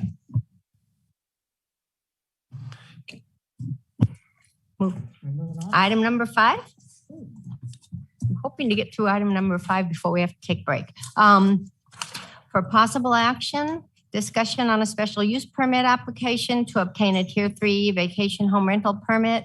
The subject application is for a 6-bedroom home, 12-person maximum occupancy located at 310 Paiute Drive, Zephyr Cove. The owner is Keith Novotny, who has a Douglas County issued VHR permit number 084-00262, APN 1318-15611-078. Mr. Delaire. Okay, thank you, Madam Chair. And I think just for well, anyway, let me just get into this one and then we'll go back to that comment. But Mr. Novotny, I actually worked with him during the fire. This is when he applied for his permit renewal, and he is missing the $1 million coverage in insurance. As you can see in the reporting, the insurance industry put a freeze on properties up at Tahoe, I've been told by Mr. Novotny, and that's the reason why he wasn't able to increase his coverage. But we did add it to as a condition that I think we added it as a condition. Provide proof of adequate insurance by January 1st of 2022. So he has till the end of the month to get us a revised insurance certificate. But back in October, when they were dealing with the fires, the insurance industry, I understand, put a freeze on the insurance policies that they couldn't make any modifications to their home insurance, and that's the reason you're seeing the $500,000 in there in this report. This is for 310 Paiute Drive, a 6-bedroom home with a maximum occupancy of 12. And I don't know if I need to go into any more of those details. For time's sake, if you have questions on this particular application, I'm available to discuss them with you. Okay, I want to do this a little better. Because that last one was not good. Does anyone have any questions specifically for Mr. Delaire on the packet information they received versus comments on what's in the package? Well, what I mean is versus comments on what is your, what you're thinking as far as decision-making process. So if there's questions on, he's explained the insurance thing. I know there's, there were comments about unconfirmed complaints and that kind of thing. Because what I'd like to do is hear from the applicant if he's here, and have some more public comment before we get into a lot of discussion, I guess is where I was going with this. Lauren? I'm going to run down my litany of who is the responsible person, because I wasn't able to kind of pull that out. It is the owner, Mr. Novotny. And he lives? In Douglas County. He does. And then the trash? Yes, the trash. I thank you for bringing that up. We did address it here in the staff report, but they have, I believe this individual's family owns a hotel. They pick up their own garbage and they take it actually to the dump on a daily basis, is what his explanation has been. And through this process, and just so you guys know, we don't get to meet everybody individually. We get to see the paper side of the application. And so what we're going to be asking for in future applications is some sort of explanation on how they meet these requirements. I think that's going to be important to hear from the applicant and have that in the application. So each one of these items should be addressed in a justification letter per se, on the submittal. So we have discussed that internally and we'll make that a requirement moving forward. Explaining these garbage better, but he can explain what he does, but he does pick it up. What he's told me is they pick it up along with, I think they own a hotel in Tahoe as well, and they pick that garbage up and take it to Carson for disposal.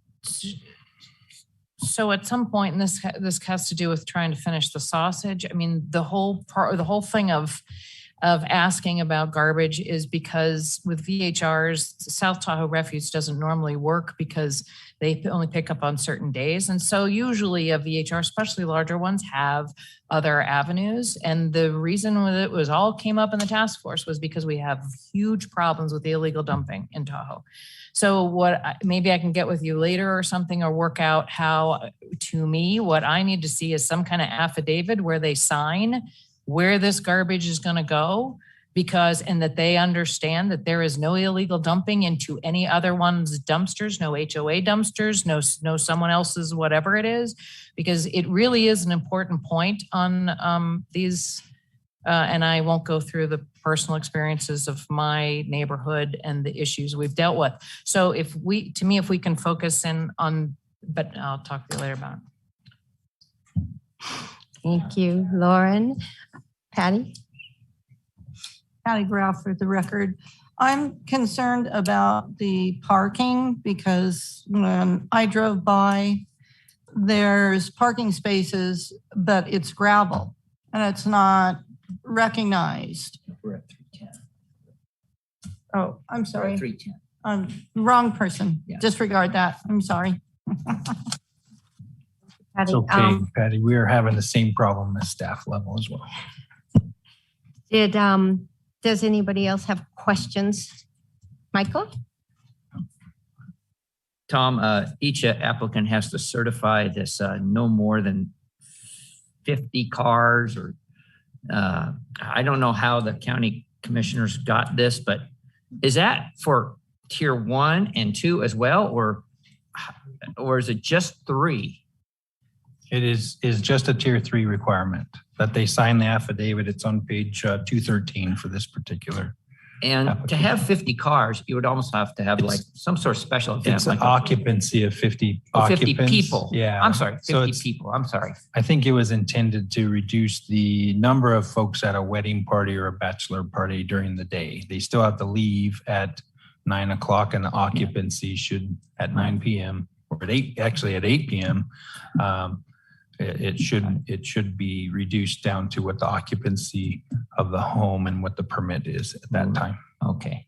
And maybe it's a council question. Do you have to have a permit to have a wedding or some event like that in this county? I would say no, that we don't have that requirement. Okay. Not unless it's over 500 people, I think is when you have an event. And we do, yeah. Got it. Mr. Taylor? I would echo what Mr. Gillette just said. There's no permit per se for smaller sort of events in terms of this. The concept of limiting it to 50 people was to make sure that they didn't have, a larger number of people during the day that would bother their neighbors unnecessarily. So it was not believed that a tier 1 could have that many people in the house in any event. If you only have 2 bedrooms, and same thing with, the tier 2s. I don't know the justification or the policy justification for not requiring it for tier 2s, but it is a tier 3. Thank you. And I think that's something we can work on as we progress. Does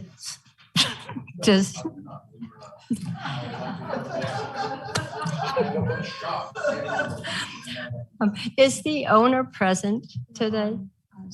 Oh. Okay. Okay. Well, can we?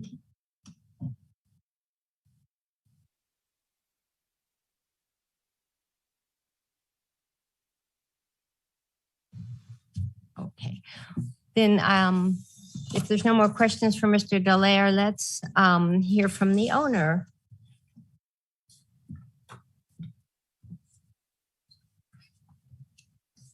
Kevin, can you hear us? Yeah, I just unmuted it. How are you guys doing today? We can. Perfect. Do I start speaking? Yes, please. Okay, got it. First, I wanted to say my name is Kevin Novotny. I was born and raised in 310 Pine Drive. Well, actually, I was born in the Bay Area, moved up to Tahoe when I was 2 weeks old. We moved into 310 when I was in 1993 when we first bought that house. It was the first house we bought. And we lived in it all the way through. And one thing I wanted to say about the complaints is a couple of them kind of aren't necessarily towards my VHR permit. One is kind of just bashing my family, which I feel like in public comment isn't something that should be held up. It's more of a character thing. But then again, I graduated in 2010. And my family we moved out of the house in 2013, and we're kind of in and out from 2013 and 2015. As everybody else knows, everything happened in 2008. It was no fun. So I wanted to address that one. So, issues of talking about my family, I think that's kind of a dismissed thing. And the other one, the picture of all the cars, yes, that was addressed. That was actually we owner occupied for that month. I was there the entire month, staying in the house, remodeling some stuff on the inside, just making it nicer, which we've done over the past years. So maybe doing the vacation rental for it. Those cars were mine, my girlfriend's, my mother's, and my sister-in-law's birthday all at once. It was the first time we'd kind of gotten together with everything that's been going on. So we did have, each one of those cars that you see are people who are in our community. Some of them are in the neighborhood, live in Zimmer Heights, live in Carson. Another one lives in Carson. Everybody just from there. So people in Tahoe, as anybody who lives in Tahoe, everyone seems to drive their own car because no one's very far from each other. So that's what that picture was. That is not a normal rental. We are very on it. We monitor the cameras 24/7. If a car is parked, even in the gravel in front of our house, we reach out and have it moved immediately before anybody has even said anything about it. While they're unloading, we will call them and say, you cannot park there. So those were just two of the things I wanted to address. The trash, yes, we've picked up our own trash. We actually own an apartment complex and 7 houses. So we've done our own trash since 2005 is when we started. We actually own dumpsters and manage all of our own trash. Just because, number one, Douglas Disposal never got to it quick enough. So there was always bears, which we did not like. They destroyed a few of our cars. And that's when we said, screw this. We're not waiting once a week. I apologize for my language. We're not waiting for once a week for trash to be picked up. We're removing it daily. So for vacation rentals, it is removed the moment they leave to make sure that there is no trash anywhere. We also have someone who walks around the property every single time to pick up any trash that possibly is dropped off the deck or off the side to make sure that nothing's getting in our environment, the bears are not being fed, and we're not having damage to our house from bears and other wildlife. Thank you, Mr. Novotny. This is Mickey Hempler, Chair. I have a question for you. Is street parking allowed in Round Hill? Absolutely. Well, if you live there, yes. But if as a vacation rental, absolutely not. But if you live there, yes, you are. And we actually do have where we used to park when I was a kid, when I was 16. But we did have a lot of cars. We have that also gravel area where we had used to park where you can kind of see where those cars were. That was a gravel area we used to park. We do not allow anybody to park there anymore. That's where our snow removal goes. And where do you store the trash while the guests? Inside the house. It's not allowed to be stored outside the house by any means. And we monitor that 24/7 as well. Because again, we don't want bears. We've had bear-proof stuff. It attracts them. So we make sure that trash is stored inside the house at all times. Okay. And the 6th bedroom that's on the diagram, is it in a basement?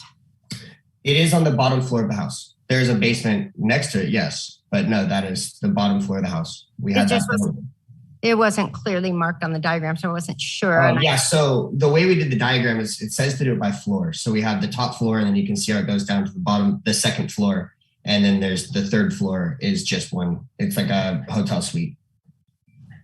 And it's not rented out separately? No, absolutely not. Okay, thank you. Does any of the other board member questions for the applicant? Lauren? Yep, I was just wondering because unfortunately making these news kind of setting precedents, that kind of stuff. And I wanted to talk with Mr. Dallaire about doing this later, but would you mind providing, if this is the purview of this or the decision of this board, would you mind providing the address to where you take the garbage to and signing that is the only place that you can remove garbage from that property to? It's taken to the dump. Like the actual land, it's taken to the landfill. So you would want like receipts of the weigh-in? You're talking about all the way down into Gardnerville? Yeah, because we have properties all over the place. Yeah, the thing of it is like I said, we're starting to set precedents, and I really would like to see, because it is an issue with the fact that Tahoe does not have garbage pickup, and we end up with these issues. So I'd like to see at least an address or something, and then, when it comes for renewal, you should have to be able to show receipts for the fact that you're using that as the garbage. Yeah, we can show you. We have record of, we go probably 5 times to the dump every single day. But record of just that, we take full, this gets loaded into a 20-yard container and taken to the dump. So we would have address of weigh-ins of trash for everything. Specifically, we don't unload, the 5 bags that come out of this house every day, but it's loaded into there and taken to the dump. So we can provide the receipts of every time we go to the dump a year. I guess it's just one thing that I would like to get clarification on, if that's the way the rest of this board feels. And then the other thing, as far as a monitor goes, where is the monitor outside located? So I have a monitor in the one outside is outside the front door on the eave. So that if you're looking at the front door, you can kind of see the picture of the front door. It's on the farthest eave, as far as I could get, where there would still be water protection. So it's like the farthest point of that eave from the front door. And because I couldn't go to the back of the house, what's in the back of the house? The back is BLM land. There's one neighbor down to the left, but it's 3 decks And then there used to be a hot tub back there, but now it's just an empty deck that doesn't get used. It's like a separate deck and then just dirt and forest. And then it backs up to the fence line of Tranquility, which is that house that Tommy Hilfiger used to own, but now I'm not sure who owns it anymore. Okay, thanks. Patty, do you have any questions?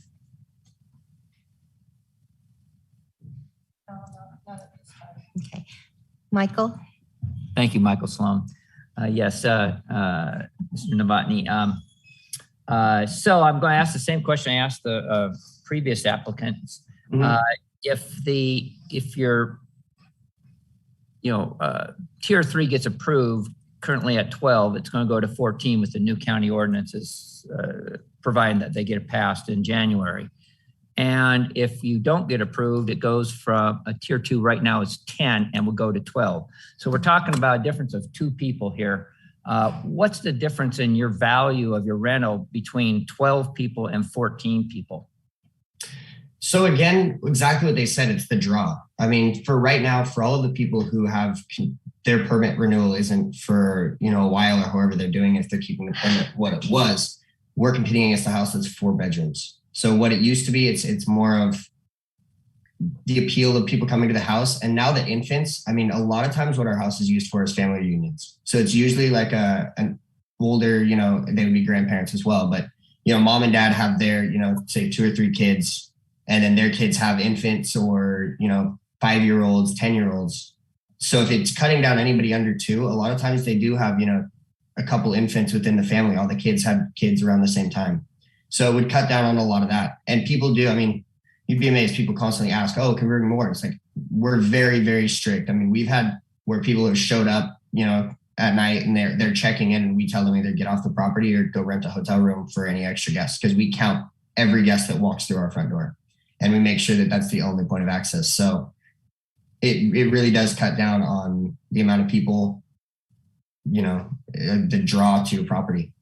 So you think you would be adversely affected economically if you went from 14 to 12 people? Well, we went from 16 to 12, and yes, it did affect us economically. Question on parking. So I did go by your place and took pictures on parking. Now, are you allowing parking in the garage? Yes, the garage has full parking, and you can fit 2 full-size diesel trucks in there. It's a big garage. Diesel? Wow, that must be. I fit my F-250 crew cab short bed in there. So, what's your maximum cars that you park at your property off the street or get a permit for? 6 is the maximum. 6? Yeah. And so is it? I'm looking at a picture of your garage right now, and I think all board members have one. So you have the 2 in the garage. And so you're saying you get 4 across in between the fence and your planter boxes? Yes. And that leaves sufficient room for fire? Yeah, because that leaves the entire front area in front of the flower boxes to enter. I mean, you could drive a car all the way into the front door if you wanted to. You would hit the flower boxes, but we have a sufficient space to walk in and out. I remember as a kid, my dad did have, a stroke in the front yard, and the firemen had no problem getting through that area. It's very large. Okay, thank you. Of course. Mr. Byers? I want to make sure I understood this correctly. You do have insurance now. It's simply they would not let you raise it to $1 million because of the fire? Because we've seen already a policy that was issued in October. The last applicant had one issued in October 21st. So I know these things are put together quite a while ago, but have you been able to obtain insurance? Because quite honestly, just to be blunt, I don't like your VRBO or Verbo insurance. Having that insurance through Verbo and not yours is problematic for me. The insurance company they used is not even close to rated where the new requirements will be if the county commissioners approve that. the rating starts with a B. I can't, it might be BBA or BB1 or something else. It's not a very highly rated company. You currently still have a policy, correct? Yes, absolutely. We have a rental policy. And one of the main issues was, so we've been with AAA, we've been with them for a lot of years. Right before that, I was told by HDL to up my policy to 500,000. So we called in and upped our policy to 500,000 during the fire. Well, then we called when the fire got bigger, which is when they changed it, and tried to up it to $1 million. So they froze us. They said, absolutely not. There's no, and then they put the moratorium on any insurance changes in the Lake Tahoe Basin due to the fire danger. Because obviously people want to up their insurance. If their house burns down, they get more money. So they froze us. We are in the works of getting a different policy. We'll have it before the end of the month to have a policy for this. But I did speak with Tom and I was working with HDL because there was, in the original, what I was given didn't talk about what grade the carrier needed to be, but VRBO and Airbnb do have a $1 million liability insurance policy on the property, which does meet the standards of when we had started that. So that's why we had gone with that policy. Plus we have a $500,000 policy on top of that. Not really on top of it, instead of, correct?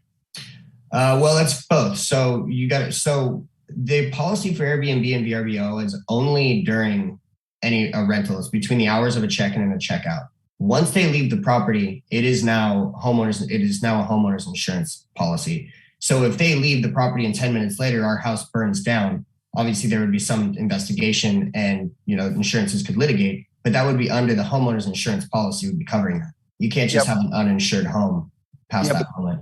None of that's what we care about. We care about your business liability. And we only, we're talking about this as a VHR, right? So we only care when someone's in the home. But if you had an event in your home, your personal policy will pay before Verbo, will it not? I think that's actually no. So VRBO would be the first ones on it because they're the ones taking the liability of the renter.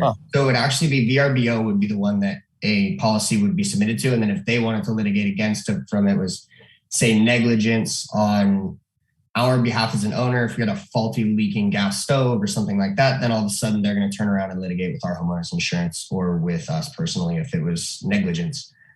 So they would actually be the one liable for that. And you only rent through VRBO and Verbo and Airbnb. You don't rent any yourself, right? You don't do any correct self-identified rentals. Okay. No, because I don't have the insurances. I want them to have the liability and someone to go after if anything is to happen. If I rent it myself, then I have to hold it all myself. Lauren has some I'm sorry, question? are we clarifying that if the tier 3 is approved, he will get $1 million of insurance, correct? By the approved people? That is the intent. Yes, the code requires $1 million of liability coverage. Right. So we're not talking about this because we have absolutely no idea who he rents through. And if he decides or anyone else decides to rent through someone other than those. And so to me, we have the obligation to protect the people who are, okay. Okay. If there's no more questions for the applicant, and I'm looking at all of you, I'm going to have public comment, but Lauren, go ahead. Mr. Novotny, you're the responsible party. You live in Minden. Do you meet everyone when they come in? No. So everything is done remote. Especially mainly since the moment that COVID happened. You're not really meeting people, but everything is done remote. So when you're talking about watching where people are or making sure that they do X, Y, and Z, it's not how are you saying that you do that? Cameras are around the house. Okay. And they're all motion detectors. So it's instant the moment it moves. Okay. Okay, thank you, Mr. Novotny. I'm going to call for public comment. Did you have something? Give me 1 second. Sorry. Go ahead, Sorry, Michael. real quickly, Mr. Novotny. I noticed your house through the assessor's office is zoned current land use 310. 310 is two single-family homes on one parcel. Do you have an additional home underneath it, and are you renting it at this time?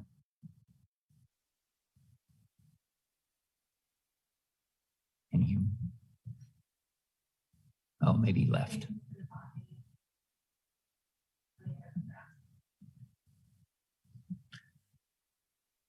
Oh, wait, did I get unmuted? Yeah, okay. Okay, hello. Do I need to start over again? Yeah. So, yeah, our house has only ever been a single family residence. We have a mother-in-law unit under the house. It is not a separate house. That is the 6th bedroom. But when this process all started, we started looking into our parcel, and I have no idea why it says that we have a second or a 2-family residence parcel. I didn't even know that was allowed in Tahoe. So I have no idea what that is. That must have been like that when we purchased the home. But there is not a second property or a second home on the property. Thank you. What I was really looking for is if he had 2 different permits. Oh, no. It's just one house. That's why I was looking in. I don't know where the other house is. Thank you.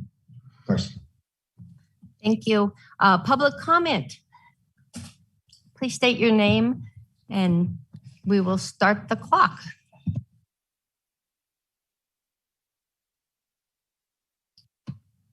Is it my turn?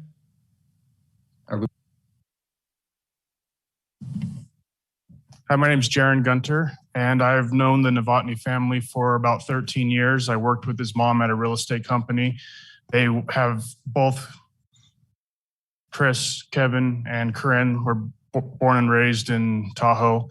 The dumpster, I've used their family. They have a dumpster company. So if you're doing any remodel or anything, it's another option to South Tahoe Refuge to order a dumpster from him. He brings it, drops it off, but they are constantly running dumpsters. I don't know how many they have, but they're constantly running dumpsters for the trash. So to clarify that for them, super nice family, very tied to the community.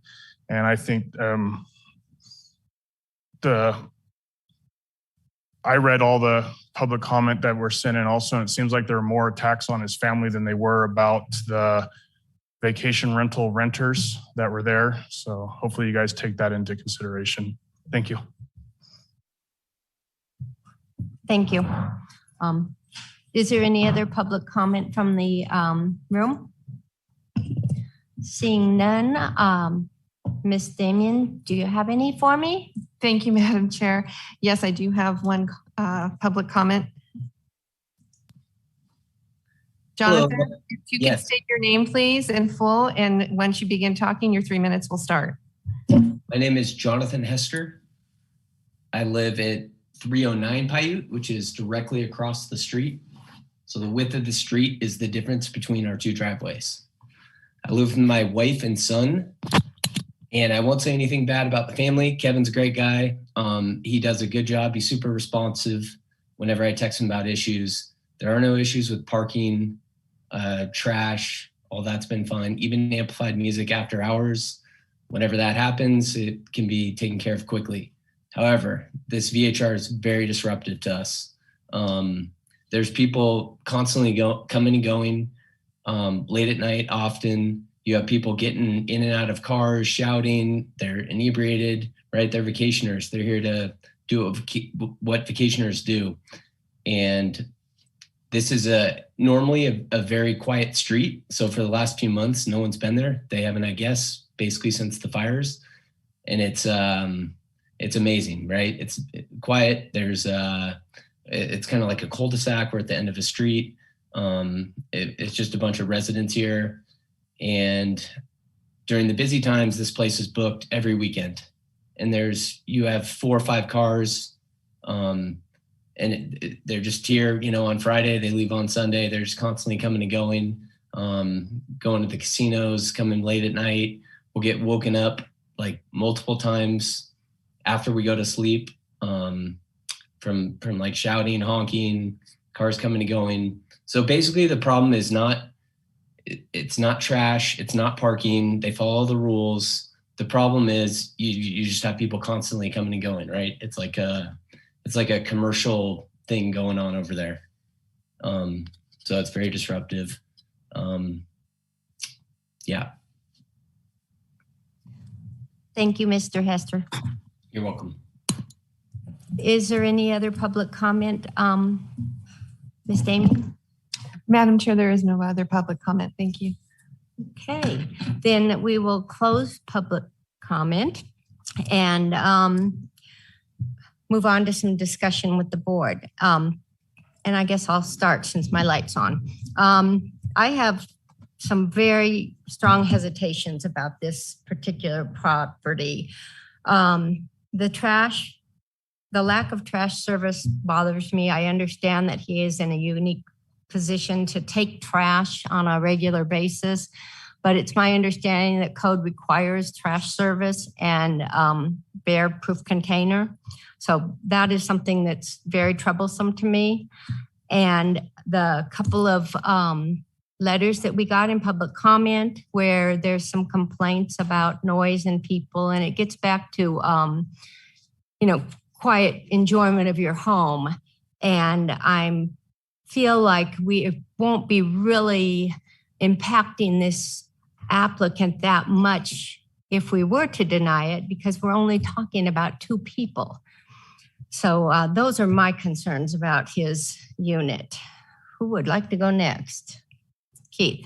And this is why I wanted to draw the distinction.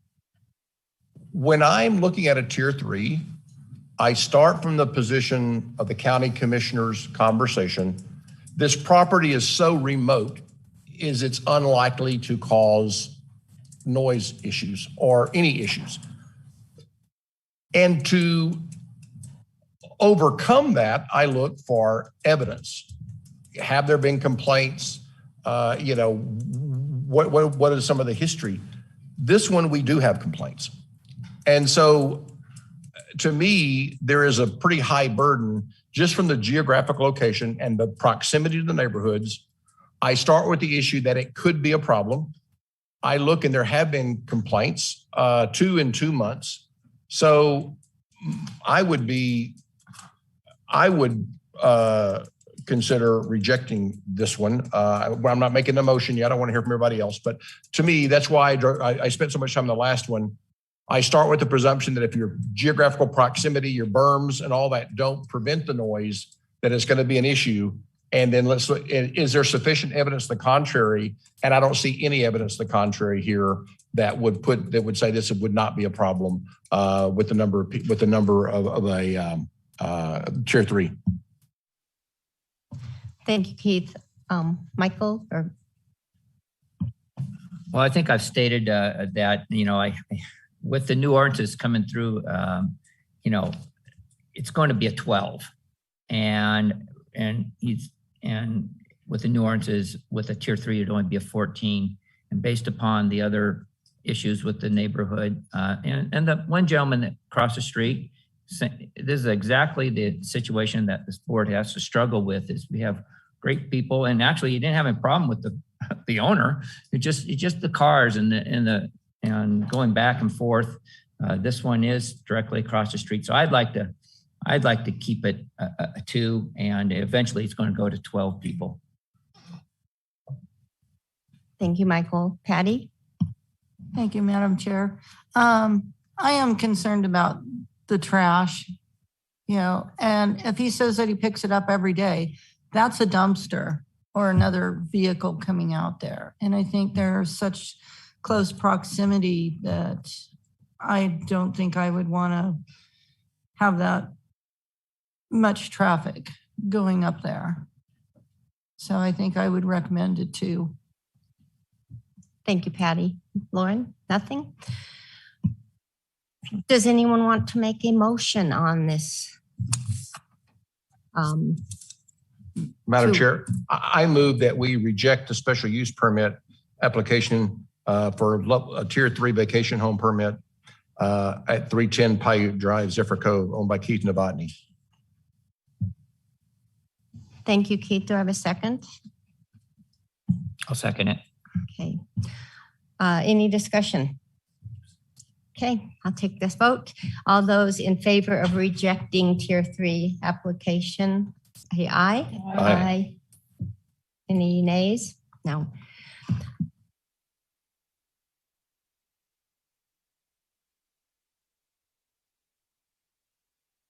Michael Sloan, to the applicant, and I don't know if you could still hear me or not, but there is a process for appeal of this decision. And these are all very difficult decisions. And so I wish you well, no matter which way it falls. Thank you. Thank you, Michael. Would the group like to take a little break? Maybe 10 minutes? About 5:30. 5:30. Yeah. Recording stopped.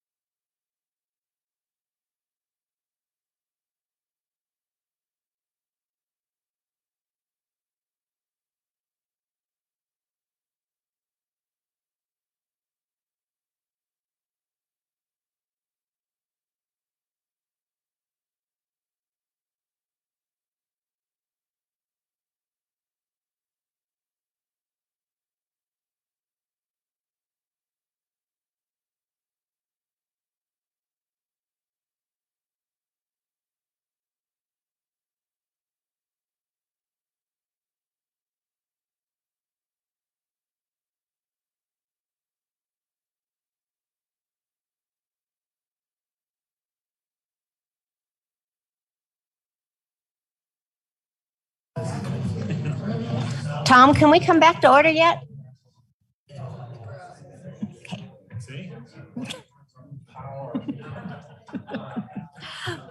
Okay, we're going to bring this Recording meeting in back to order, progress. please.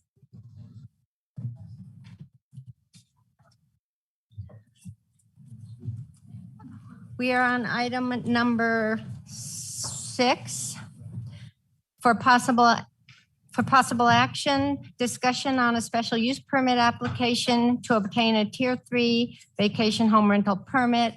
The subject application is for a 7-bedroom home, 14-person maximum occupancy located at 465 Kent Way, Zephyr Cove. The owner is Wafa Kusa, and if I said it wrong, I apologize, who has a Douglas County issued VHR permit, account number 084-00331, APN 1318-15311-016.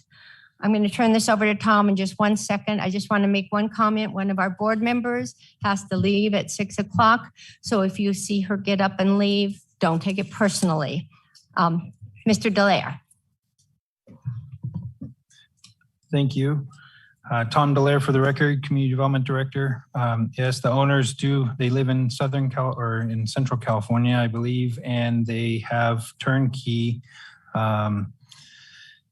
as a property management company in South Lake Tahoe. It looks like I do have my spreadsheet here handy so I can start giving you guys some more information on this. We do, the occupancy that they're asking is, well, they have 7 bedrooms, 14 individuals. They're claiming 7 parking. This is the property with the gravel. They have 3 parking stalls that have gravel in front. We were conditioning this to require parking in the garage. I know there is some issues with parking in gravel up at Tahoe, and they need to do the improvements to that parking area in order for it to count as parking. I'm not sure it's appropriate to have it right in your front yard, but TRPA is the authority over that and requires parking to be over a hard surface, and the gravel is not. So those 3 parking stalls that they have referenced in this application aren't available. If they do have, I believe it was a 2-car garage that they do have, and they could park 2 cars in the garage and 2 in the driveway in order to get the 4 parking spaces that's needed. So I did redline on page 285 of the packet. I did redline that you have 2 in the driveway. On the exterior, TRPA does not allow parking on the gravel. So I put that in the file as well. But I think we checked this, the sheriff's office. We haven't received any complaints, or no complaints have been logged through the sheriff's or in citizen serve at this particular address. Can't remember where the trash was on this one, but I will look at that. But if you have any other questions or specific questions of me on this, I'll look up the trash service on this one. I know they have a bear bin. I noticed on their diagram, I sound like the diagram queen, that it shows 8 bedrooms and they're asking for 7 bedrooms. And I don't know if that's an error on their diagram or what. And I had a question on their noise monitor. The picture of the noise monitor kind of looked like a bunch of cords with a modem, and I wasn't really sure if that was actually a decibel monitor type of noise monitor or what it was. That's what I had as far as questions for you, Tom.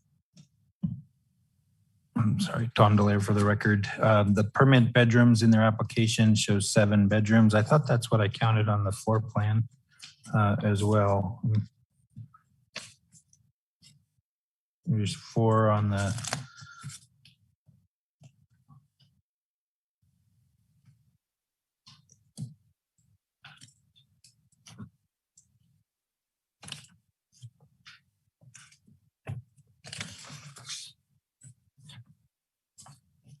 Page 285 and 287 is the diagram.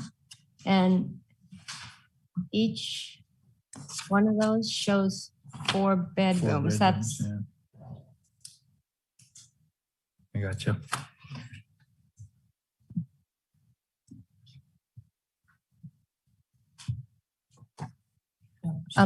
Patty, please.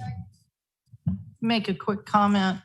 Looking at the staff report on the background and evaluation, section 2, it has the address at 465 Kentway, Glenbrook.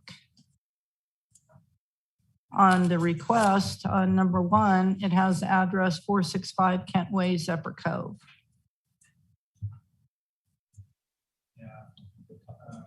We are having a lot of difficulty up at Tahoe with addressing, and it has to do with the way the U.S. Post Office has the zip codes.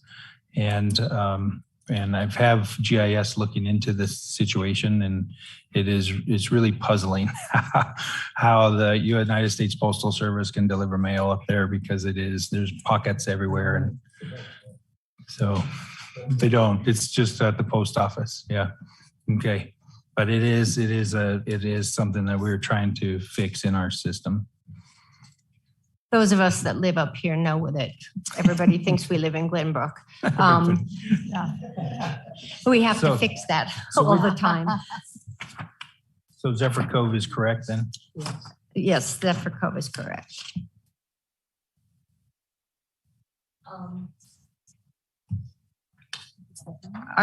Is the owner available today? No? Okay. So maybe my diagram doesn't really matter that I'm looking at on page 285 and 287 that shows 8 bedrooms. But if they are only asking for 7 bedrooms, I guess we should be okay with that. I don't know. It would matter because the first part says that if there's changes, they're going to get the maximum occupancy number that they're supposed to. Okay. So I brought it up for a good reason. All righty. Lauren? For me, if you look at page 288 of our package, picture of the garage, this is, and it's not the owner's fault. It's not this to me is exactly like, no, this is not a tier 3. It is too close to other buildings. It is too close to other residences. And this is not, in my opinion, what the task force had in mind when they were making this carve out for certain places that were kind of more off the grid, that type of thing. And between that and the parking issue, which TRPA hits a lot of us on a lot of issues. I just don't feel that this qualifies for tier 3.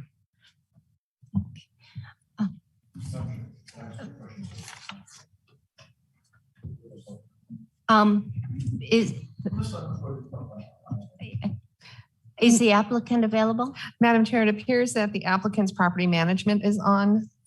Okay. Let me allow her to talk. Ariana, can you hear me? Yes, I can. Can you hear me? Yes, and I want to confirm that you are the property management for this property? Yes, I am. Okay, if you could state your name in full, and then the board will have questions for you. Okay, my name is Ariana Capolini. I work for Turnkey. I'm a permitting specialist, so I filed this application. I can just go over a couple of the things that you guys were discussing. The home we're applying for is 7-bedroom. The decibel reader is the little tablet, the white tablet with all the cords located in the kitchen. There is a STR account for trash. If there is excess trash, the housekeepers notify us to call our handyman, and he collects the extra trash and takes it to STR. He also has an account with South Tahoe Refuse. Again, I haven't had any violations. I did want to state that I started with Turnkey 2 years ago in 2019. So this is all since then. I haven't had any violations, and then all this information is current and accurate. As for the garage, yes, we do need to modify the parking because we can't park on the gravel. So we were going to modify to 4 cars, 2 in the garage and 2 on the driveway. But feel free to ask me any questions and I'm going to do my best to answer them. Thank you. I'm going to start with Patty since I know she's short on time. If you have questions for the property manager. Yes. On the parking situation, what are you trying to do to remedy that?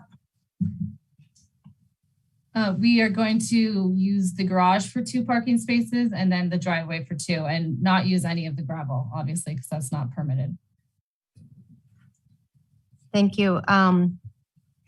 Michael, do you have any questions for her? I certainly do. Ariana, thank you for coming online here. So you've been with Turnkey for a couple of years, and I'm going to ask the same question I've asked the last 2 applicants, or 3, I can't remember now. If a tier 3 was approved and the new ordinances go into effect in January, it would be allowed 16. And if it was denied, it would go to 12. What would be the economic impact of that property? So last year, this home brought over $100,000 because it did have a higher occupancy. Other homes that we have in Douglas County, let's say with a 10-person occupancy max, they range around $45,000 to $60,000. So it would be a substantial difference. However, the owner is willing to go down to a tier 2 if a tier 3 is not approved tonight. Thank you. Keith? And I'm sorry for asking such a very specific question, but I wish you were here so the packet would be in front of you so I could show you this document. When I looked at all of the insurance coverage, what I kept seeing is general liability, $1 million. In your insurance policy, it says special risk of direct physical loss. And normally I'm not an insurance agent, but when I hear physical loss, I keep thinking of property, businesses, structures. And I want insurance that covers people who are hurt. And so I'm not sure that your policy actually covers the insurance that we're looking for.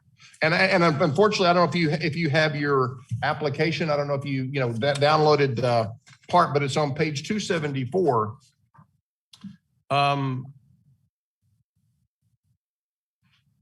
Okay. Yeah, I don't have I have the insurance in front of me. It was actually updated, I think last month from the owner. So I have a new section 2 liability and medical expenses that says liability, each occurrence limit is 2 million.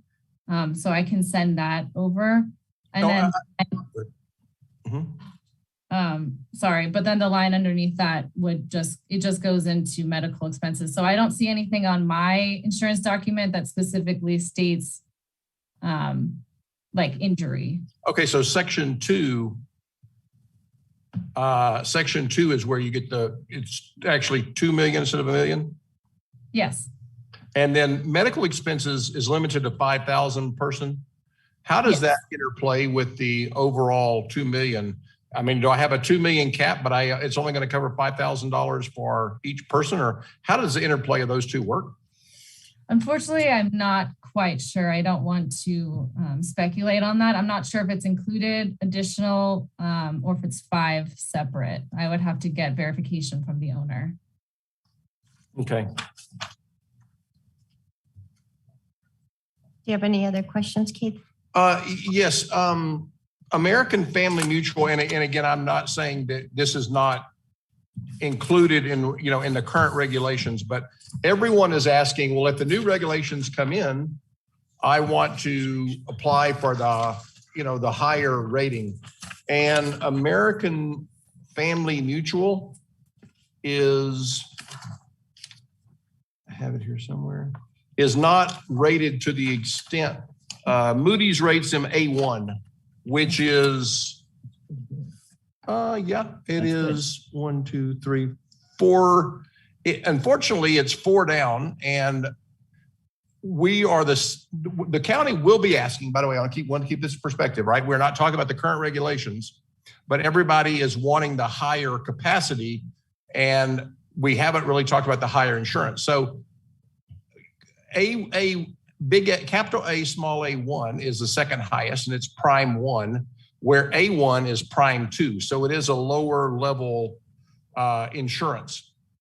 Would they be willing to insure the higher, I'm not gonna say better, but higher rated firm?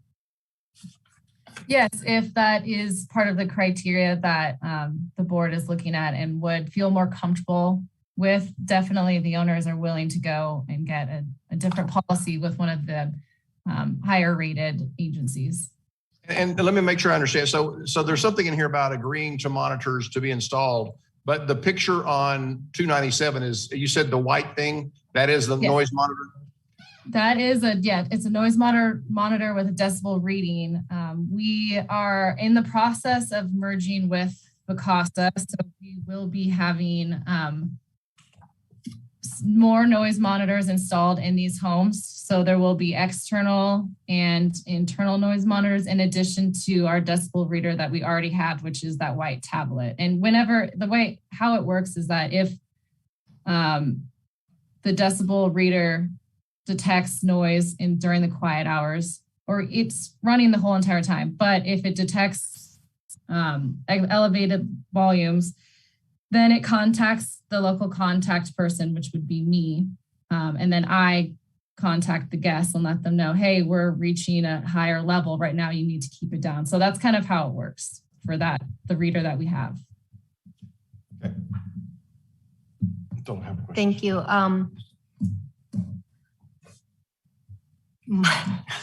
Michael. Question is now. Hi, Ariana. This is Michael Sloan.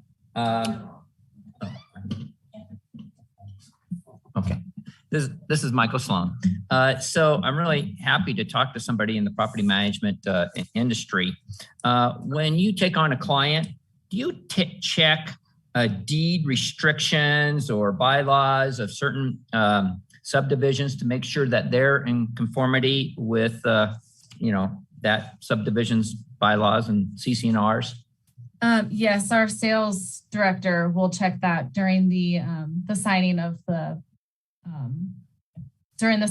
contract. Yeah, that's one of the first steps. Okay, great. That's all I have. Thank you, Michael. And your office is located in South Tahoe or somewhere close by? Yes, it's in Zephyr Cove. Okay. Still not comfortable with that noise monitor, but I guess that's not relative. I don't think I have any more questions. Does anyone else have questions for Ariana? Hi, Patty Graf. You have the noise monitor inside. What about outside? We currently do not have one outside. Thank you. Lauren, do you have anything? Okay, I think that's all the questions for the applicant. So I think we'll go to public comment now. Is there anybody in the room that would like to speak? Then come on up to the microphone and state your name. We'll start the timer. Hi, Jaron Gunter again with World Class Property Management. I managed this property for this owner several years ago. The only complaints I ever got were when the owner was there. So this particular owner, I feel is not good for the community. They don't care about the neighbors. They party while they're there. Like I said, the only complaints I ever got were 3 times in the 2 years. And they were always when the owner was there. There is I'm going to call it an illegal bedroom in this house. There's no egress in it. You can see it in the pictures. Crazy. She's known from when I managed it back in 2016-17 that they could not use those parking spots in front of the house, yet they're still trying to years and years later. I don't know anything about their noise monitor. We use a different one. We use a Noise Aware, which we use inside and outside of all of our properties, and it is monitored 24 hours a day. But that's just a person that doesn't seem to be part of the community is the owner of this property. That's all I have to say. Thank you, Mr. Gunter. Is there any other public comment from the room here? Ms. Damien, do you have anything?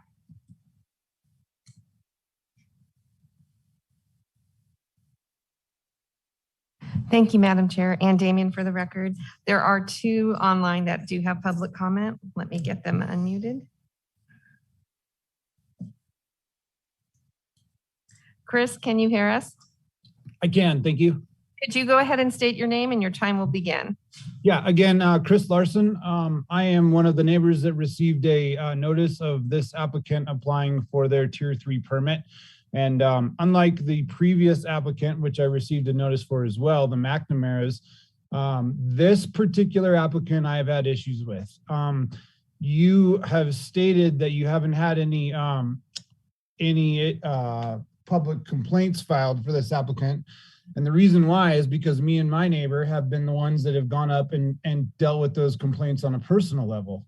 We've taken it upon ourselves to deal with this applicant. I think it's really good that you're doing this on an individual evaluation because each individual home is its own self. And, you know, depending on how that home sits and whether, you know, where the neighbors are located to that home makes a big difference as to, you know, what kind of noise volume can be tolerated by the outside neighbors. And I know a couple of the board members said that they've drove around and looked at each of these applicants' addresses. I'm not sure if you made the full loop and came down to DeVoe Lane, which is where I live, but this particular house not only has neighbors on each side of it and across the street from it, but it sits in an amphitheater. If you can think of an amphitheater, the entire back 4 stories of this house and the deck all sits above my home and 3 other homes that are below it. And so we have to deal with the noise of this home on a well, not a daily basis, but a daily basis in the sense of when there's vacation renters there. I particularly live 3 houses down from this house. So in the summertime, you know, I like to sleep with my bedroom windows and doors open, and my wife and I have to consistently close those at night to rectify the noise. I'm guessing that the next commenter on this is going to be the person that lives directly behind this home, of which I'm friends with. And we've been over at their house for, you know, casual afternoon Tahoe dinners. And I can't imagine having to live where they live and having to deal with this home and the noise of the vacation renters in this home. I will actually piggyback on what Jaron said, and that one of the 3 times that I've gone up there to rectify a noise situation, 2 of them were vacation renters and 1 of them was the owner. And I got to meet the owner, and I actually, she wouldn't give me her phone number, but I was able to get it from somebody else who happens, you know, to work in the vacation rental world. And yeah, this is a trouble spot. This particular home should not and does not qualify for having the 14 or 16 people in it. It's in way too close of proximity to its neighbors and the people behind it. And Mr. Larson, your time is up. Thank you. But I wanted to make one comment to you. You really shouldn't handle complaints yourself. You should call the VHR hotline because you know what? Wait, let me just finish. And then because unless there's a verified complaint that we know about that came in, it makes it very hard for us to make good decisions. You understand this is long before the vacation. I get it. And I'm talking about in the future. Yeah, absolutely. And absolutely. I think that record is great to be established, and we will use that going forward. Yeah. Thank you very much, Mr. Larson. Next. Chad, can you hear us?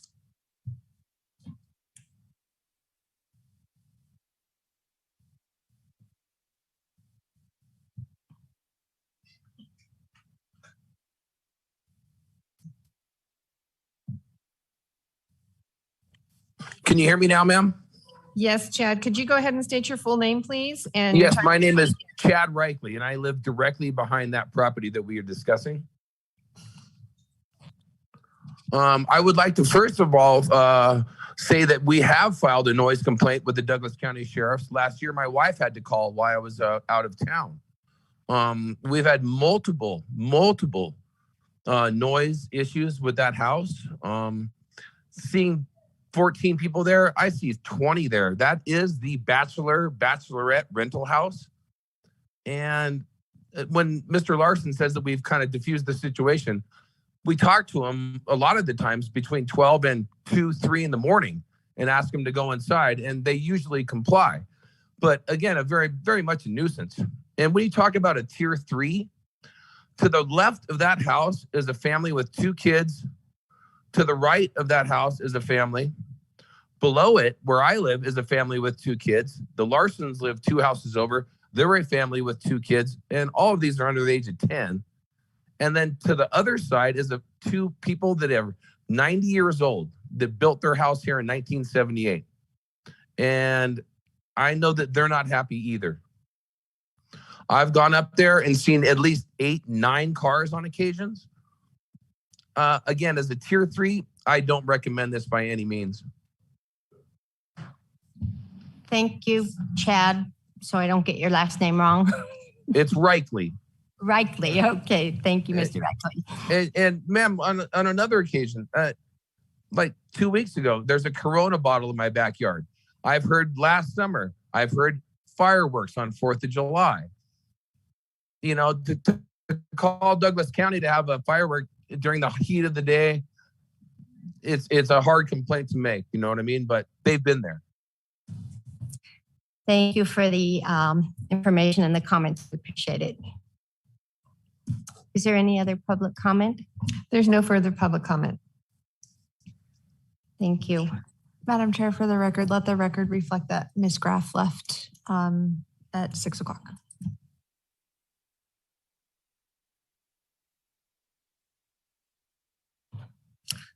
Okay. I'll go first. I am not comfortable with that noise monitor at all. I am not comfortable with the pictures I'm seeing of the spacing. I'm uncomfortable with the comments that came in both in letter form and what we've heard today. And I hope that when people have problems with tier 1, 2, or 3, they would call the hotline rather than try to diffuse the situation themselves. And that's all I've got. I'd like to make a motion that we deny the application for tier 3. I think they need to talk. Oh, yes, you can. If someone would second it, you can make a comment, but I was ready to move on. Does anyone else have any comments they'd like to make? I'll second that. Push your button. Yes. In fairness, my comment is I did drive all the properties. I did talk to the neighbors behind it. And the one gal did say she wasn't bothered. She didn't say she didn't hear it. She just said she wasn't bothered. But, you know, take that for what it is. I do think this one's a little tighter than the one across the street. And then I have a question for the fireman here. Chris, I forgot your last name. Okay. Merlet. So there was an accusation that there was an illegal bedroom. Did you personally go out to this property and inspect it? Chris Roulette for the record. Yes, I have been out to this property. The map here that's displaying the bedrooms without windows it's not accurate. All the bedrooms do have windows that go out. If there's not a bedroom with a window, it wouldn't classify as a bedroom. So in our reports, we've passed it with 7 bedrooms. You know, some of the houses do have to have windows adjusted and sizes adjusted. We've been going to this house for over 2 years. So all 7 of those bedrooms do have windows that go out. Thank you. Keith? I'm sorry, I'd like to ask you a question. I'm worried about intent versus reality. So let's say you go out and you find 7 spaces that are 70 square feet long and they have the right windows to serve as a bedroom. And there is a space that does not qualify as a bedroom, but there's a bed there. That is unsafe, right? Because someone is going to sleep there. You're going to have less density in one bedroom and someone uses that bedroom and then there's a fire and you have set up a place for someone to sleep, which there's a reason they shouldn't be, but they're promoting it because there's a bedroom there. So when you do your inspections, if there is a room,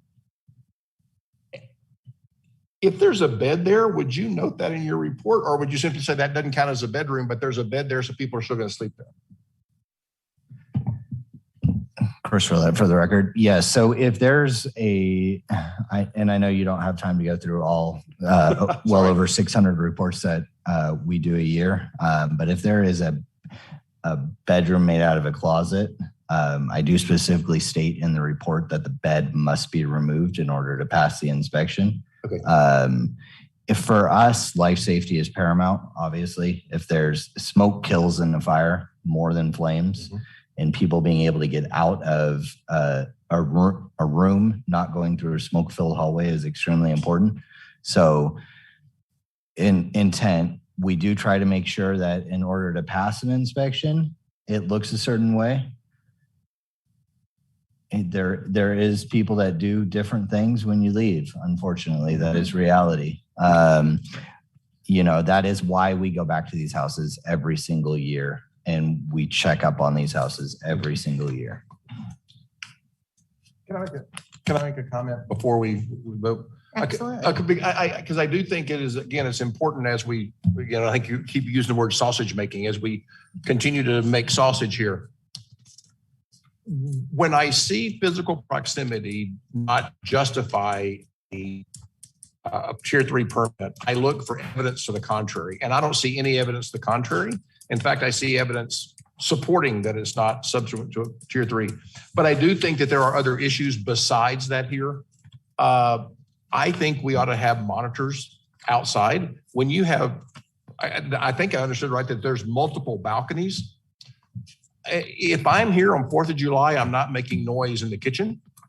I'm drinking beer, watching the lake, fireworks, et cetera, on the back. So I do think as we start to evolve this, we need to think about the county commissioners can only be so granular.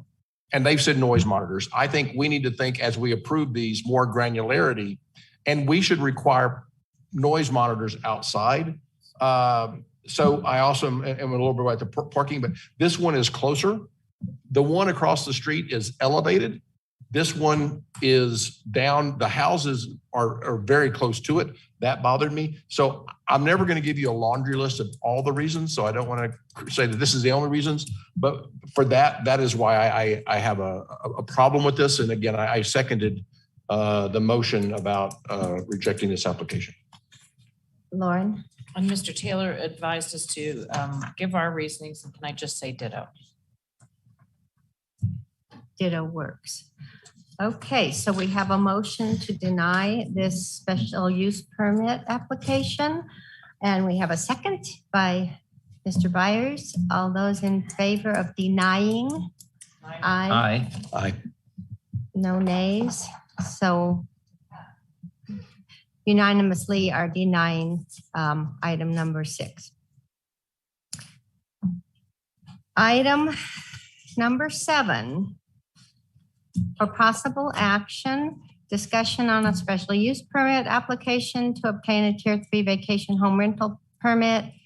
The subject application is for a 6-bedroom home, 12-person occupancy located at 1262 Lincoln Circle, Zephyr Cove. The owner is Matthew Cavance, who has Douglas County issued VHR permit, account number 084-00329, APN 1418-34112002. Mr. Delaire. Thank you, Madam Chair.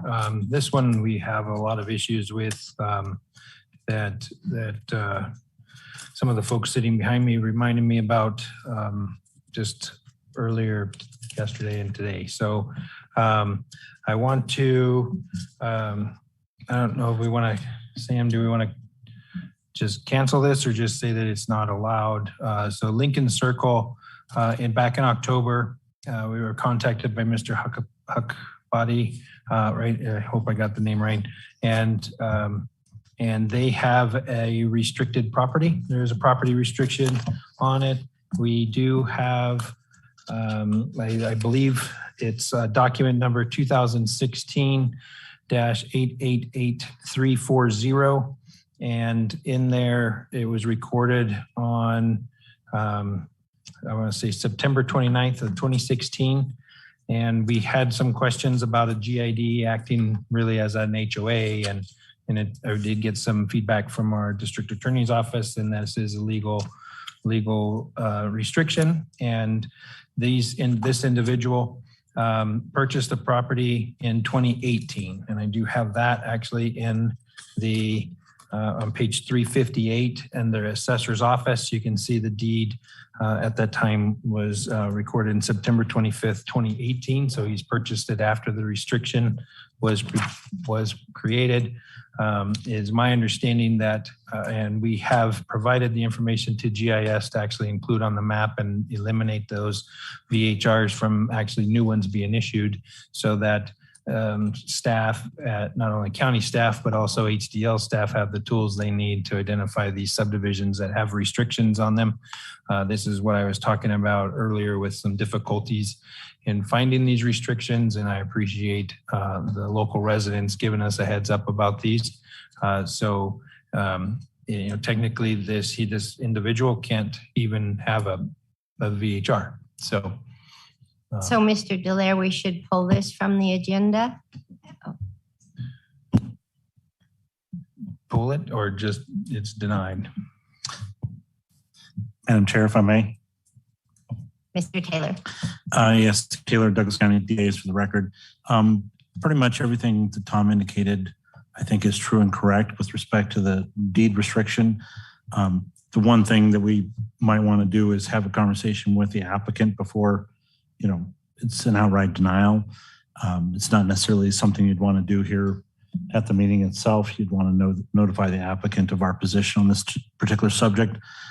So you could just postpone this item until the next regularly scheduled VHR board meeting, in which case Tom can come back with a report on what he decided to do with respect to the permit overall and go from there.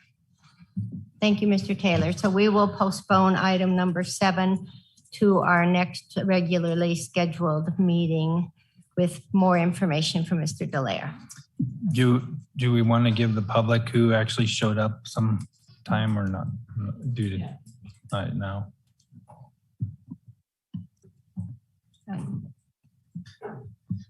If I may, Madam Chair, you don't necessarily have to give the public time to speak on this particular this issue here. If you postpone it to a date and time certain, which would be the next regularly scheduled meeting with VHR Advisory Board.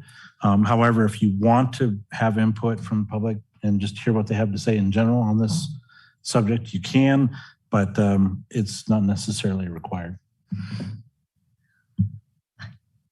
I'm inclined to not take public comment, but they've been here for a long time. Right. And I feel like they should have a few minutes to speak their mind, but Lauren wants to speak hers first. I do.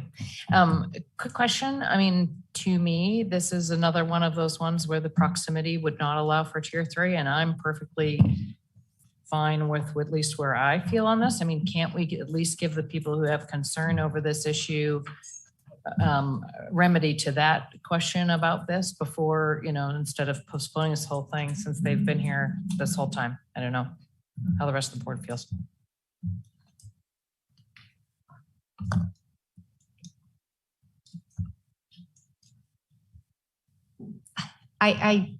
All we're here for today is to talk about a tier 3.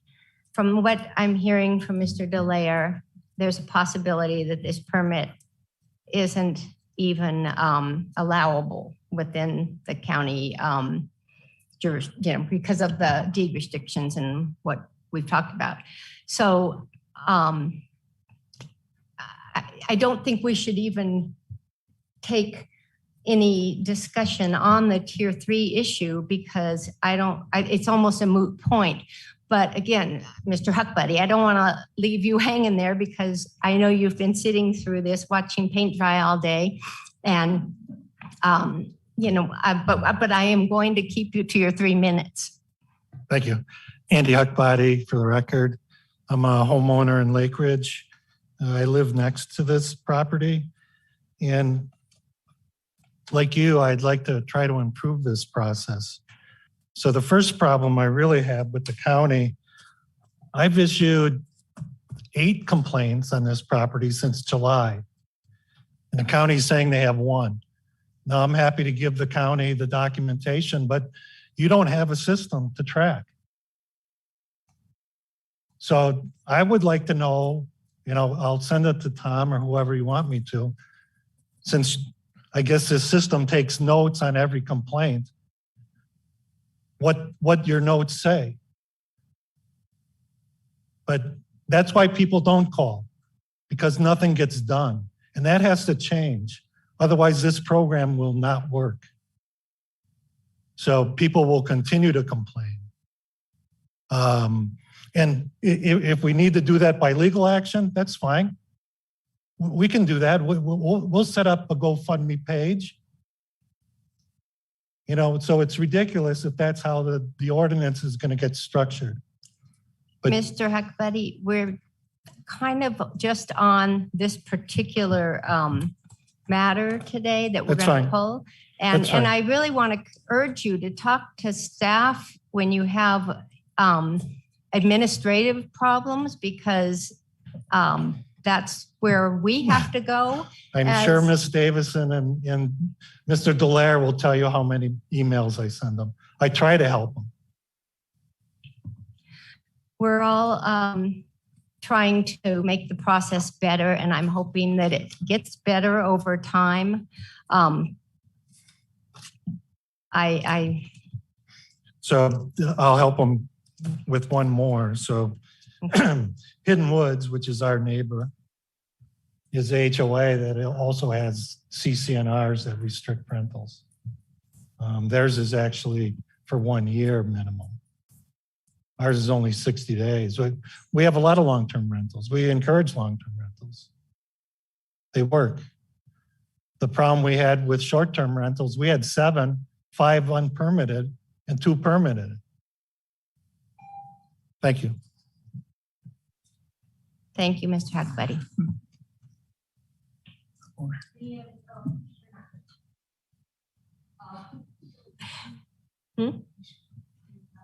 Okay.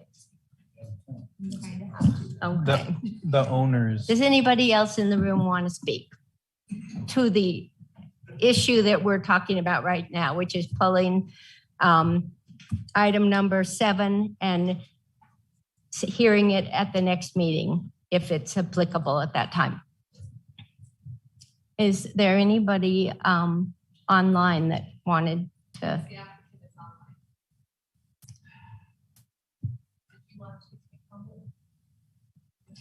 Yep.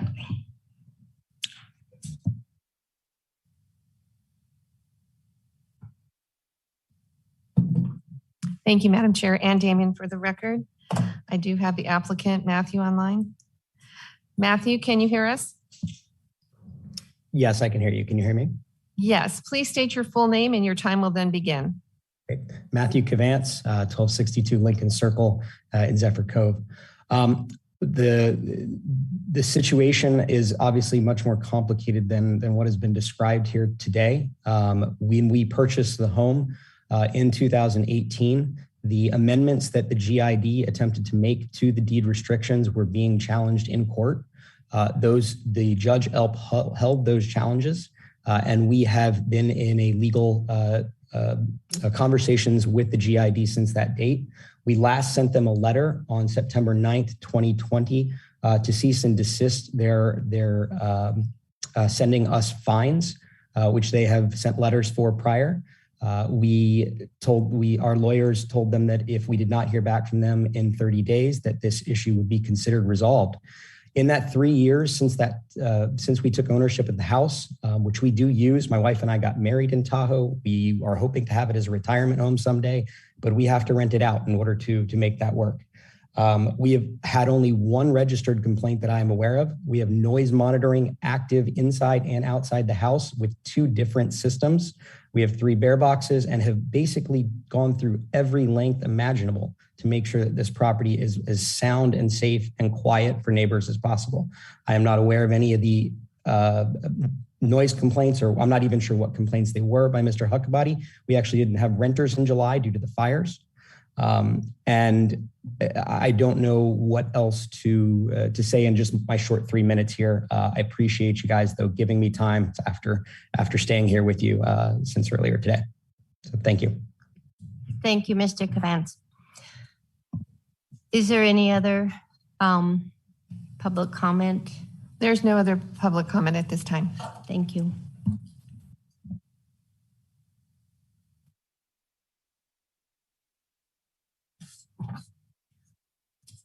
Item 8, for possible action, discussion on a special use permit application to obtain a Tier 3 vacation home rental permit. The subject application is for a 7-bedroom home, 14-person occupancy, located at 650 Tina Court in State Line. The owners are Wendy and Steve Kaplan, who have a Douglas County issued VHR permit, account number 08401800, APN 1319-19310-036. Mr. Dallaire. Thank you, Madam Chair. Tom Dallaire for the record, Community Development Director. Yes, this is Kaplan's residence, and they've applied for 7 bedrooms. The occupancy is 14 on this particular one. They have 9 parking stalls. It's a fairly long driveway. They do live in the Tahoe Basin, and they own an additional home. I've spoken with Mr. Kaplan personally, and he lives down the street in the same neighborhood. So let's see, what else was there on the complaints? I think we had a couple of complaints on this one, if I recall. Gosh darn it.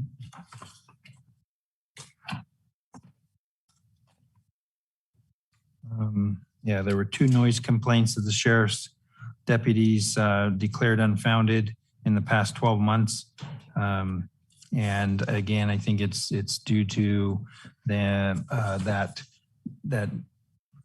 time, the response from when noise happens, and then the sheriff's office respond. I don't know that we actually received any complaints recently since we've been doing the citizen serve and tracking the complaints that come in. But the Upper Kingsbury area is also, I also want to point out, if you look at the map, this is a single family detached homes. There are, this zone is overextended, I guess, with VHRs being allowed in the subdivision, and is marked as no new ones that can be in the neighborhood. So just wanted to point that out as well.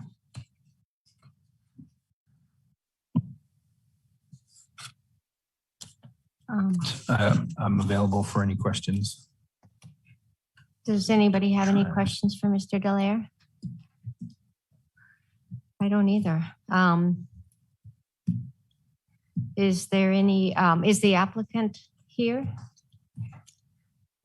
I'm going to have you come up, and if anybody has questions for you, they can ask questions.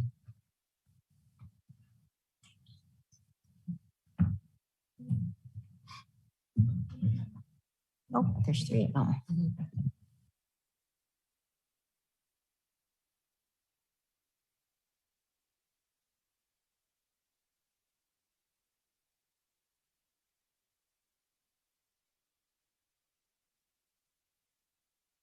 Wendy Kaplan, 650 Tina Court. I'm Lindsay Congdon. I'm their property manager.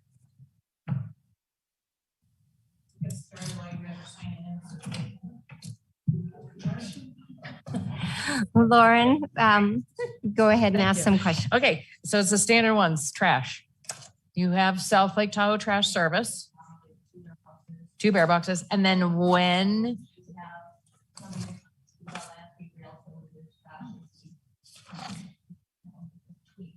yep, and We also have 2 trash mailboxes at our property, which is 3 houses down. So the cleaners will, they'll use our bear boxes as well if necessary. okay, so when the cleaner cleans the VHR and he finds there's trash in it and it isn't gonna, there's not enough room in the bear box or whatever, he brings it to your place, which is down the street. Yeah, and then if we still have beyond that, then the landscaper will do a run to the dump. And so if there's an overflow of trash, they can't put it in the trash bin. We do have brown trash cans in the garage because it's a big garage and they dump in there. And there's a dumbwaiter right there and the trash cans are all there, right out of the dumbwaiter into the trash cans. And then the responsible party is? Wendy. There we go. Yes. Mrs. Kaplan, okay.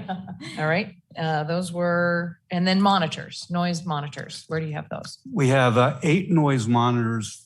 We just found out about them in the spring, and that's when we started putting them in. We now have 8 noise monitors, 4 inside, 4 outside, and we also have 2 mobile, what do you call them? They're hand decibel meters for the For the guests. The noise monitors are monitored, 24/7. We also monitor them, and Lindsay monitors them. And then we have two mobile ones, just to be absolutely sure the guests know if they're getting noisy. Okay, thank you.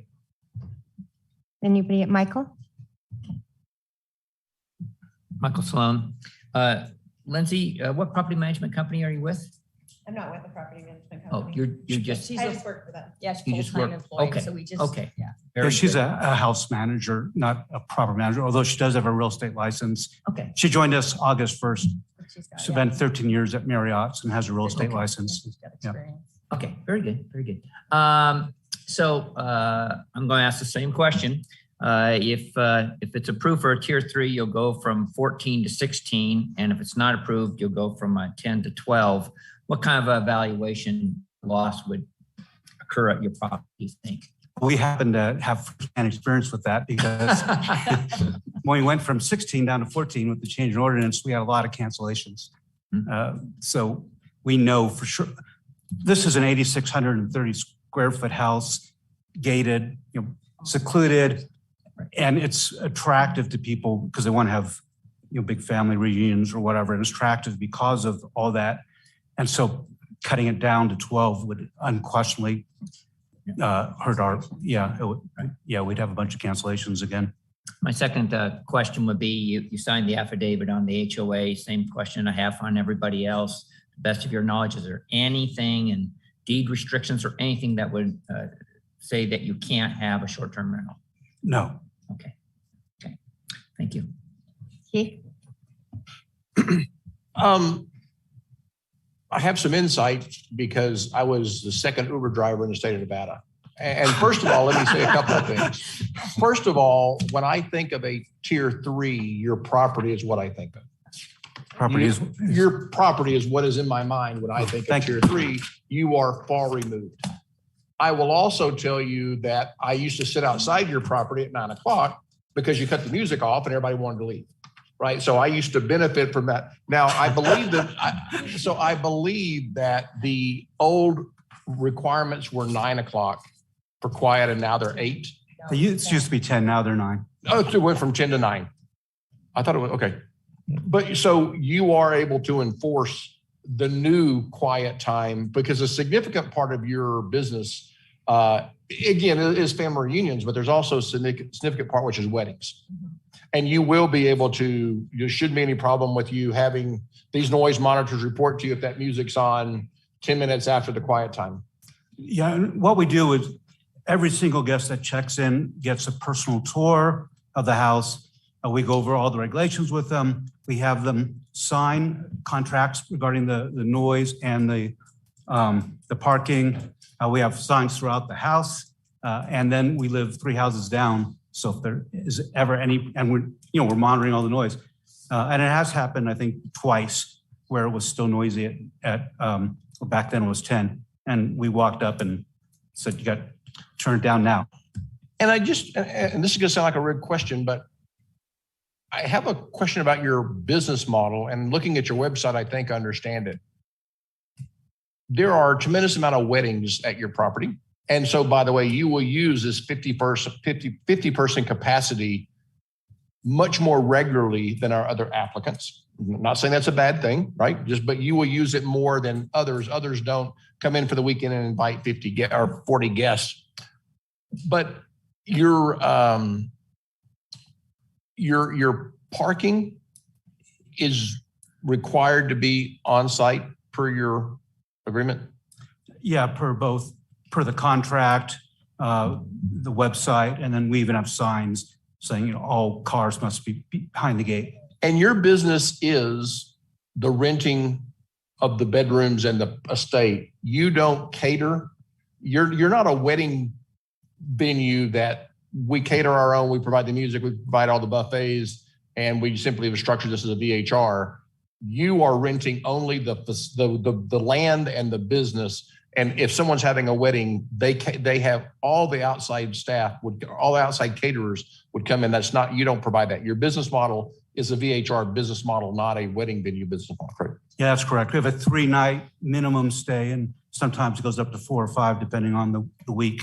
So yeah, we absolutely make it 100% sure that clear that we are, and we did have a guest who was confused about that, and she thought that we're wedding venue. We made it very clear that no, we don't do that. Okay, because I was just, again, I think that was very clear. And again, it was almost more for precedent than anything else. Your business model is about renting rooms and the real estate, not providing a true business service that a wedding venue would be in. The last thing I have is on page 382 of the packet, your insurance. The building says building interest is owner occupied. Predominant occupancy is bed and breakfast motel. So I guess I could kind of see the bed and breakfast motel, but the owner occupied confused me because you're not really owner occupied. Definitely no, we're not owner occupied. So that's something I didn't even catch. But we are absolutely, insured as a rental, and it's $2 million liability. Yeah, I noticed that, and yeah. And I just, in terms of American Family, you made the comment. I just did a quick Googling on them. They're number 232 on the Fortune 500 list. Been around since 1927. 13th largest property insurance company in the country, and Forbes named it to the list of the 90 best insurance companies out of 4,200. But more importantly, our own experience. We've had 2 claims. Well, we had 1 claim with a flood in the house, and they took care of it right away. And most recently with the fires, we didn't even know this, but they covered lost rent. So we've been so pleased with them. But I would warn you, I don't think they are large A, small A1. I don't think they're to that level. But again, I'm not that, I guess when I see that you have a policy that meets the requirements and you're even over it, I wasn't as concerned about your desire for proper insurance as I have with some other applicants. So I'm not, I will warn you, I don't believe American Family meets the requirements if the statute is changed. You may have to change insurance companies, but I'm not that concerned about that for this particular one. I think that's all the comments I had. Thank you, Keith. Anybody else? Are we on comments? Or? I was going to go to public comment. Yeah. Is there any public comment in the room on this one? Ms. Damien, is there anything? Okay, then I will close public comment, and I'll just say, like Keith, I look at this one, and this is what I think of as a tier 3 also, with the amount of acreage involved and all that, and very responsible people running it. Do I have a motion? I make a motion that we approve the petition for tier 3 without condition. I second. Okay, any more discussion? Okay, all those in favor? Aye. Aye. Aye. Any nays? No? Okay, your permit's been approved. Thank you. Little bit of housekeeping on item number 7. We need to make a motion and a vote on postponing the item number 7 at 1262 Lincoln So moved. Circle to the next scheduled regular scheduled meeting. So moved. Second. All those in favor? Aye. Aye. Thank you. All right, item number 9, is everybody okay? Yeah, Okay. we're good. Item number 9, for possible action, I want to make sure it's on the right one. Discussion on a special use permit application to obtain a tier 3 vacation home rental permit. The subject application is for a 7-bedroom home, 14-person occupancy, located at 655 Tina Court, State Line. The owner is Monty Williams, who has a Douglas County issued VHR permit number 084-01709, APN 131919310-037. Mr. Delaire? Thank you. We were trying to grab some information off of there to see where their emergency contact came from. It is Monty. So I believe these guys live in the area as well. They have a 7-bedroom home.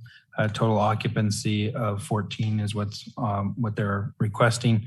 Parking was 6 that they are providing. Staff checked, and it doesn't look like we have any complaints on this property either with code enforcement or with the sheriff's office.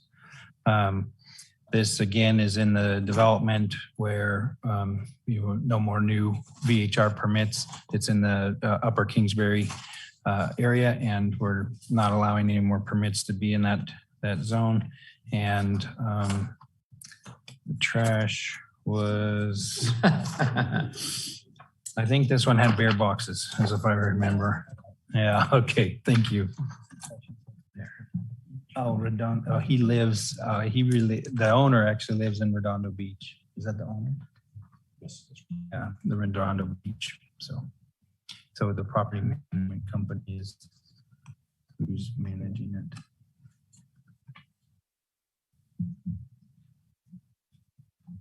That spreadsheet doesn't tell us.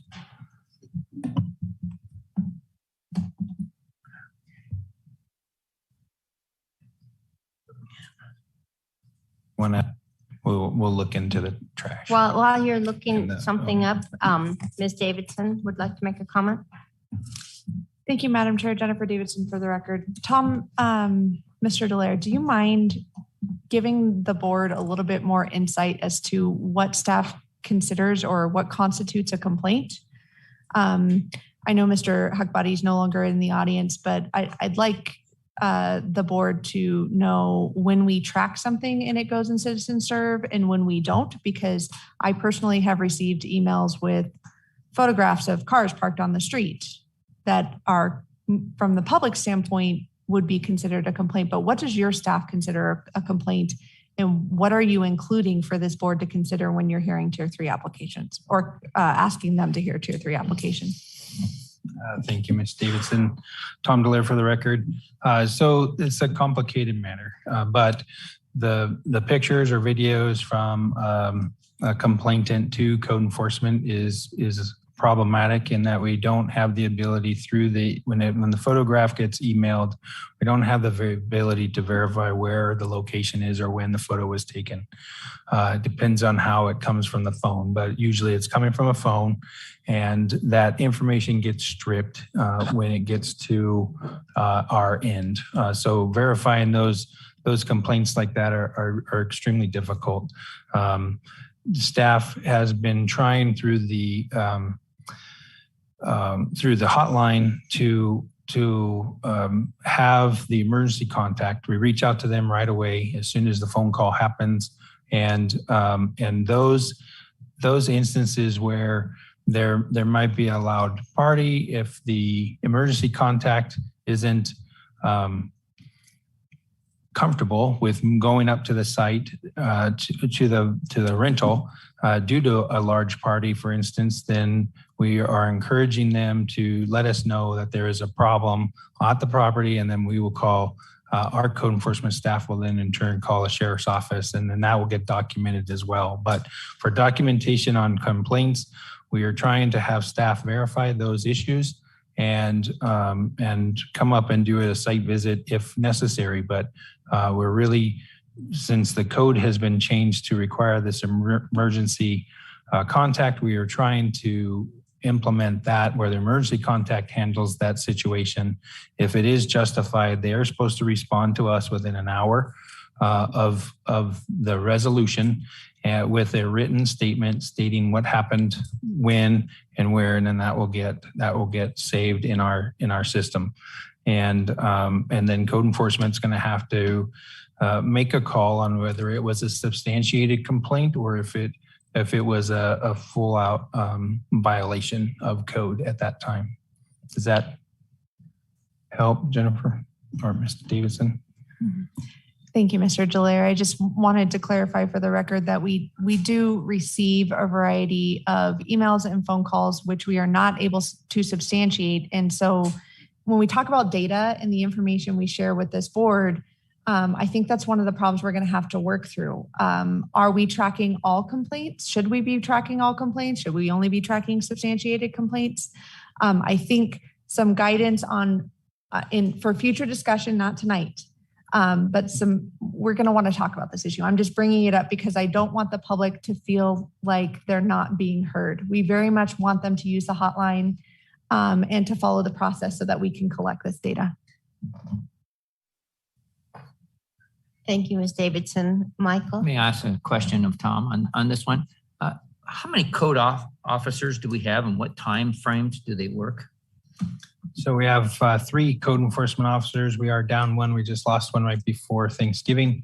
They work Monday through Thursday, 7 to 5:30. And then there's a rotating schedule on the weekends, which the shift starts. It's a standby time. Shift starts at 5 o'clock or 5:30 in the evening and goes all night. We pay them $4.50 an hour to be on standby time, and one code enforcement officer is on duty that whole weekend to respond to the calls that they get in from the hotline. So the hotline gets forwarded to their cell phone each weekend.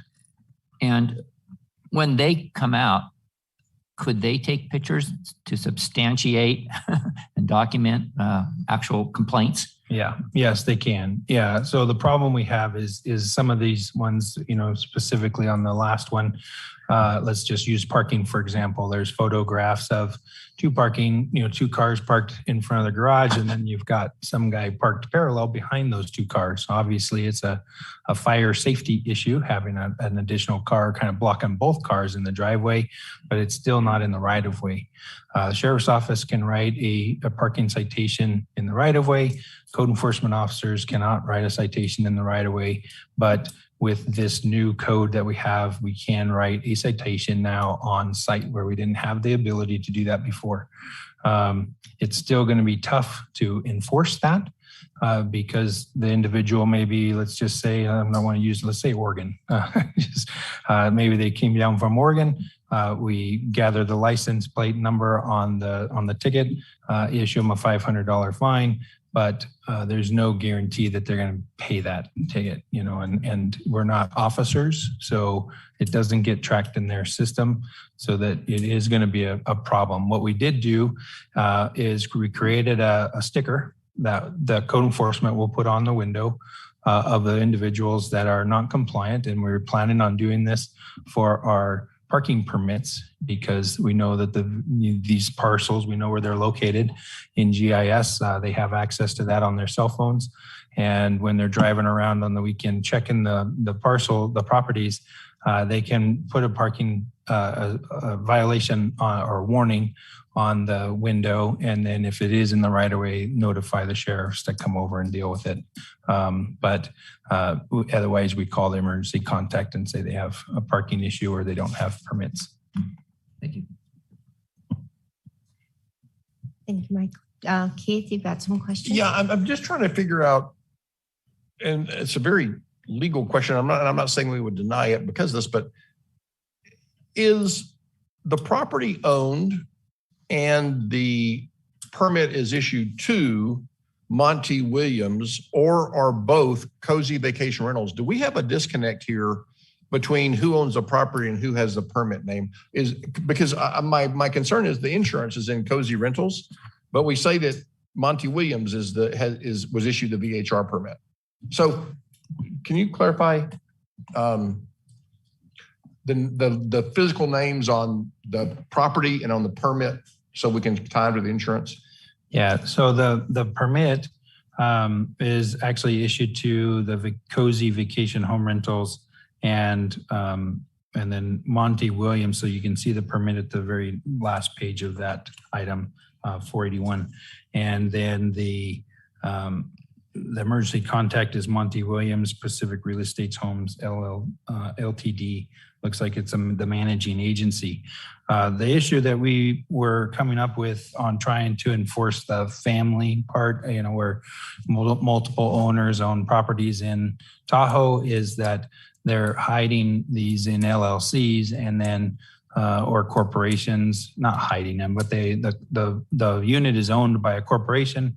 There's managing partners, there's owners, operators. There's a lot of different presidents, even on some corporations. So we've been trying to dig into the details, and we've now started requesting or requiring the individual who has an LLC to submit all their paperwork on the entity so that we can get all the names associated with that entity.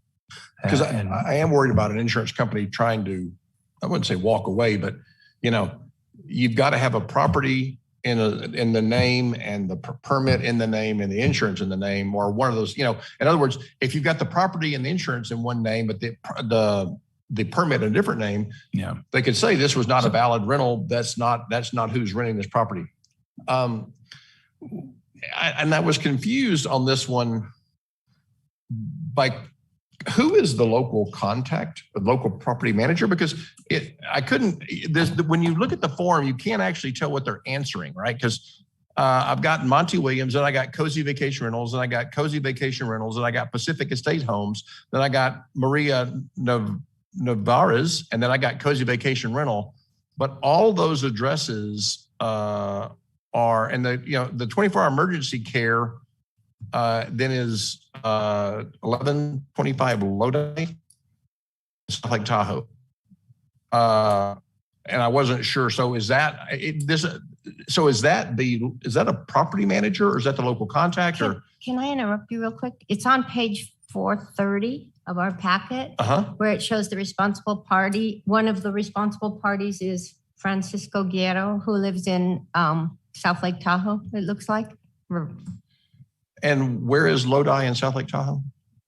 Lodi Street? I don't know, Midtown somewhere. It's near. I think it's down by El Dorado Beach. Okay, so close to Kingsbury Grade, because you're getting on the outskirts of 30 minutes, right? No. Down by where? But before you look that up, your code says the person has to live in Douglas County if it's the owner that's managing it. And if it's a professional business, that's a different story. But it is very confusing, the responsible party on this. I couldn't figure it out. Confusing. I got so many different names. I didn't know who Pacific Estates was. Yeah, I don't know if we want to spend an hour talking about it, but maybe you know the answer real quick. So as my understanding that in the code, we had a 30-minute response time for the emergency contact. That could include, to this particular property, that could include property out to South Lake Tahoe. I don't know that we've been digging into the weeds that far on this particular issue, but it's something that we can spend some more time on investigating deeper on where those are located and getting some sort of map showing the response time. I think Google does a pretty good job at, from your home to this address, how long does it take to get there? It's pretty accurate if you do the speed limit. And so I think we could look at adding another task for staff to review. But we have been just contacting the emergency contact, who actually gets published in our Excel spreadsheet that that we have and they have access to. And we even provide that to the sheriff's officers, so they have that. I don't know if you guys need a copy of all those as well, but we can certainly provide that to the fire department as well. Mr. Delaire, Ms. Davidson has a comment. Thank you, Madam Chair. Jennifer Davidson for the record. Definition of a local contact in code. A local contact is a person or an emergency contact that's a Nevada licensed property manager, owner, or local individual who resides or has a primary residence, place of business located within Douglas County or the jurisdictional boundaries of TRPA.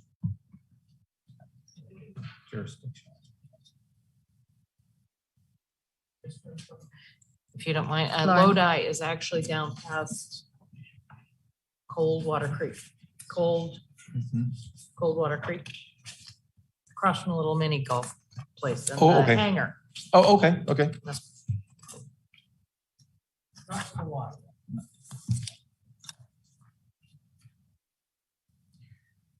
I had a question. The old permit showed 6 bedrooms. Now they show 7 bedrooms. Did they just do a remodel and add a bedroom, or how did that happen?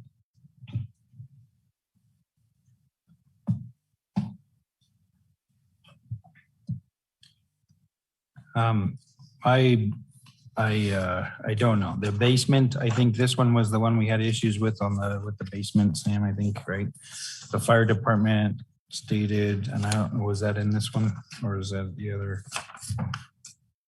No, you're right. My Yeah, I follow-up don't questions were, where's bedroom 6 and 7? Because they weren't on the diagram. They look like they're in a basement, but they're not described as a bedroom on page 456 of the packet. Yeah, and this is the one we couldn't find the failed report. So the fire department, Todd, when he goes out and re-inspects, when he inspects the first time, puts the bedrooms on that report.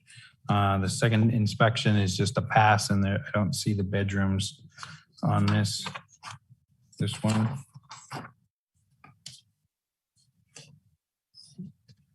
There was a letter, I think, was this the one with the letter from the fire department?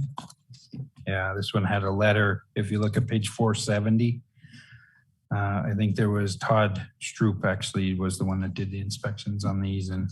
And I think they were asking what the requirement was, and they responded back. It says there's number of bedrooms is 7, and they were still trying to figure out the occupancy of the home.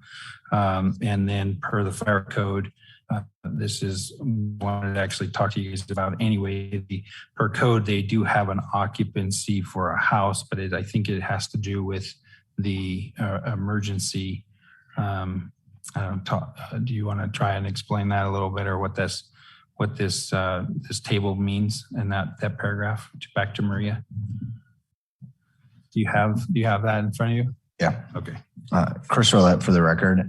So on that page, on page 470 of your packet, when Todd was using the square footage of the house to help determine occupancy, using the gross calculations, there has been some confusion, and I think it's been clarified of late with Tom's staff. Fire department does not determine occupancy on these homes. County code does.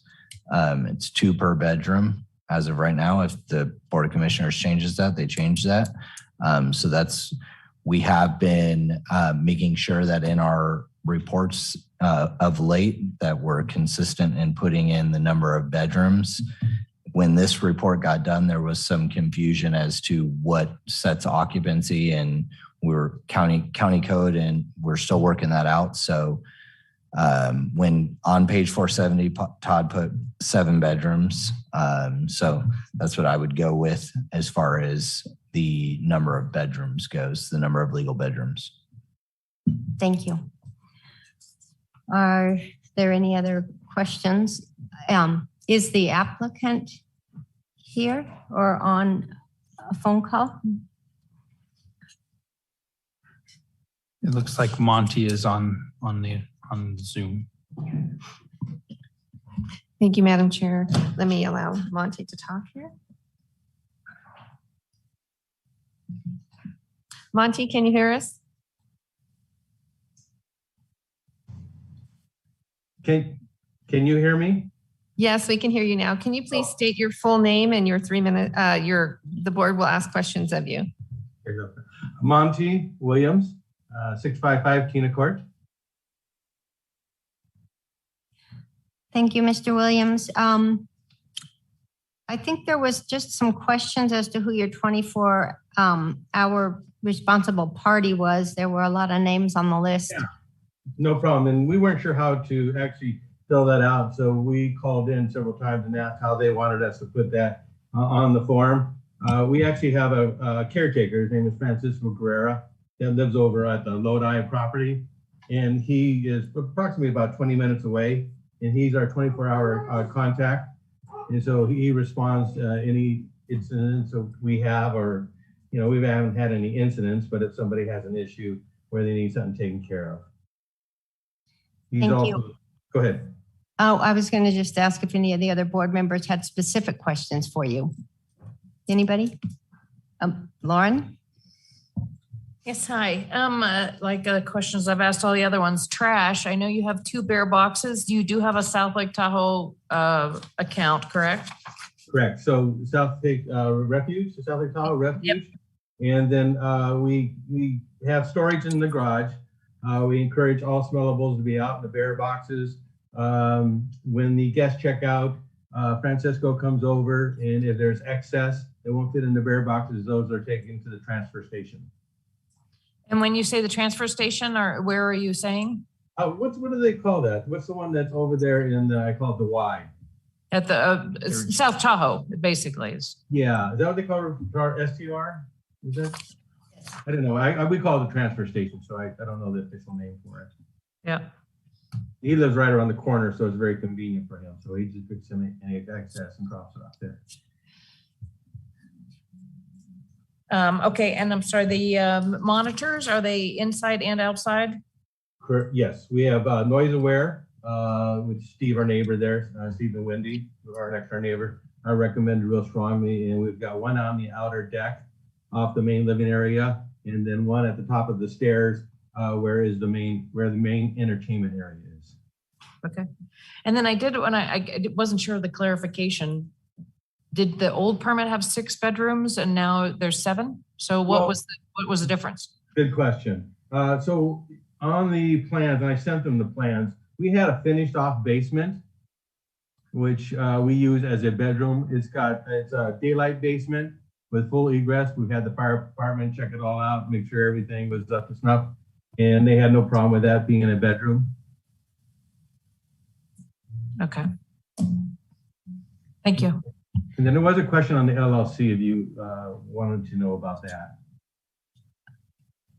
Oh, that was a question, Keith, I think you had about the insurance versus the LLC and all that. Yeah, it was just trying to make sure that if there is an accident at your house, it truly is insurable, because your insurance is the name of Cozy Vacation Rentals, right? They have the insurance policy. Correct. And the permit is that in the same name? And is the property registered? Is that the legal owner, Cozy LLC? Yes. And that's a very good question. I'm very much into insurance. American Home, what is it called? American Family Insurance, been real good.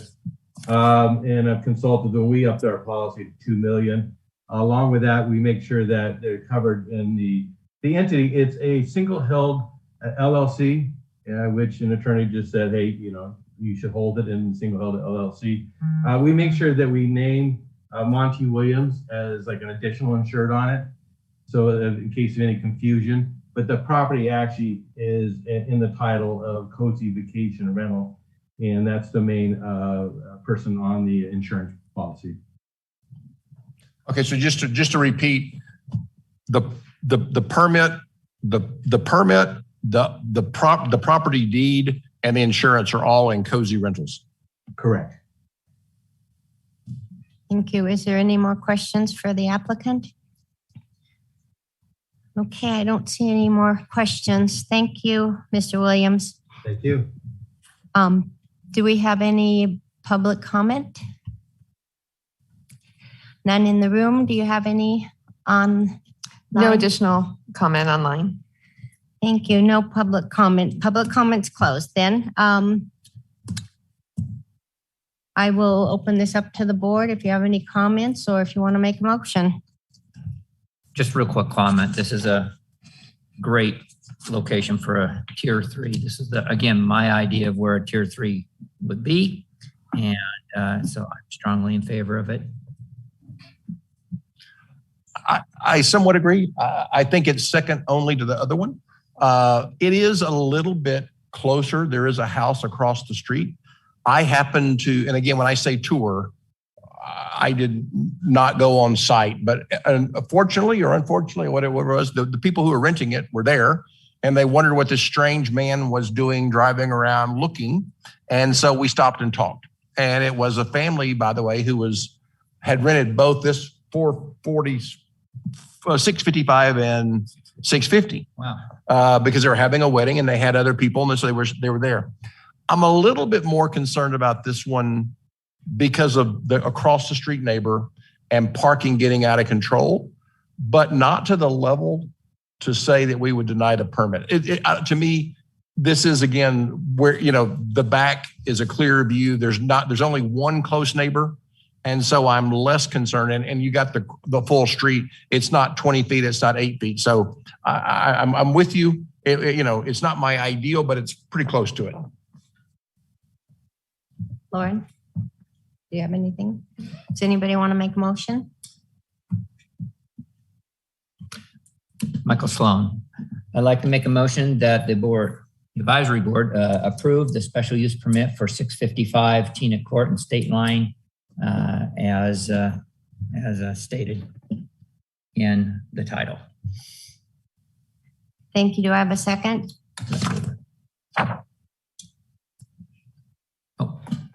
With no conditions. Madam Chair, I'd like to amend the motion if possible.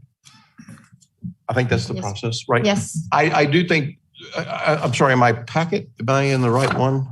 So do we need to put that in the event capacity changes?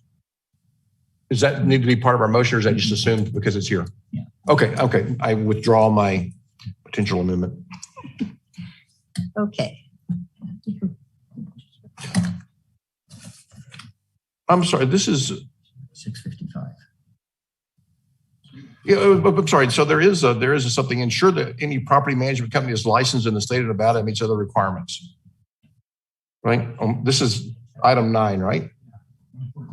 Excuse me. Are you making the motion? So, sorry, I'd like to amend the motion. Okay. To Can we use the verbiage that's on our action sheet? Yes. Is that okay? So you can make it. Yes, I would like to amend the motion to, as a condition, ensure that any property management company is licensed in the state of Nevada and meets all the other requirements of Chapter 20.622 of the Douglas County Code.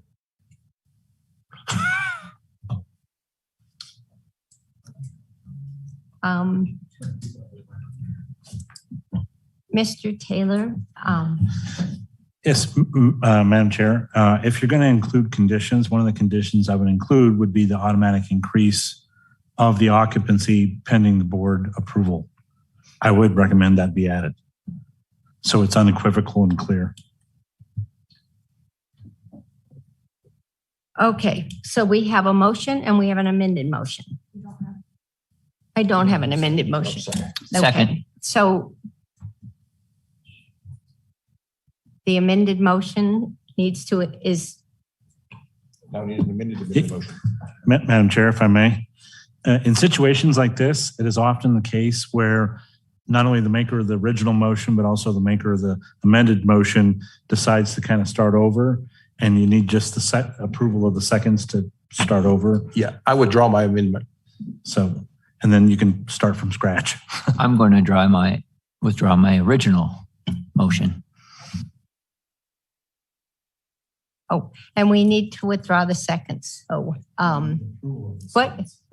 Oh. I'm sorry, Madam Chair. Sam Taylor again, Douglas County DA. For the record, you need the approval of the seconds to do what you're doing because you have an active motion on there, but in order to withdraw, you need the approval of the second. Okay. Who approved the second? I approved his amendment. Okay. And you're approving his withdrawal of his amendment. Anyone? The second for the original motion as well. We're starting over. And who did the second for the original motion? For the amended? For the first I think I amended it before it was seconded, to be honest. I must have missed that part. It was going too fast there. Yeah. Okay, let's take it from the top. Do I have a motion? I recommend we approve the special use permit application to obtain a tier 3 vacation permit rental permit with a maximum occupancy of 14 persons for 1655 Tina Court, owned by Monty Williams, subject to the following conditions. In the event of the Board of County Commissioners approve changing the maximum occupancy to the number of bedrooms plus 2, the maximum occupancy approved by the VHR Advisory Board shall be automatically increased to reflect the amendment. And also ensure that any property management company is licensed in the state of Nevada and meets all of the requirements of Chapter 20.622 of the Douglas County Code. Thank you. Do I have a second? I second. Thank you, Michael. All those in favor? Aye. Aye. No, opposed? None. Thank you.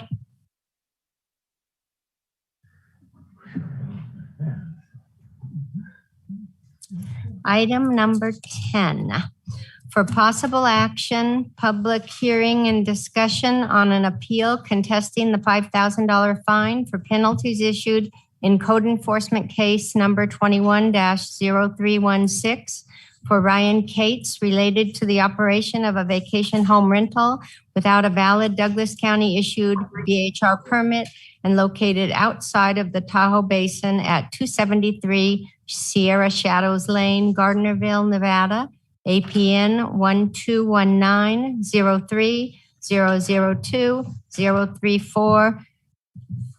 Tom Delaire. Thank you, Madam Chair. Tom Delaire for the record, Community Development Director. I've got Sam Booth here with me, Deputy Directors of Community Development.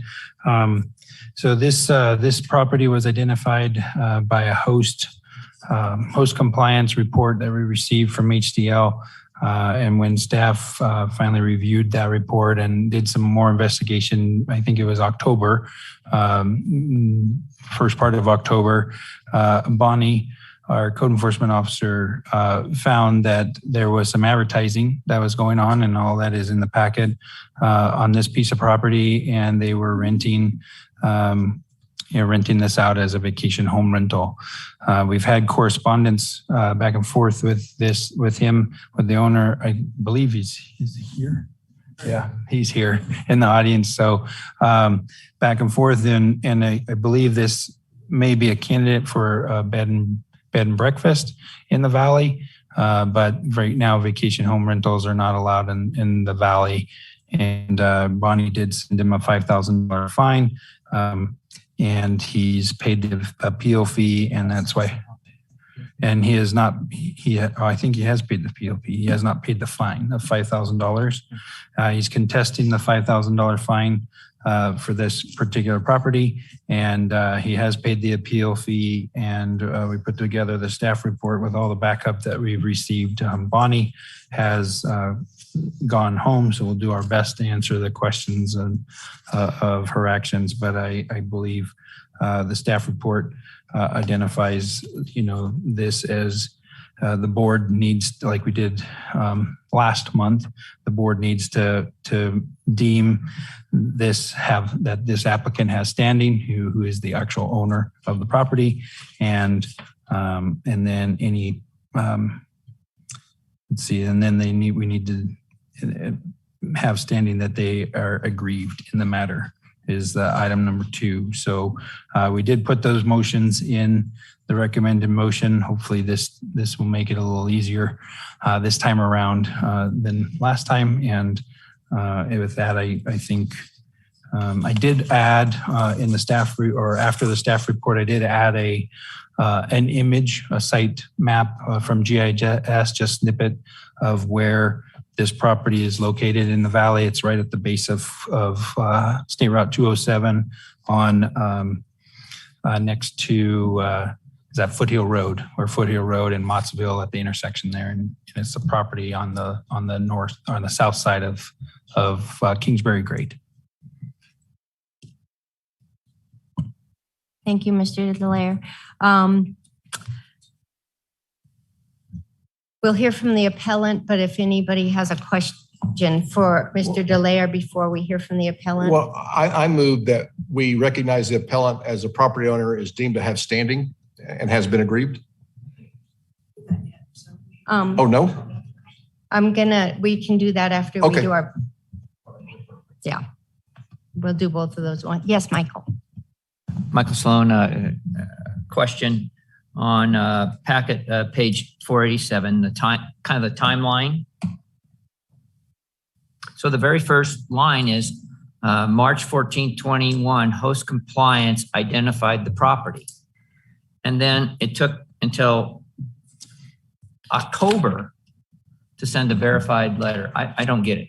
Yeah, neither do I. So staff received the report from host compliance, and anyway, I think Bonnie ended up actually finding this on her own, and then we later found the report from host compliance that identified a number of other properties, and we were investigating in October, and it is a substantial amount of time, and anyway, I don't have a good reason for it. Thank you. Other questions, Lauren? Mr. Delaire, since I'm not familiar at all with the Airbnb situation in the Valley, I'm looking down through what this says here, and then the Airbnb has to, are you saying that in that, let's say page 488, where it has parts of the code there, that a bed and breakfast, I'm just not familiar with a bed and breakfast. We didn't talk about it in the task force. I'm just not really sure. So there's some requirements of a bed and breakfast. Can you talk to that? Chairwoman, if I may, Sam Booth. Sam Booth, Deputy Director. Good evening. I've been hiding in the back here and just tried to help Tom close out the meeting.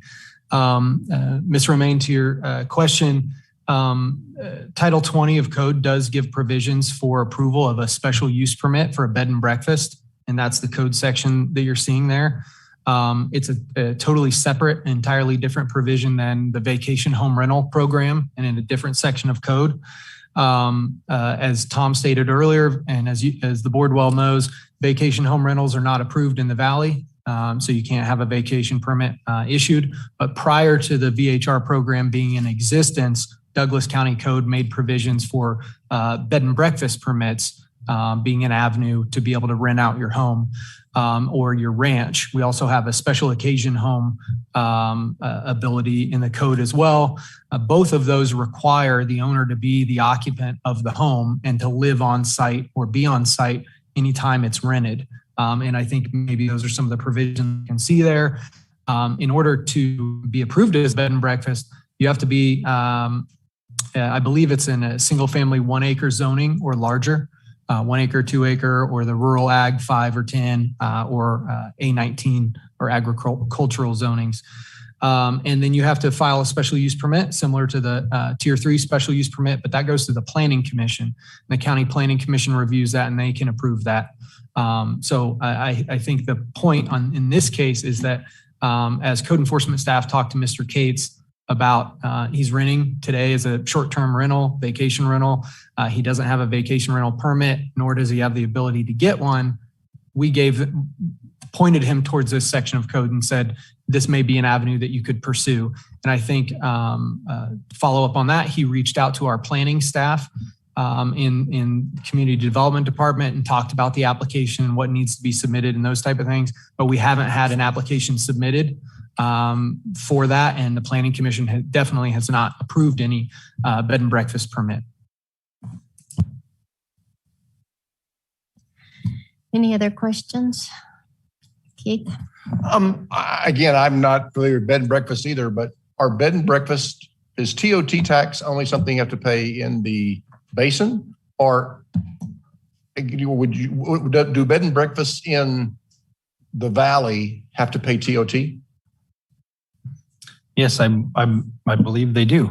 It's at a lower percentage rate and you don't have the $5 charge for the community center up there. It's 13%. And did the pellet, did they pay TOT? Not that we could identify. We could ask him that. And you're not going to like this question.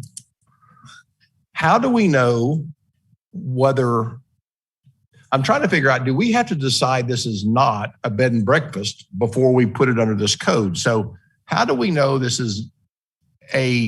how do we know that you're claiming to be a VHR rental without a permit and not a bed and breakfast without a permit? So how do we know which one of those this appellate is? How do I know I'm not a bed and breakfast that's operating without a permit rather than a VHR where there's not a permit? Does he meet these requirements? Does he meet the requirements? Because you put the requirements of a B&B in here. You mentioned the amount of property. Does he not meet the property requirements? Does he, owner occupied? I mean, he seems to work local. I took it through all this that he lives on the premises. It just may not be you might not be a door between the portions. So how do we know this is an Airbnb, a bed and breakfast, which doesn't have a special use permit and not paying TOT, or a VHR? How did we decide it's a VHR rather than a bed and breakfast, which is not complying? Mr. Byer, I asked that question also at another time, and it's I think that staff determined that it was a violation of the vacation home rental, and that's why it's coming to us. But obviously, Tom, if you've got something more about that. Madam Chair. Go ahead. Mr. Taylor. Yeah, I think I can help clear this up. Essentially, it meets the activity undertaken by the appellant in this case, Mr. Cates, essentially meets the definition of a vacation home rental as contained under 2622 of the Douglas County Code. Specifically, and I want to read the provision, it says, a vacation home rental or short-term rental means one dwelling unit or a portion of a dwelling unit, including a single family attached unit, rented for the purpose of overnight lodging for a period of not less than 1 day and no more than 28 days, other than an ongoing month-to-month tenancy granted to the same renter for the same time pursuant to NRS Chapter 118A. Excludes timeshares, but it does not exclude B&Bs. So essentially, it meets the definition of a VHR, and the activity, at least is my understanding, was for night-to-night short-term rentals. It wasn't a long-term rental basis, and thus it can be deemed to be VHR activity and be fined and processed in accordance with such. So let me rephrase that. So what you would say is that this meets the definition of a VHR, and other bed and breakfast, you would have to go apply as a BM to opt out of that. You would have to be something. So in other words, you fall under this requirement. To get out of this requirement, you have to file to be something else, which is a B&B that has to have a special use permit. I would say that's exactly correct. Okay. Thank you. Thank you, Mr. Byer. Thank you, Mr. Taylor. Any other questions, Lauren? I do have one other one. Just can I get some clarification too on what it actually means when you're talking about a person being the facility should be operated at all times by the resident owner of the home. Is there a requirement for the person to physically be there all that time, or what is when you operate a B&B in the valley? What is the requirement? Is it a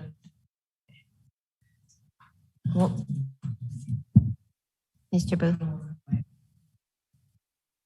Sam Booth, for the record, once again, Ms. Romaine, that's my understanding of the code and that provision that if I can find that again, that the resident owner I guess resident being the term there, so that they have to live in the home and be on site when it's rented for a B&B. I know that's been a question, and it's been quite a while since the Planning Commission's approved one. I think one of the last ones in Genoa around 2016 was reviewed We have done some of the special occasion home, which is similar if you're going to have a ranch with maybe a historic home on the property and use it for events and wedding type venues. The Planning Commission approved one of those this year, but I believe it's the same requirement that you have to live in the home on the property. If I may. Mr. Taylor. Because a bed and breakfast also offers food, there are health and safety requirements related to the offering of the food and providing food to customers that also must be met. So it isn't necessarily just the SUP from us alone. There are also other approvals given by state entities that must be obtained. Thank you, Mr. Taylor. Mr. Sloan? Just had a quick comment or a quick question. I just want to be sure. So there is no valid permit, obviously, for a VHR at this time. There never was. And there's no valid permit for a bed and breakfast at this time. That's correct. And to the best of your understanding, no taxes have been paid. Yes, that's correct. Tom Delaire for the record. Thank you. Thank you. Any more questions? Let's hear from the appellant, Mr. Cates.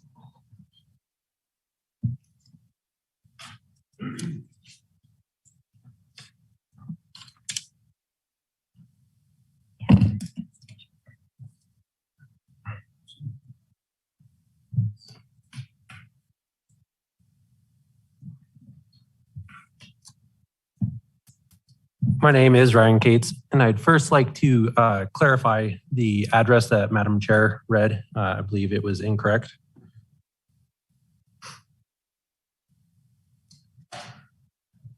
I believe you read 276 or 273 Sierra Shadows Lane. That is not my address. This says 273 Sierra Shadows Lane. That is incorrect. I'm 246 Sierra Shadows Lane.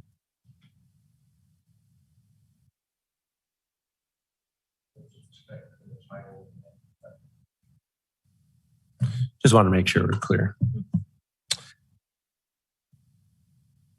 After hearing Mr. Taylor speak, I'm going to skip through some of this. Before I begin, I would first like to request, invoke my right provided to me by Title 262260, Section B, Paragraph 5, that states the applicant shall be accorded the opportunity to provide evidence or a statement in opposition to the notice of violation and shall be accorded the opportunity to cross-examine any witness presenting testimony today. Just want to make sure we're clear that I intend to do that.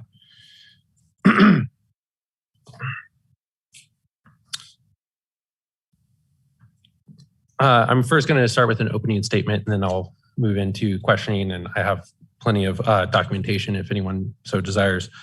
I grew up in the Carson Valley and the North Shore of Lake Tahoe. And since I left Nevada to join the Marines in 2004, it's been my dream to come back to this wonderful community and start my own family here. During the pandemic, I've been able to work as an ICU nurse all over the West, including Reno, in response to COVID outbreaks. In that time, I've been able to save money and sell my house in Arizona, allowing me to use my VA home loan benefits to purchase the home of my dreams with the woman of my dreams, my fiance, Kimberly Wyckoff. Kim wasn't able to make it here today because we received such short notice. When picking this home, we were planning for our future. This home affords us the space for our family to grow and even has an attached mother-in-law suite should one of our aging parents need help or would want to be close to help us with our children. In the meantime, the space is being wasted. We decided that we'd be able to rent these extra spaces of our home as a bed and breakfast and use the income to carry out upgrades, plant trees on our land, and save for our future. Feeling secure in the money we were earning, I first gave up travel nursing so I could start my family. After some time working at the ICU in Barton, I was experiencing burnout. The death I was witnessing firsthand every day began to weigh on me heavily. So I took a school nursing job. This was a massive pay cut from not just hospital nursing, but from especially travel nursing. But it wasn't about the money. So long as I could provide for my family, I was going to be happy. This was being accomplished by working 2 shifts a month at Barton and the income we were making from the bed and breakfast. Shortly thereafter, my family experienced tragedy after tragedy. In July, my cousin was struck on his motorcycle and killed instantly at the age of 36. In August, I suffered the sudden and unexpected loss of my father at 67 and my faithful dog, Rupert, at 10. My uncle passed away suddenly, also without warning, 1 month to the day of my dad. After suffering all these losses, I put in for a leave of absence from Barton, further diminishing my income. During the summer, we were placed on warning to evacuate for 3 separate wildfires. And during this time, Kim was out of work for 2 months. Now this $5,000 fee stands to place further financial hardship on my family. Ladies and gentlemen of the board, it's my intent to show you with evidence that I was operating in the scope and capacity of a bed and breakfast, not a VHR. With my own evidence and the evidence submitted by the county, I will clearly show why I'm not a VHR. I've never advertised myself as a VHR, and I am a bed and breakfast as defined by the Douglas County Code. Now, I have some questions that I would like to just work through. I'm just going to go right down.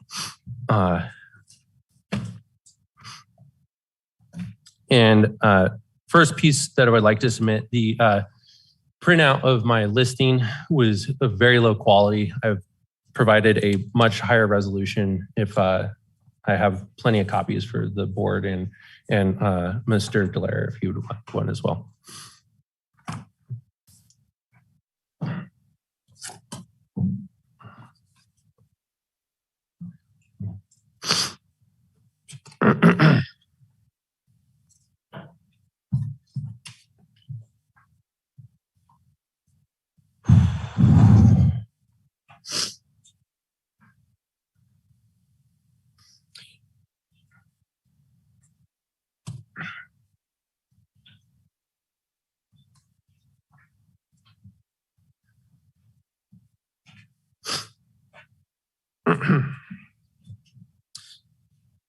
And I had requested that Ms. Harwood be here since she was the code enforcer that gathered most of this evidence, but Mr. Dallaire, I think, will be able to answer most of my questions.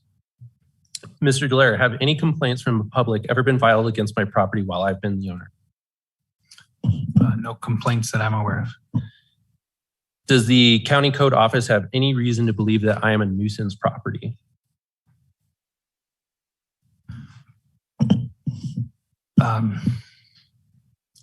Not a nuisance property.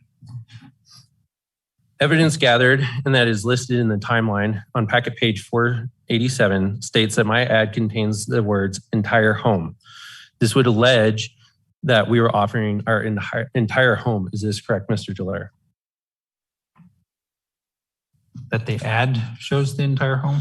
That on packet page 47, in your timeline, you specifically highlighted the words entire home. Yeah, on the timeline, that's what the report does say. Mm-hmm. So now that you all have my high resolution printout, can you see that those areas that I've highlighted, it does say entire home. That is a error that I cannot remedy at this time of Airbnb, but directly below that, it does state that I am renting a guest suite. It is even above that, it is listed as a 2-bedroom guest suite, entire guest suite. It's used again and again in our listing description. And you can see the county's original evidence on pages 534 and 538. Next on page 487, it details that the only food provided is Nespresso coffee pots. Mr. Taylor pointed out that bed and breakfasts are required to serve food. This is not the case. It is a may, not a shall or a must, but a may. Bed and breakfasts are not required to serve food. And we are choosing to not to serve food currently due to the COVID pandemic. We do not want to try and get a health inspection done currently.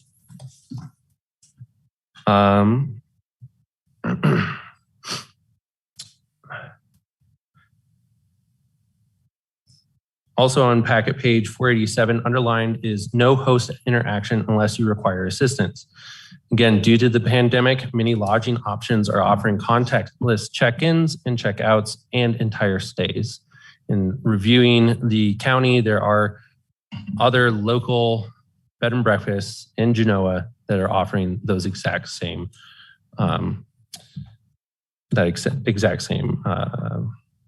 feature. Back on page 47, there is also a section of my bio that was pulled out. The county is trying to lay the foundation that because I'm not always available, that I'm in violation of the bed and breakfast code that requires the resident of the home be present at all times. Again, the county has laid out that Kimberly is listed as a co-host and that our listing states we are on premises to help when needed. This is highlighted on the third to the last page of the handout I gave you. Kimberly, again, is my fiance and a resident of 246 Sierra Shadows Lane who works from home. She is home all the time. The county alleges that I was served on October 16th. The evidence provided on packet page 526 lacks the date or time when the notice was served. Furthermore, is someone else's signature on the signature line and someone else has written my name in the received by line. This notice was not received by me. I was unaware of its existence until the following day on Sunday, October 17th. That was the day that I first made contact with the code enforcement and called Bonnie Harwood, leaving a voicemail.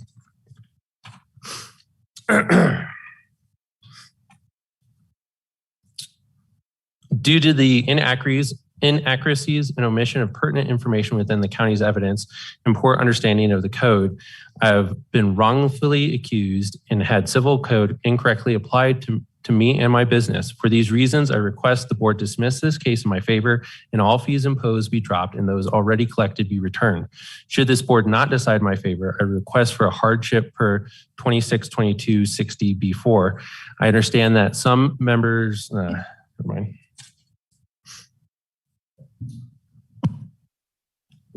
Mr. Delaire. Thank you. Can I ask Ryan a couple questions or do you want to?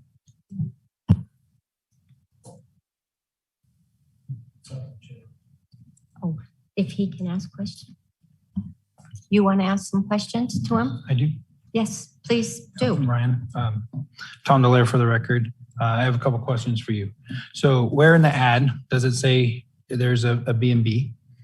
And have you paid TOT taxes at all on your short-term rentals? I would object to the TOT. That is not a part of the agenda, and I would like to stay on agenda. You did not enter taxes into this. I did not come prepared. You also notified me of this at 5:37 p.m. on Friday evening. I did not have time to seek appropriate legal counsel. I did all of this work myself over the weekend. Madam Chair. Mr. Taylor. I would like to note a couple things. First of all, I would take exception to the fact that I said that he must serve food. I didn't say that. I was basically saying that if you do serve food, you got to get the public health certificates that are required to do so. I would also note for the record, and this might actually help you, Mr. Cates. I mean, to be perfectly honest, if you look at the fee for operating an unpermitted bed and breakfast, it's $150 a day. 54 days have elapsed, which means you would owe $8,100. They'll continue to accrue until paid per 2691 of the Douglas County Code. Plus the fact that you haven't paid the amount that's outstanding and pending, there is a $50 monthly fee as well as a $100 late fee on that failure to pay that fee. So I just wanted to note that for the record and might make you actually reconsider your position. For the record, when I first started researching this potential possibility, I pulled up the county websites and right in the front, it said no longer requiring home businesses. And because I live at this home and I would be operating this as a business, I ignorantly believed that that applied to me. Since this has been brought to my attention, it helped because Bonnie did point me in the direction of some correct codes.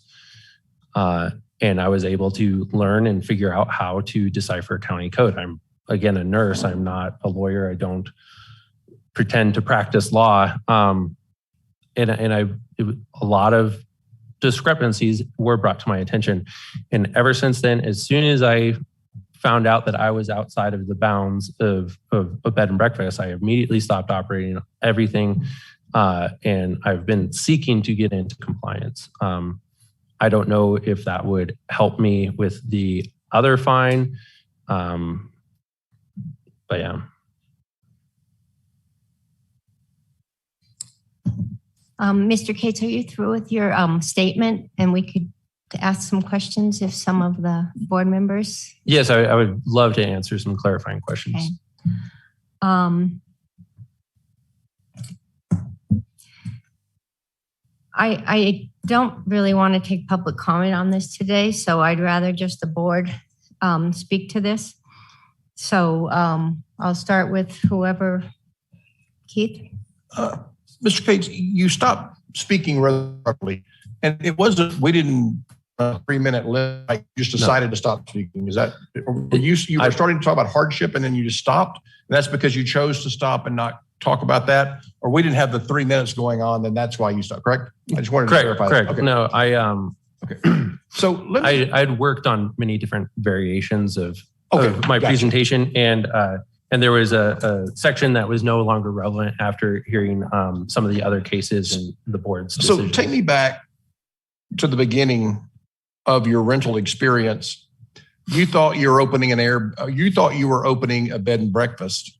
What actions did you take to say it was a bed and breakfast? To what did you anticipate the requirement would be to open a bed and breakfast? And again, not serving food, so no health service. But did I understand you right that there's something on the website about a home-based business and you decided that you were a home-based business, so there were no requirements? I mean, I noticed that your filing with the state are all after the date that you rented. So before you rented the first time, you wanted to have a bed and breakfast. Was that in totality it? You believe there were no requirements for bed and breakfast because you saw a home-based business? But because there's no, you thought it was completely not taxable. You thought it was no code. You thought, take me back to your mindset before you rented a part of your house as a bed and breakfast room in your mind at that date. What did you do to prepare for that? And did you think that was the entire requirement to open a bed and breakfast in Douglas County, Nevada? So that was one portion. I did look up the code for bed and breakfast and what that was described as. And the code is a little not the easiest to follow. Hold on, let me grab my.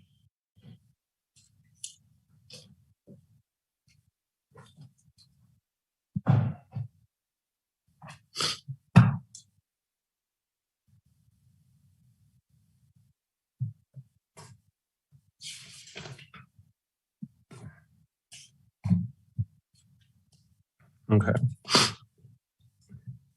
So if you notice, even in the code that is cited on 488, the only mention that it makes may be subject to operational requirements found in 266430.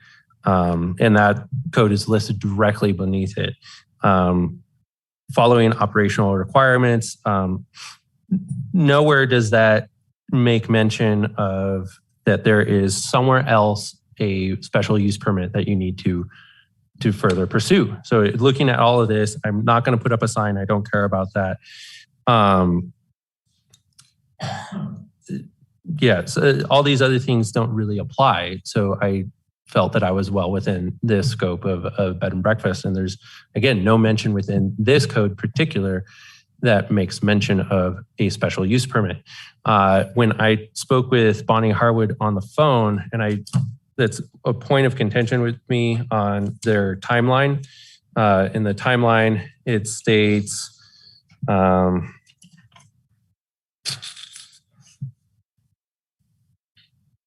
10/19 that I explained a bed and breakfast per 265620 requires a special use permit. She did not. And I took contemporaneous notes that day, emailed them to myself, so it's date and time stamped from Google. And in there, she made mention of the potential need for health permits. And I explained to her that I don't need a health permit because I'm not providing any prepared meals for my guests, and that didn't apply to me. And then at a later date, I, doing my homework and going through just as much of the code as I could, came across this table that shows that my home, being within the 1SR or whatever for the lot size, 1.77 acres, would require a special use permit for a bed and breakfast. And I brought this to Bonnie's attention myself and said that I will be doing everything I can to get into compliance. And the only reason why I haven't filed for a bed and breakfast permit as of date is because I wanted to see how this hearing went. The special use permit for that is something around the scope of $2,300. And again, more hearings open to the public and all of that. So I just wanted to I make guess sure I'm this is taking done. a rational person approach, and we don't have any income tax in Nevada, right? Mhm. So it didn't. And again, I'm not being facetious, but it didn't appear that you would want to charge sales tax or TOT tax. It didn't appear to you that before people lived in your house, a bed and breakfast, that we would want to do a health and safety inspection and have the fire department come out and look at your fire extinguishers and your exits. And, I don't know if bed and breakfast have, if there's an exclusion for handicap access, but all of the regulations which are burdened by businesses, none of those things, because your background, none of those things occurred to you that it would be, I don't want to start, I can't just decide to start a bed and breakfast today and take no actions other than advertise and it be a bed and breakfast. I mean, taxes, health and safety, et cetera, et cetera. Honestly, yes. When you look at this, and it does point to like a section of code for health, and in that code, I didn't need to pursue that. And so looking at the bed and breakfast code, as I understood it, looking at the other county codes that I thought applicable, I didn't see a need. Again, I'm not prepared to talk on tax because it wasn't put into the agenda. It has been made to it has been brought to my attention now, and I make full intention of getting current and complete. My background, I was in the Marines, went overseas. I'm currently in the Arizona National Guard. I'm in the process of doing an interstate transfer to the Nevada Guard. I enjoy following the rules. I don't like having to come and speak before boards or committees or anything like that. I want to make sure that I am compliant and above board. So this is not a fun position for me. Mr. Cates, vacation home rentals are not something that's a mystery to most people because they're in the news almost every day in different areas. So I'm having a hard time understanding. I don't want to say that I don't believe you but I think I'm having a hard time understanding why you would think that you would be exempt from any rules or regulations that the county requires. It feels shallow to me. That's just my comments. Would anybody else have any? I kind of take exemption to that. That feels like a personal attack. No, I'm not trying to be personal. Shallow. I'm just saying that everybody in business knows that there's certain rules and regulations we have to follow.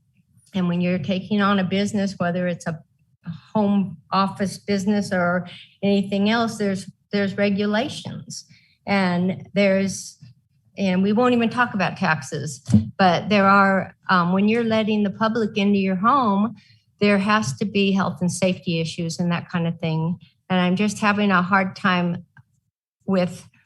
I'm very empathetic to your losses, and those don't go unnoticed, but this issue today is about operating without a permit. And you have acknowledged that you were operating without a permit. And you make it very difficult with acknowledging that you don't have a permit for us to not want to go forward with this fine, because the code is very clear. And I'm not saying this to you as a personal attack. We've said this at every appellant meeting we've had. Does anyone else have a question for Mr. Cates? Michael Sloan? Michael Sloan, Mr. Cates. How much money did you make with those rentals? It says here, I don't know, you had 30 or so. I don't know how many, 30.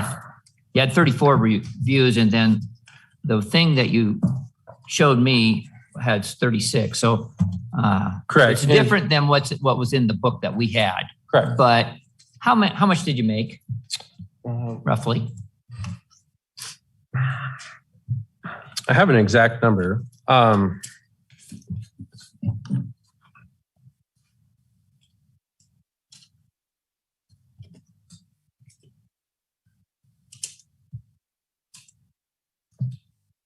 So accounting for some of those additional rents, one of those was ongoing when I was served.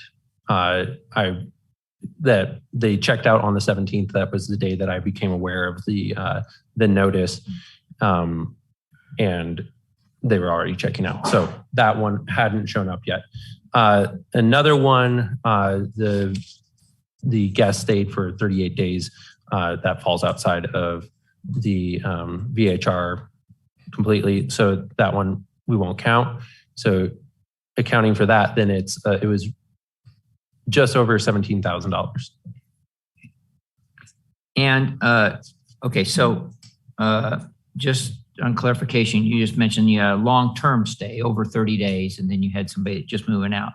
Did you have any other, after you received your certified mail on 10/16, other than the person moved out? No, sir.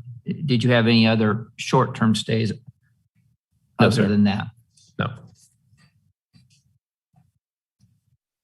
I canceled all future, I had future guests on the books and I canceled all of them immediately. I took this very seriously. Do you have any remorse about not having a permit? I definitely do now. There was a certain degree of ignorance. Again, this is my first time trying to run a business, start a business. You go to a county website and right on the front page, it says home businesses no longer require business licensing or permits. And then you look into the definition of where you're trying to go, and there's nothing that points you in a direction that talks about permitting. And so you start to feel a little comfortable in saying, okay, I think we can just do this. In my ignorance of VHRs, if we look at all the other cases that were heard today, I am living on premises. I'm not property managers or anything. All of this is handled by my fiance, Kim, and I. We do the cleanings. We provide additional services. We've tried to help find rental cars. We point them in all the directions of the wonderful sights to see in the valley as well as at the lake. We're very involved. I know it says no contact, but it doesn't mean that we just let our doors open and close. And someone had, it just popped in my head, someone had mentioned whether or not the units were connected. It is all one singular house. We have put a one-way deadbolt on just to prevent, because we're not open to public, to common spaces currently because of the pandemic. And it was more for guest safety, making sure that they know their place is secure and clean. Okay. Thank you. And then I have Madam Chair, may I ask council a question? Yes, I just wanted to make one comment. The items we were discussing earlier were on vacation permits, not appeals. So, it was just looking at people that already have permits and that we were looking at renewing or letting them have a higher occupancy. They're not what we're doing right now. Mr. Sloan? I just had you mentioned mind blank, it's getting late. Attorney's name. Mr. Taylor, that's a tough one. Mr. Taylor, you mentioned earlier that it could be in Mr. Cates' best interest to pay a fine this way versus paying a fine with not having a permit for a B&B. Can you run that through me one more time again? Sam Taylor again, Douglas County DAs for the record. Yes, I mean, essentially what Mr. Cates was arguing was that he should be fined for operating an unpermitted B&B as opposed to an unpermitted VHR. And what I was trying to suggest to him was that may end up costing him more if that argument, goes forward, because the fine for operating an unpermitted B&B is $150 per day.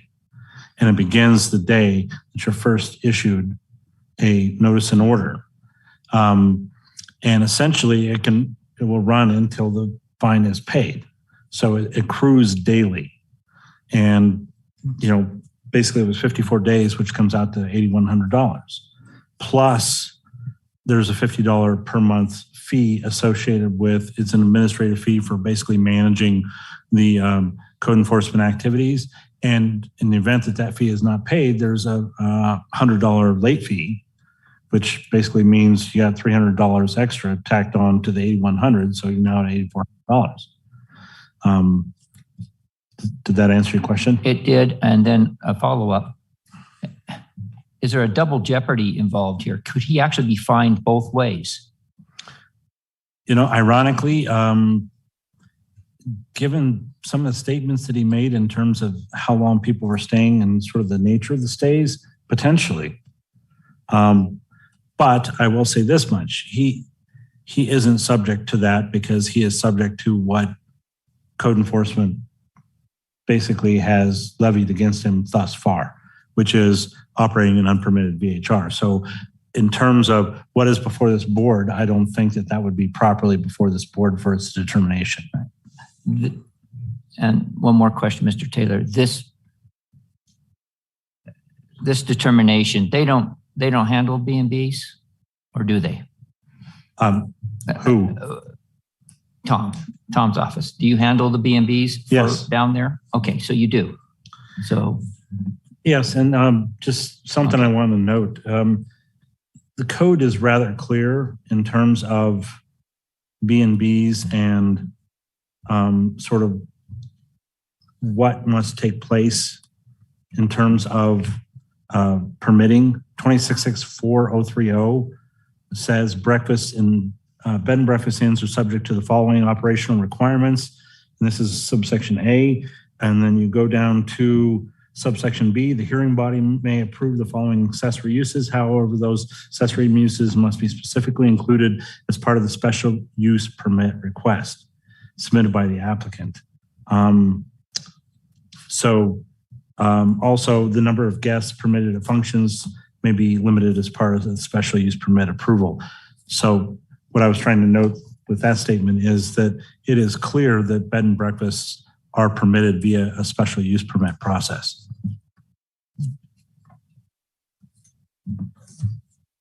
Anything else? That's it for now. Thank you. Can I ask a clarifying question of Mr. Taylor? Mr. Taylor, so when you were answering the board member's question, you stated that it would have been $100 a day from the time of notice for operating a bed and breakfast, correct? No, $150 a day. That is the fine. For violating any provision of Title 20, which would include not obtaining a special use permit for a bed and breakfast, that's $150 a day. But did that include from the time of notice? Yes, if Mr. Delaire wanted to make it so would be what he decided. But what they did was they charged you the $5,000 for the VHR. So they didn't make the calculation for the other. Correct, but I $150 was notified for a different situation, not that one. And at the time of notice, I stopped all operating. So the fine in question would then be $150, would it not? The $150 is per day until corrected. And what that means is until you basically obtain a special use permit. So, okay, Mr. Dallaire may have determined or may make a determination that once you cease your operations, the fine would similarly cease.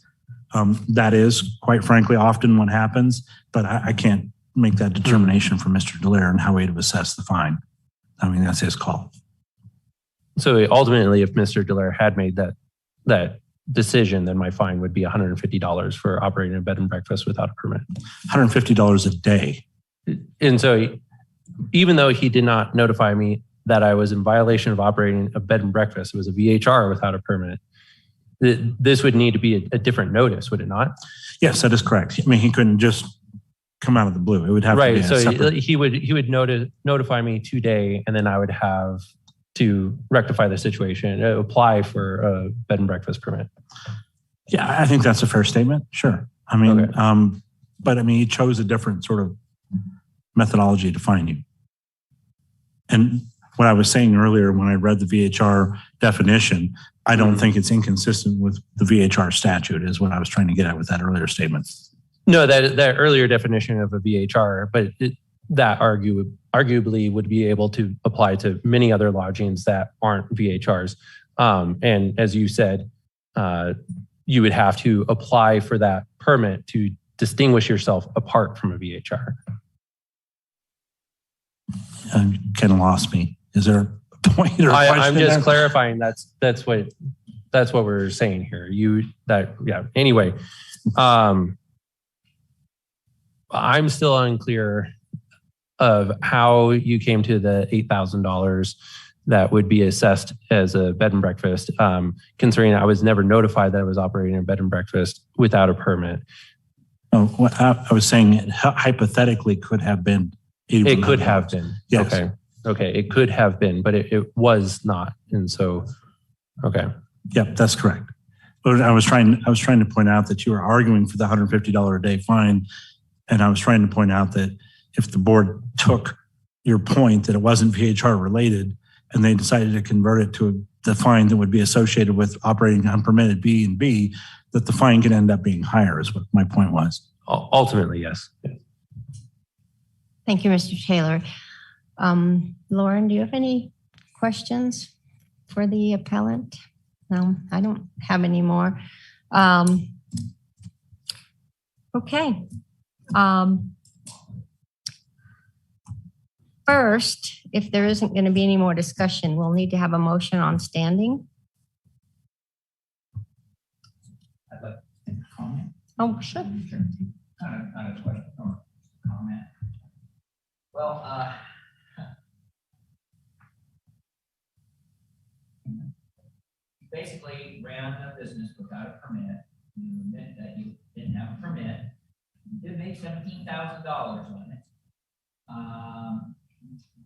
I think you're trying to rectify it. I think you're outstanding. Person, you're in the military versus ponder. I would be open to a lesser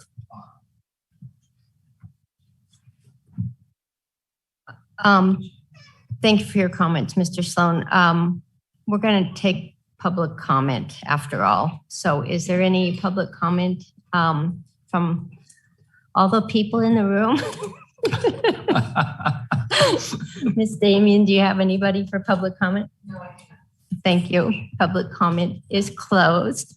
Now, Mr. Byers, I believe you had a comment. Well, I guess it was just kind of a point of order. I think before we get to the fine, we need to have a motion about standing, correct? So I would move that we recognize the appellant as a property owner is deemed of standing as the aggrieved. I'll second that. Okay, I have a motion and I have a second. All those in favor? Aye. Nays, none. Okay, now, is there any more discussion or do we want to have a vote on the appeal? Lauren? Yeah, you know, it's funny because when you talk VHRs and at the lake, I can talk to everybody till they're blue in the face, but I'm at a loss on this one. You know, there's different rules down here in the valley. There's bed and breakfast. Part of me feels like, and I hear your story, I really do, but you got to understand, like the last meeting we had a bunch of people that had, you know, were not. And unfortunately, you're kind of getting wrapped up in the fact of people who are coming up with bedrooms in places where they shouldn't and things that you just don't, that are just really unsafe and things that I feel like we have an obligation to ensure doesn't happen. And so those people all got $5,000 fines. And I have to admit, this discussion back and forth about bed and breakfast in the valley versus what the fine is versus I can't say I have a lot of clarity on it. So I'm usually not at a loss for words, but I have to admit this one, I'm a little at a loss for words. I, in one way, started off thinking, okay, I'm perfectly fine that we cut him a break and this is a better deal than what you guys actually had for bed and breakfast in the valley. And that now I'm kind of hearing, I don't know, it would kind of all depend on when he got notified, when he didn't get notified, how many days we would decide to do that and how we don't. So to me, it's just as clear as mud as far as whether it's a bed and breakfast or a VHR. And I'm just not, I'm been sitting here listening, trying to figure out how I feel about it. So if someone else can help me out, that'd be great. Anyway, we slice it. He was operating without a permit, one way or the other. But Michael? I have one more question, comment. This came back to my very first question. And it's not our responsibility, but we knew on March 21st, or I think was the timeline, no, March 14th, that we identified this property. And if we would have just acted on it, you know, I think he probably wouldn't have gone this direction. I think he probably would have got from me, probably may have rented him 1 week or something, but you know, it's not our responsibility, but I don't think we'd be sitting here today if we could have just, if it would have followed through. Mr. Byers? Here's how I put it in the boxes. That's why I started this conversation to say, are we having somebody who operated a bed and breakfast without a permit, or a VHR without a permit? And that's why I asked the question exactly how I did. And what I understood to say was, when you rent rooms in your house, you are a vacation home rental. If it's less than 30 days or less than 29 days, you are a vacation home rental unless you take action to make it something else, one of which would be an Airbnb, a VHR. And the appellant did not do that. So that's why I believe, regardless of what the fines would be, and I think that was an interesting theoretical argument, but to me, there was a renting of a room that is a VHR unless you try to make it a bed and breakfast. There was not an effort to make it a bed and breakfast. I am sympathetic, you know, for many reasons. I mean, the losses, the service to our country. I'm sympathetic, but I think it unreasonable to think that I can just start renting a room in my house without a fire and safety inspection, without paying taxes. Those things don't seem like a reasonable.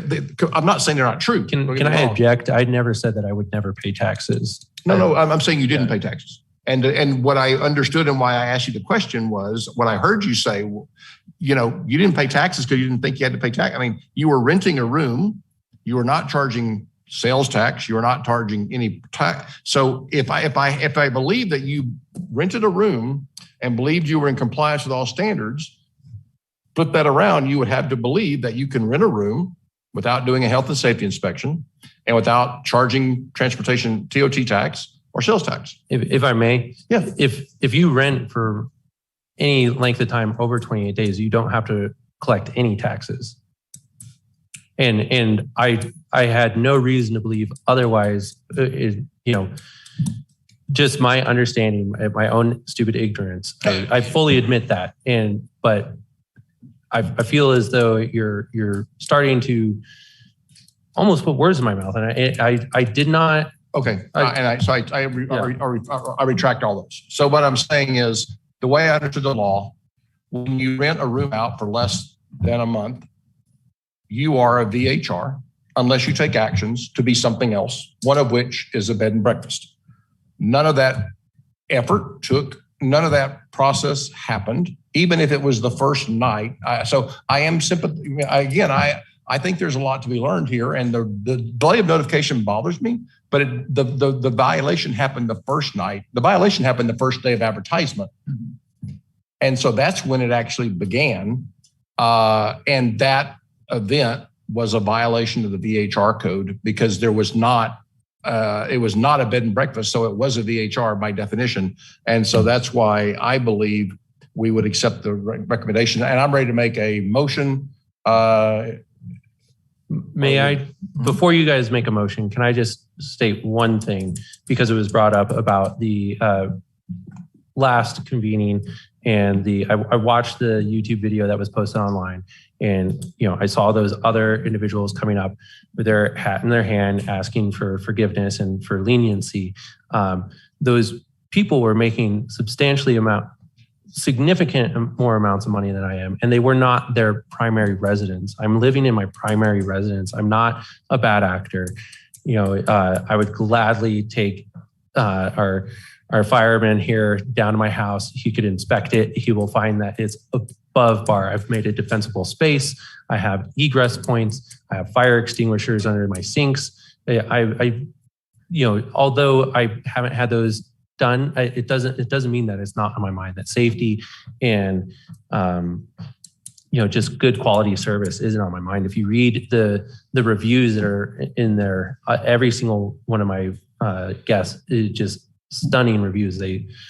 We provided outstanding service, and this was a major lapse in my judgment, and I fully accept that. But I ask for leniency for all those hardships that I've given, especially the loss of income, namely the loss of income. This $5,000 fine or fee would severely impact my family for a long time. It's more money than I make a month. Thank you, Mr. Cates. And I think we're going to go forward with a vote now. So, I think we've heard what we need to hear to go forward. Keith, did you want to make a motion? I move we deny the appeal of the $5,000 fine for renting a vacation home rental without a permit based on the evidence submitted and the testimony presented, since appellant does not have either a special use permit to operate a bed and breakfast, nor does he have a permit to operate as a VHR.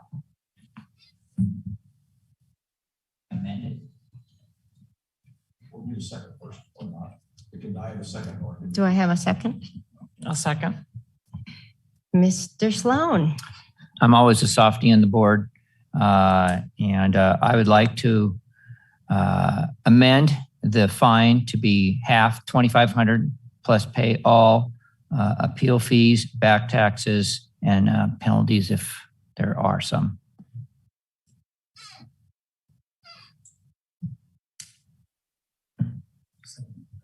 I need a second.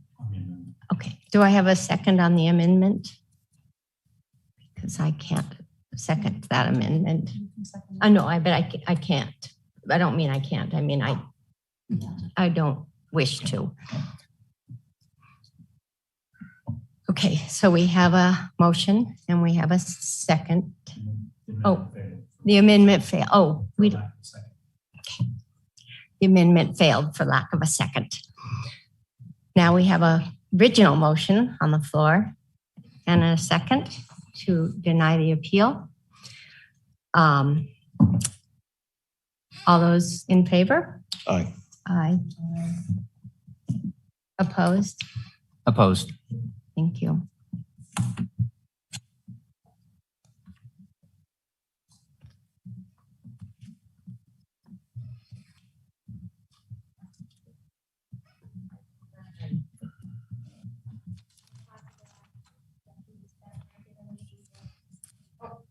Yep. Item 11 for possible action, discussion to set the regular meeting date and time for future meetings of the Douglas County Vacation Home Rental Advisory Board beginning in January 2022, unless otherwise modified by the chairperson of the VHR Advisory Board. Ms. Davidson.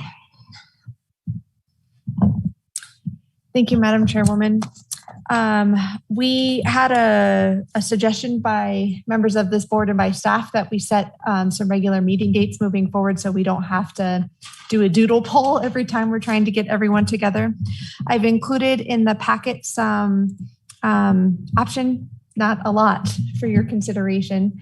I just would share with you the basis for the limitation on dates that we are suggesting has to do with the availability of this chamber based on other boards and committees that meet in this chamber, and also fitting this in between all of the other meetings and things that the community development team members have to fit in, including Board of County Commissioner meetings and Planning Commission meetings.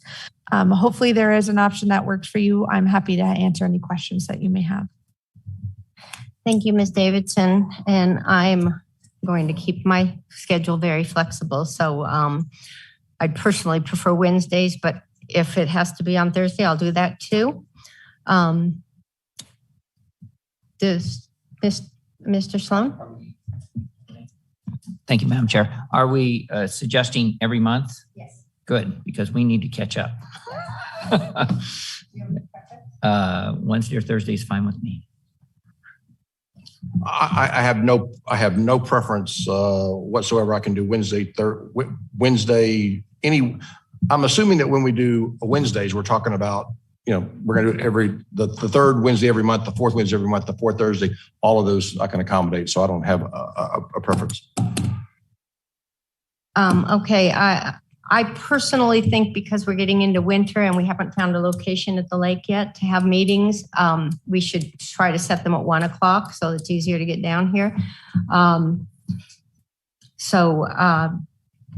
Lauren, I haven't heard anything from you. So I'd prefer Wednesday if that's at all possible. And then my other question was, if those three are the available things in order to catch up, can we set a regular standard day? But then if there's more information to do that we meet, I hate to say meet, never mind. I won't even bring it up tonight after. Let's just, the fourth Wednesday of the month. How about that? I make a command decision that way, but that would be my preference.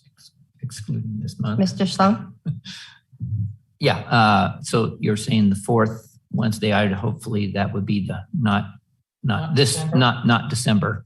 No, this motion is starting in January. Okay. Yeah. So yeah, that is fine. But timing, I mean, hey, we're getting into winter. If we're not going to have it over the hill, maybe morning is better, because I don't like driving Kingsbury at night in a snowstorm. Well, you're right. It's a double-edged sword for us. Coming down the hill by 9 o'clock can be dicey, and going home at 8 o'clock can be dicey. Mr. Reyes? I guess I'm wondering if we could do, I absolutely agree with the motion, and let's have a standard meeting every month. If we have 122 tier, and it's probably not going to be 122, there's 122 which apply to it. But you may have 80, and those 80 are going to be in the next 3 or 4 months. You have 6 months from the time your permit is redone. So we could literally have 10, 12, 15, no. Sorry, I won't bring that many forward. What's that? I wasn't planning on bringing that many forward per night. Can you? We were pushing it with 6 apparently. My question is, can you avoid it? Because are we going to, or is there, I mean, I would expect 10 a month, right? And so should we plan on multiple days? If the agenda has 10 or more of these, I would like to have 2 separate meetings if we could accommodate schedules. Because I can't imagine, what did we do? We did 6 tonight. If we had to do 4 more. Yes. Let me just kind of say my hope, and that is that we get a standard format of the way the information comes out. We've already set kind of a precedence as to what we see, what we don't see. And my hope would be is that we'll be able to move through these things a lot faster. Okay. Doesn't mean that 80 isn't daunting to me still, but I'm hopeful that we maybe work on a standard format. Things are a lot easier. The questions come faster and we move. Mr. Song. I do know I want to make a comment. I think that the fourth Wednesday of January is great because then we'll know what the commissioners did on the ordinances. Then I think the only thing we have to wrangle out is whether we want mornings or afternoons. What? For heaven's sakes. Okay. Okay. Should we make a decision though on a time before we take public comment? Lauren? I'm going to say 1 o'clock because my hopes would be is that we'd get these down to no more than 4 hours, 3 hours, something like that. So we'd be back up. Really? I would vote for earlier, 11. But Well, I'm good with 1. our choices are 9 or 1 Oh, I didn't know that. because we need to have enough time to get through them. Madam Chair, if I may insert something here. One thing to keep in the back of your heads as commissioners, if you have some unfinished business and you want to carry it over to another day, you can set a date and time, not the regular meeting time, and the location, and inform everybody who's present, and then carry that unfinished business over to that particular meeting. So that's always an option. In other words, if it starts to snow or something, you all want to go home, what I'm trying to point out is that you can make those accommodations on the fly. While all the days work for me, 9 o'clock in the morning is going to be very problematic. I work bookends because I work in Europe and I work in Asia. So I'm kind of through by 11 or 12 o'clock, but then I kick back off at 5:30 or 6 some days. So 1 o'clock works for me. 9 o'clock, it would be problematic. I will probably not be able to attend all the meeting if it's occasionally, because my job pays me more than this position. Believe it or not. Really? My job pays more than this. So I know that's stunning, but. Mr. Sloan, did you have any? I'm fine with 1 o'clock. I did have a question for Jennifer. Is there any possibility of getting these meetings shifted over to, say, the county building and and state line? I'm working as quickly on that solution. It's going to require a substantial technology investment in meeting spaces up at the lake, and that's the reason for the delay. We reached out to TRPA and haven't heard anything back to see if we can use their meeting space, and we're continuing to contact them to see if it's an option. We've lost the other space that we used to have at the lake, which you're aware. We gave up the lease with, oh my gosh, the Visitors Authority. Thank you.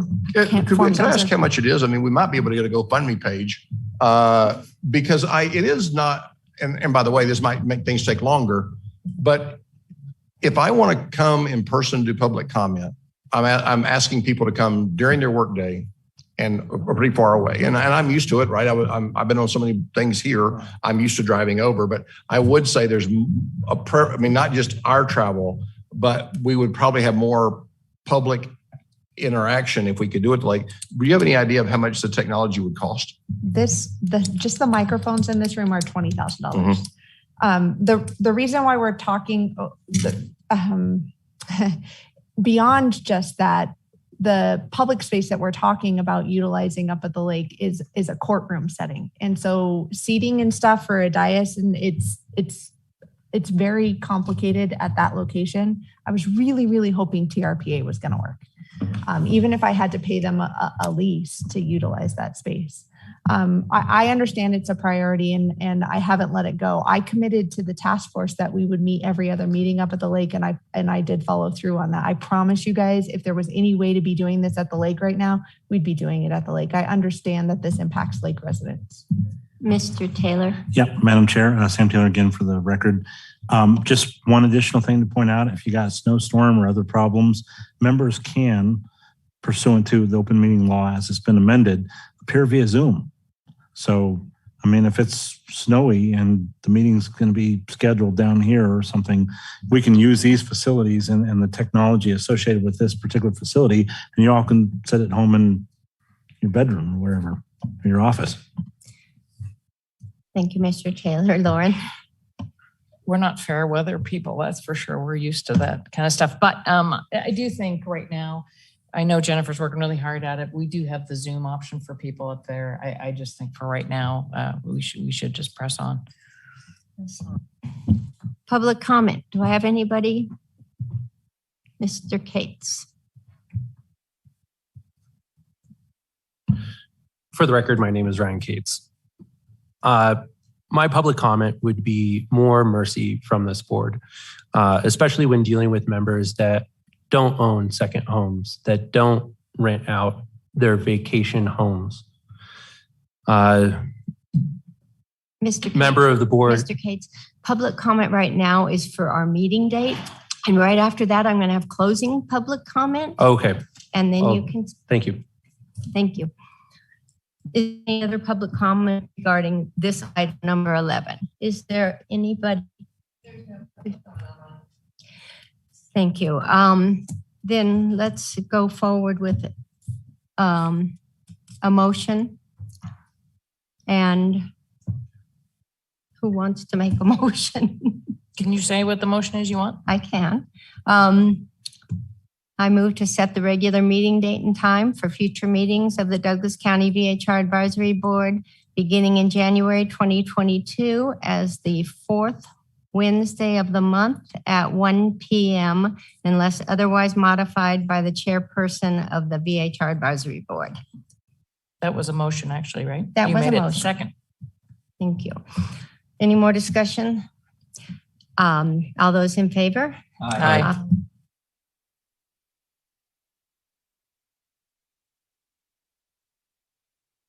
Now we have closing public comment.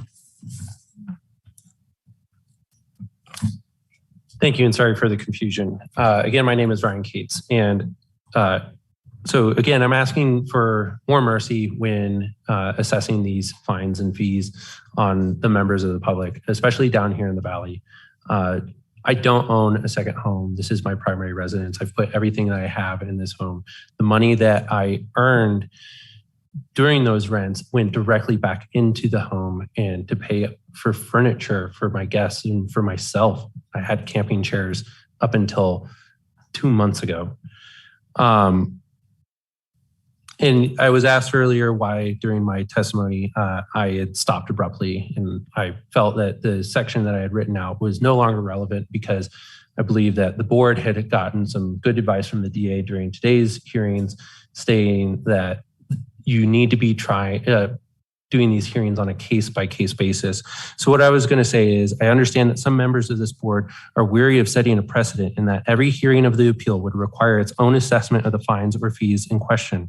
To this, I ask you to review Title 262260, Section B, Paragraph 7, which states the VHR Advisory Board shall have the authority to modify, amend, or reduce any fine or required abatement action based on the evidence presented in the facts and circumstances unique to each appeal.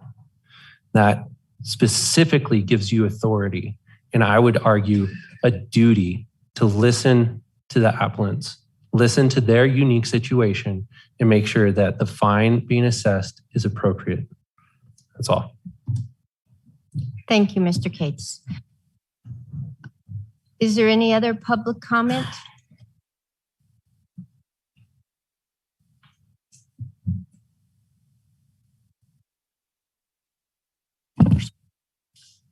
Jaron Gunter for the record again. Twice? Yeah. Sorry. I wanted to, or earlier it was brought up about people's complaints. And I've been in the vacation rental industry for 13 years now, managing. I have multiple properties, and I'm up to, I think we're at 16,000 reservations that I've done in those 13 years. This new, or people crying wolf and complaints that are not justified. So with our houses, we have the noise monitoring system. A few months ago, we got a noise complaint. I don't know what time it was. I was in bed, and the county or the person that does the inspections or gets the complaint told us that we were going to get fined if I didn't go check on the property. I checked my noise monitoring system and there was zero noise inside and outside at that property. I sent them a screenshot of that. They still said that if I didn't go check on the property, that I was going to get fined. I would think that if we get neighbors that are constantly complaining and they're not legitimate complaints, that there should be fines for them.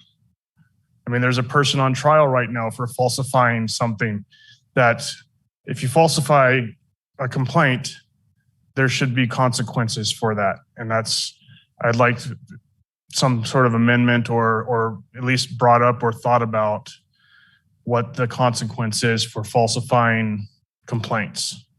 That's it. Thank you. Thank you, Mr. Gunter. Do we have any more public comment? Thank you, Madam Chair. And Damien, for the record, we do have one online. Kevin, can you hear us? Yes. Go ahead and state your name, please, and then your time will begin. Hey guys, I'm Kevin Novotny, and I was the second VHR permit, the one that got denied, the first one that got denied. And I just wanted to make a public comment on, I understand things are changing constantly. I started my permitting process back in June. But when things are changing, I mean, as you guys went down the list, every single one you kind of got either more lenient on certain areas or different things. I technically followed all the rules. And the two complaints, I never was brought up before I could make any public comment. So I feel I was unfairly treated and then not given a conditional permit like the person before. Like if there's an issue, they could say, okay, you can do this as long as you fix this. Doors opening and closing daily. I mean, that's going to happen when I'm there too.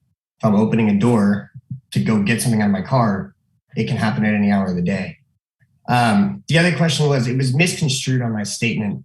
And then again, I wasn't able to make public comment. It was just kind of taken away from me that the trash, when I was asked for receipts of where we dumped, I said, we go to the dump every day. We don't go to the house every day. The trash is removed at the end of each rental, not every single day. But we do go to the dump every day because we have multiple properties. So that's one of the things. And then I had two complaints that were brought up at the end. People said that I had two complaints on the house, but that wasn't brought up. And I don't know anything about those complaints. And if the ones you're talking about in the public record, again, one of those is from when we lived there when I was a kid. I don't feel like that has anything to do with the vacation rental. And I mean, there really wasn't a reason where my permit should have been denied. And so I just feel like it's hard when there's just a lenient of, we feel like we're not going to give this person one just for kind of no reason.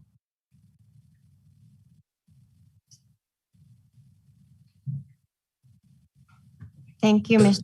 Novotny. Yeah, so that was just my closing comment. I appreciate you guys' time.